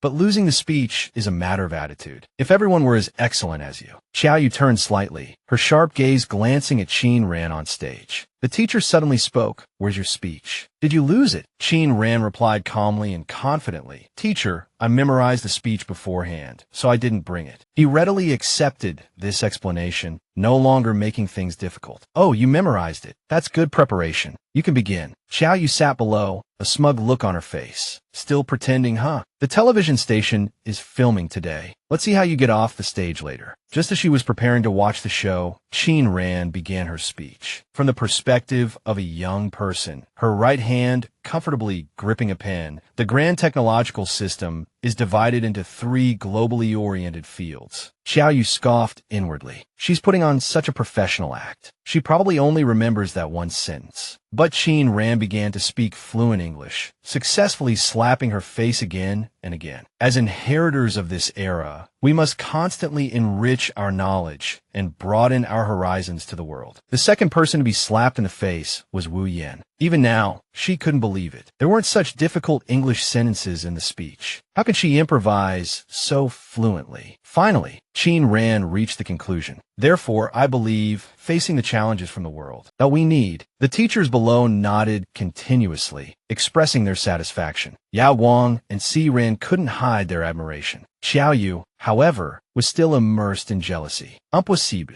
This can't be happening. Her speaking style, the content of the speech. How can she reach such a high level? Qin Ran finished crisply and impeccably. My speech concludes here. Thank you. The audience erupted in applause. Well said. Fantastic, fantastic. The teachers were equally excited. Good, a very good speech. You're Qin Ran, right? Come down and answer questions with your group members. This student is very well prepared. Excellent. Yes, so far, she's the only one who gave a speech without notes, and did so well. Qin Ran elegantly smoothed her hair and walked off the stage. Everyone in the class was still in shock. Yao Guang went up to her and asked with concern, "Is your right hand all right? You were drawing earlier." She casually replied, "It's fine." Qin Ran turned to Wu Yin, the suspected classmate. "Aren't you going up for the Q&A?" The students around Xiao Yu expressed great admiration. There's no comparison. Qin Ran from class 9 is too strong. She'll definitely be first. That's right. If our class hadn't competed before hers, we probably wouldn't have gotten such a high score. We're completely convinced. Only Xiao Yu couldn't accept this fact. How could this be? Class 9 quickly gathered in the classroom. Cha Qin walked onto the podium and slammed the table in frustration. He looked directly at everyone and addressed the issue from before the speech. Although Ran Jie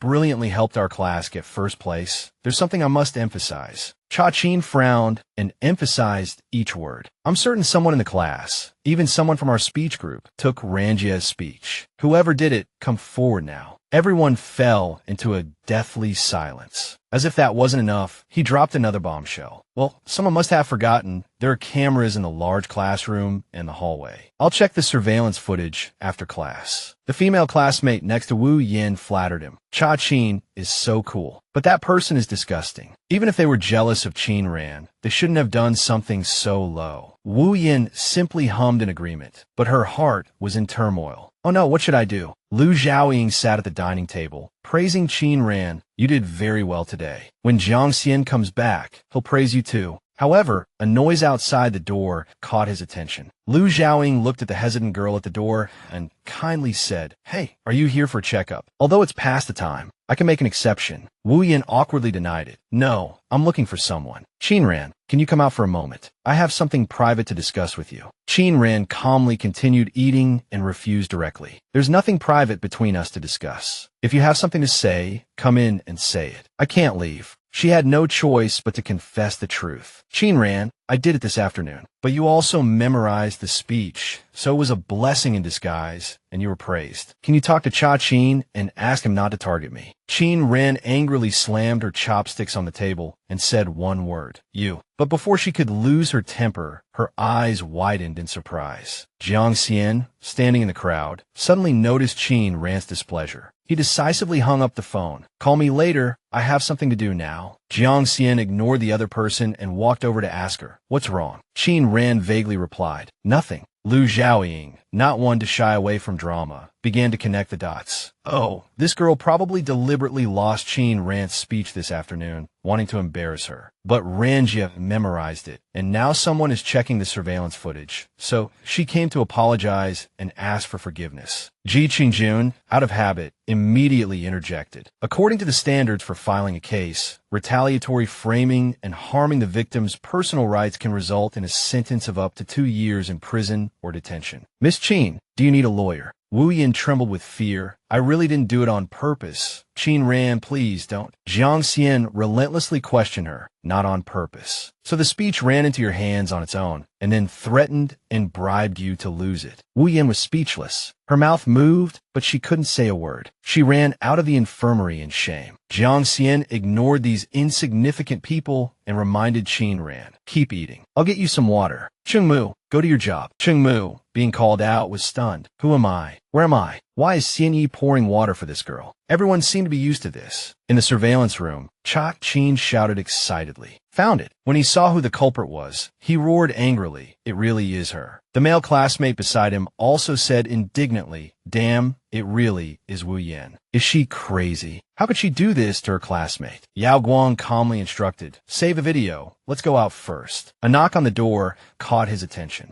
As soon as Xiao Yu appeared at the door, someone asked, Xiao Yu, are you looking for Su Xiao? She tilted her head and smiled, but her question seemed a bit abrupt. What are you guys planning to do? Cha-Chin toyed with the USB drive in her hand and said succinctly, release the video. Xiao Yu hurriedly stepped forward to plead for Wu Yan. I ran into Wu Yan on the way here. She's in a bad state. Have you considered the pressure she'll face if the video is released? Did Qin Ran ask you to check the surveillance footage? Cha-Chin retorted through gritted teeth. Then have you considered what Qin Ran would have faced if she hadn't memorized the speech? You really don't have good intentions towards her. She's not the type to complain or ask for help, and even now, she's not afraid of exposing herself. I've seen many people like her pretending to be bullied to gain sympathy. If the video is released, won't Wu Yan be isolated? Isn't that a clever move? Annoyed by her words, she added, friend, I understand her character. I don't need you to teach me. Seeing her firm stance, Xiao Yu played the emotional card. Cha-Chin, we've known each other for 2 years. Is that less important than knowing her for less than a month? Cha-Chin retorted mercilessly. At least she wouldn't cause trouble in front of me or talk behind people's backs. Su Xiao, I'm leaving. Xiao Yu felt a pang of anger. Qin Ran, you're really something. Without saying a word, you've won over both Lin Jinshan and Cha-Chin. She turned to Yao Wang. Su Xiao, Cha-Chin won't listen to my explanation, you. But her beacon of hope had also become firm this time. You wanted to beg Cha-Chin, right? But Wu Yan was really in the wrong this time. Xiao Yu put on a weak and pitiful act. I know she was wrong, but she's also my friend. I can't just watch her be ruined. We're all students. There's no need to be so ruthless. Clutching the hem of her skirt, she looked as if she had suffered a great injustice. Xiao Yu continued to subtly play the sympathy card. Su Xiao, we've known each other for 2 years, and I've never asked you for anything. This time, just do me this favor, okay? Yao Guang wavered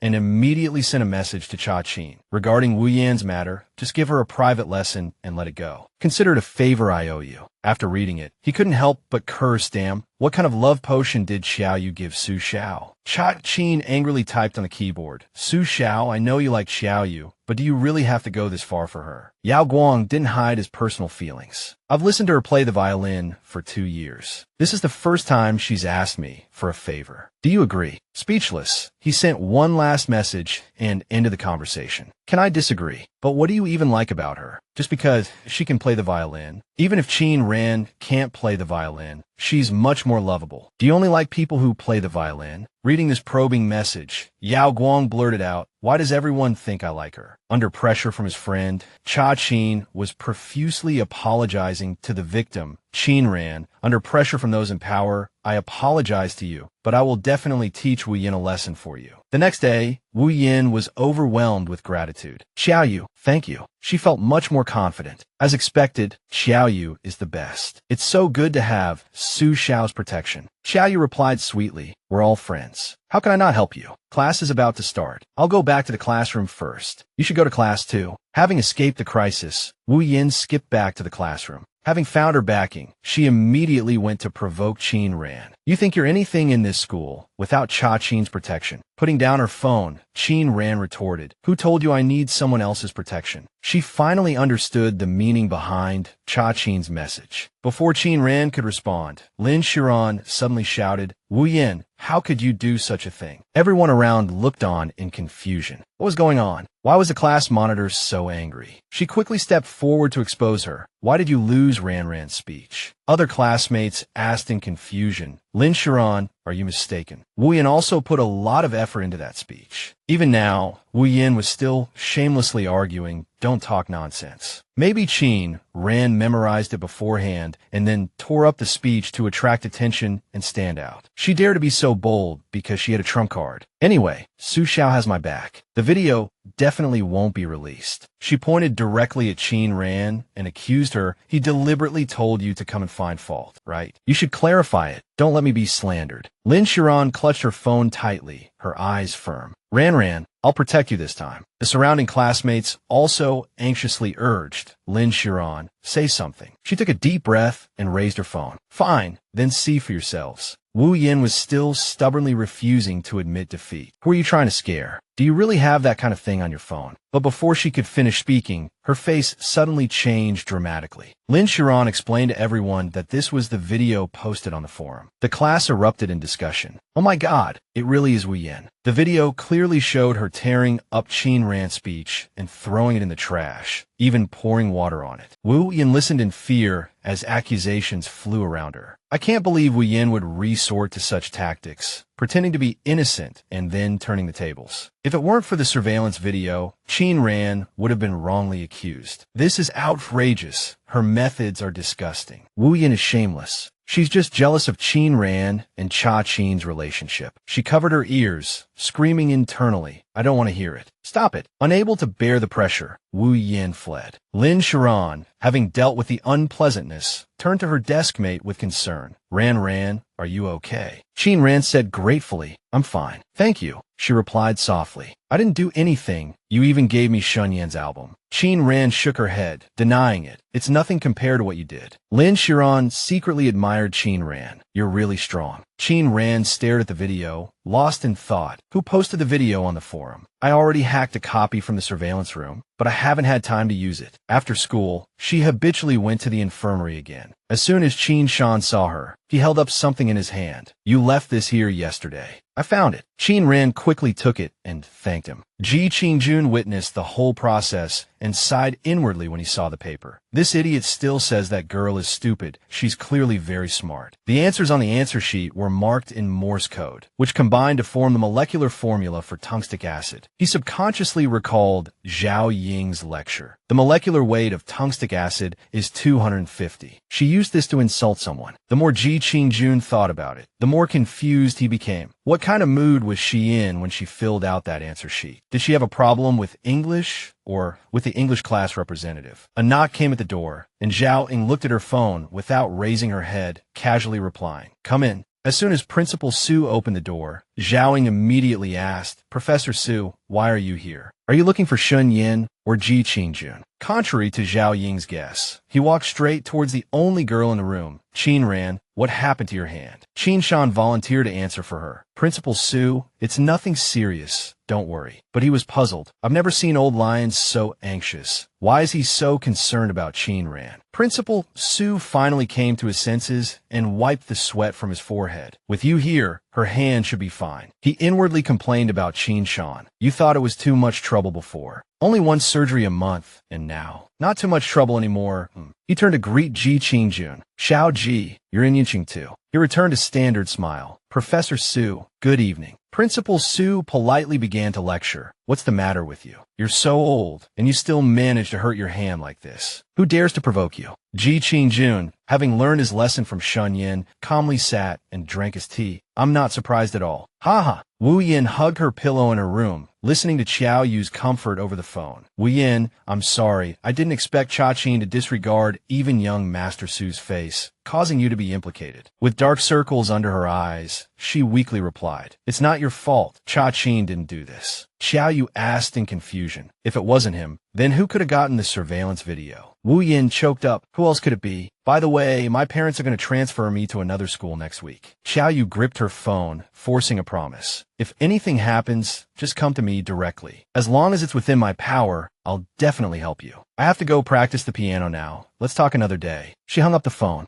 Listening to the beep from the phone, Wu Yin gritted her teeth, determined to fight to the death. Qin Ran, you forced me into this, so don't blame me for being ruthless. Saturday, the Ning residence. Qin Ran arrived as scheduled for her routine follow-up appointment. As soon as Ning Qing saw her, she asked with concern, Ran, your hand. But Qin Ran's indifferent attitude made her feel secretly awkward. Is she still angry? Muing saw Qiao Yu staring anxiously at her phone and spoke bluntly. Cousin, are you looking at the school forum? But as soon as the young girl glanced at it, she screamed in alarm. This is... Qin Ran walked into the kitchen and offered. Annie, let me help you. Ningwei immediately refused. Your hand is injured. injured. Go out and rest. I'll do it. However, she stubbornly wanted to find something to do. I'll help you carry it to the table. It's fine. My hand is almost healed. At the dining table, Ningqing and her mother were pondering over the information on their phones. Ningwei put down the pot and asked worriedly, "What's wrong? Why does everyone look like this?" Ningqing habitually started to get angry. Qin ran, "Tell me honestly, where did you get the money you gave your grandmother last time?" She casually answered while serving the bowls. She abruptly stood up, shoving her phone screen in Qin Ran's face. "Then what's this? This money, he gave it to you, right? Are you deliberately provoking me, getting revenge on me?" The screen overflowed with malicious comments. "What's going on? Is Qin Ran really being kept? She'll do anything for money. That guy looks old enough to be your father. This is too much. I knew it. That thermos she uses is a limited edition. It costs several thousand." Qin Ran was dumbfounded by these outlandish accusations. In the academic affairs office, the teacher sitting behind the desk questioned her. "Student Qin Ran, someone anonymously reported your improper behavior. Do you have an explanation?" The female teacher beside him immediately interjected. "Explain what? What wouldn't students these days do?" As soon as she finished speaking, she shot a sharp look at the male teacher. He understood and continued to press Qin Ran. "This matter has already spread all over the forum. It's having a very bad impact on you. Do you know the person in the photo? Or is this someone maliciously photoshopping? Or is there another hidden story?" Qin Ran replied calmly, "I know him." The female teacher immediately scoffed. Qin Ran continued, unfazed. "He's Feng Luken." The female teacher exclaimed in confusion, "Who's Feng Luken? Why did you meet him at night?" The director immediately stood up in shock. "Are you talking about the Feng Luken I'm thinking of?" Qin Ran coldly retorted, "Who else?" He immediately relented. "I understand. I will handle this matter appropriately. You can go back now." The other female teacher panicked. "Teacher, you're just letting her go. This is a terrible influence on the school's atmosphere. We should report it to her parents for criticism and education." He impatiently interrupted her. "Report and criticize. Should we criticize Feng Luken as well?" She argued self-righteously. "He's someone who seduced a female student. Why shouldn't he be criticized?" The director was exasperated and pointed out, "Fine, you're so capable. Go post an article criticizing our city's mayor on the school forum." He instructed the young man beside him, "Go, find someone to delete all the posts. Don't let it affect Qin Ran." He was mostly convinced. Qin Ran's calm demeanor, coupled with the fact that the other party was Feng Luken, she wouldn't joke about something like this. There must be some misunderstanding. After learning the truth, the other female teacher covered her mouth and reproached herself. "Feng Luken is the mayor of Yun City. What'd I just say?" In the student union's technology department, a male student looked blankly at the sudden appearance of Qinyu. "Qinyu, why are you here?" She smiled brightly, beginning to fabricate a lie. "Department head, some posts on our department's forum were deleted. Do your forum administrators know what happened?" He answered frankly, "You're talking about that kept woman post, right?" The department head sighed helplessly, vaguely revealing, "Anyway, don't worry about this. Do you know who the other person involved in this is?" Qinyu asked curiously, "Who?" He immediately dropped a bombshell on Qinyu. "A big shot in Yun City, Feng Luken." She asked in confusion, "Where did you hear this news?" The department head didn't hide it. "The teacher told me directly. You must keep it a secret." Qinyu's mind was in turmoil. How could Qin Ran know Feng Luken? It seemed she had to ask Mrs. Feng. It just so happened she was having dinner with her tonight. After gossiping, the department head casually sighed. Fortunately, the school forum doesn't have much traffic, and the posts were easy to delete, so it didn't spread to Weibo. But these unintentional words gave her a new idea. Having achieved her goal, Qinyu quickly left. "Department head, thank you for your hard work. I'll keep it a secret. I'll go now." She was ecstatic inside. "Thank you for the reminder. Weibo is a good thing indeed." She opened Weibo without hesitation.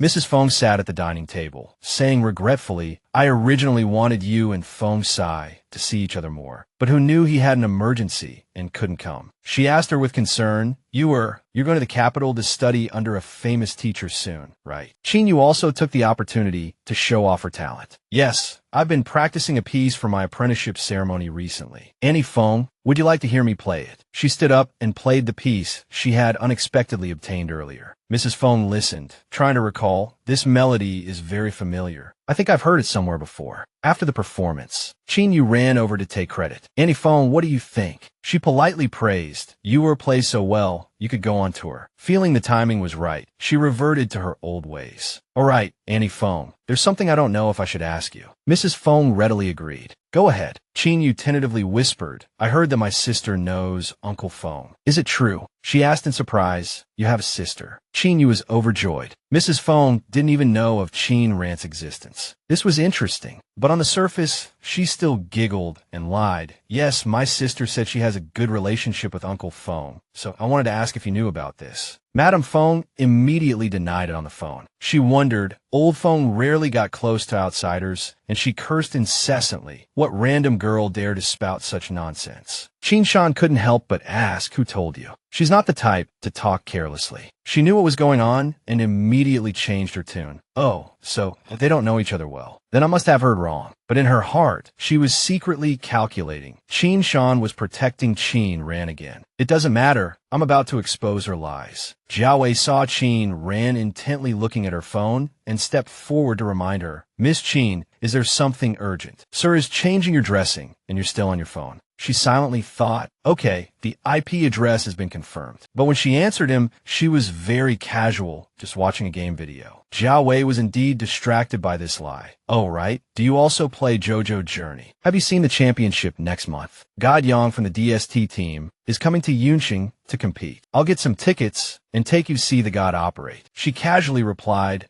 seemingly uninterested. He observed her reaction and became suspicious. God Yang was the first world-renowned player in their country. How could Chin Ran not be excited at all? Could she be a fake fan? Ji Qing-jun looked at the two in front of him and thought self-awarely, all right, you two enjoy your little world, I get it. Ji Qing-jun checked Chin Ran's hand and praised, it's recovering well, but don't play games for too long. Get some more rest. Hearing this, she immediately stood up, then I'll go back now. Jiao Wei was ignored and angrily turned his phone horizontally. No one's paying attention to me, so I'll entertain myself. Let's check Weibo. However, the information before his eyes stunned him. Zhao Ying immediately stood up and held his phone screen up to Ji Qing-jun. Young Master Ji, look at this. He stared at the trending news, and Zhao Ying explained. Miss Qin and Feng Luchen's photos have been posted on Weibo, and they even bought trending topics and promotion. All the marketing accounts are hyping it up. Ji Qing-jun recalled the previous information gathering process. A few days ago, when Principal Su came, we asked her,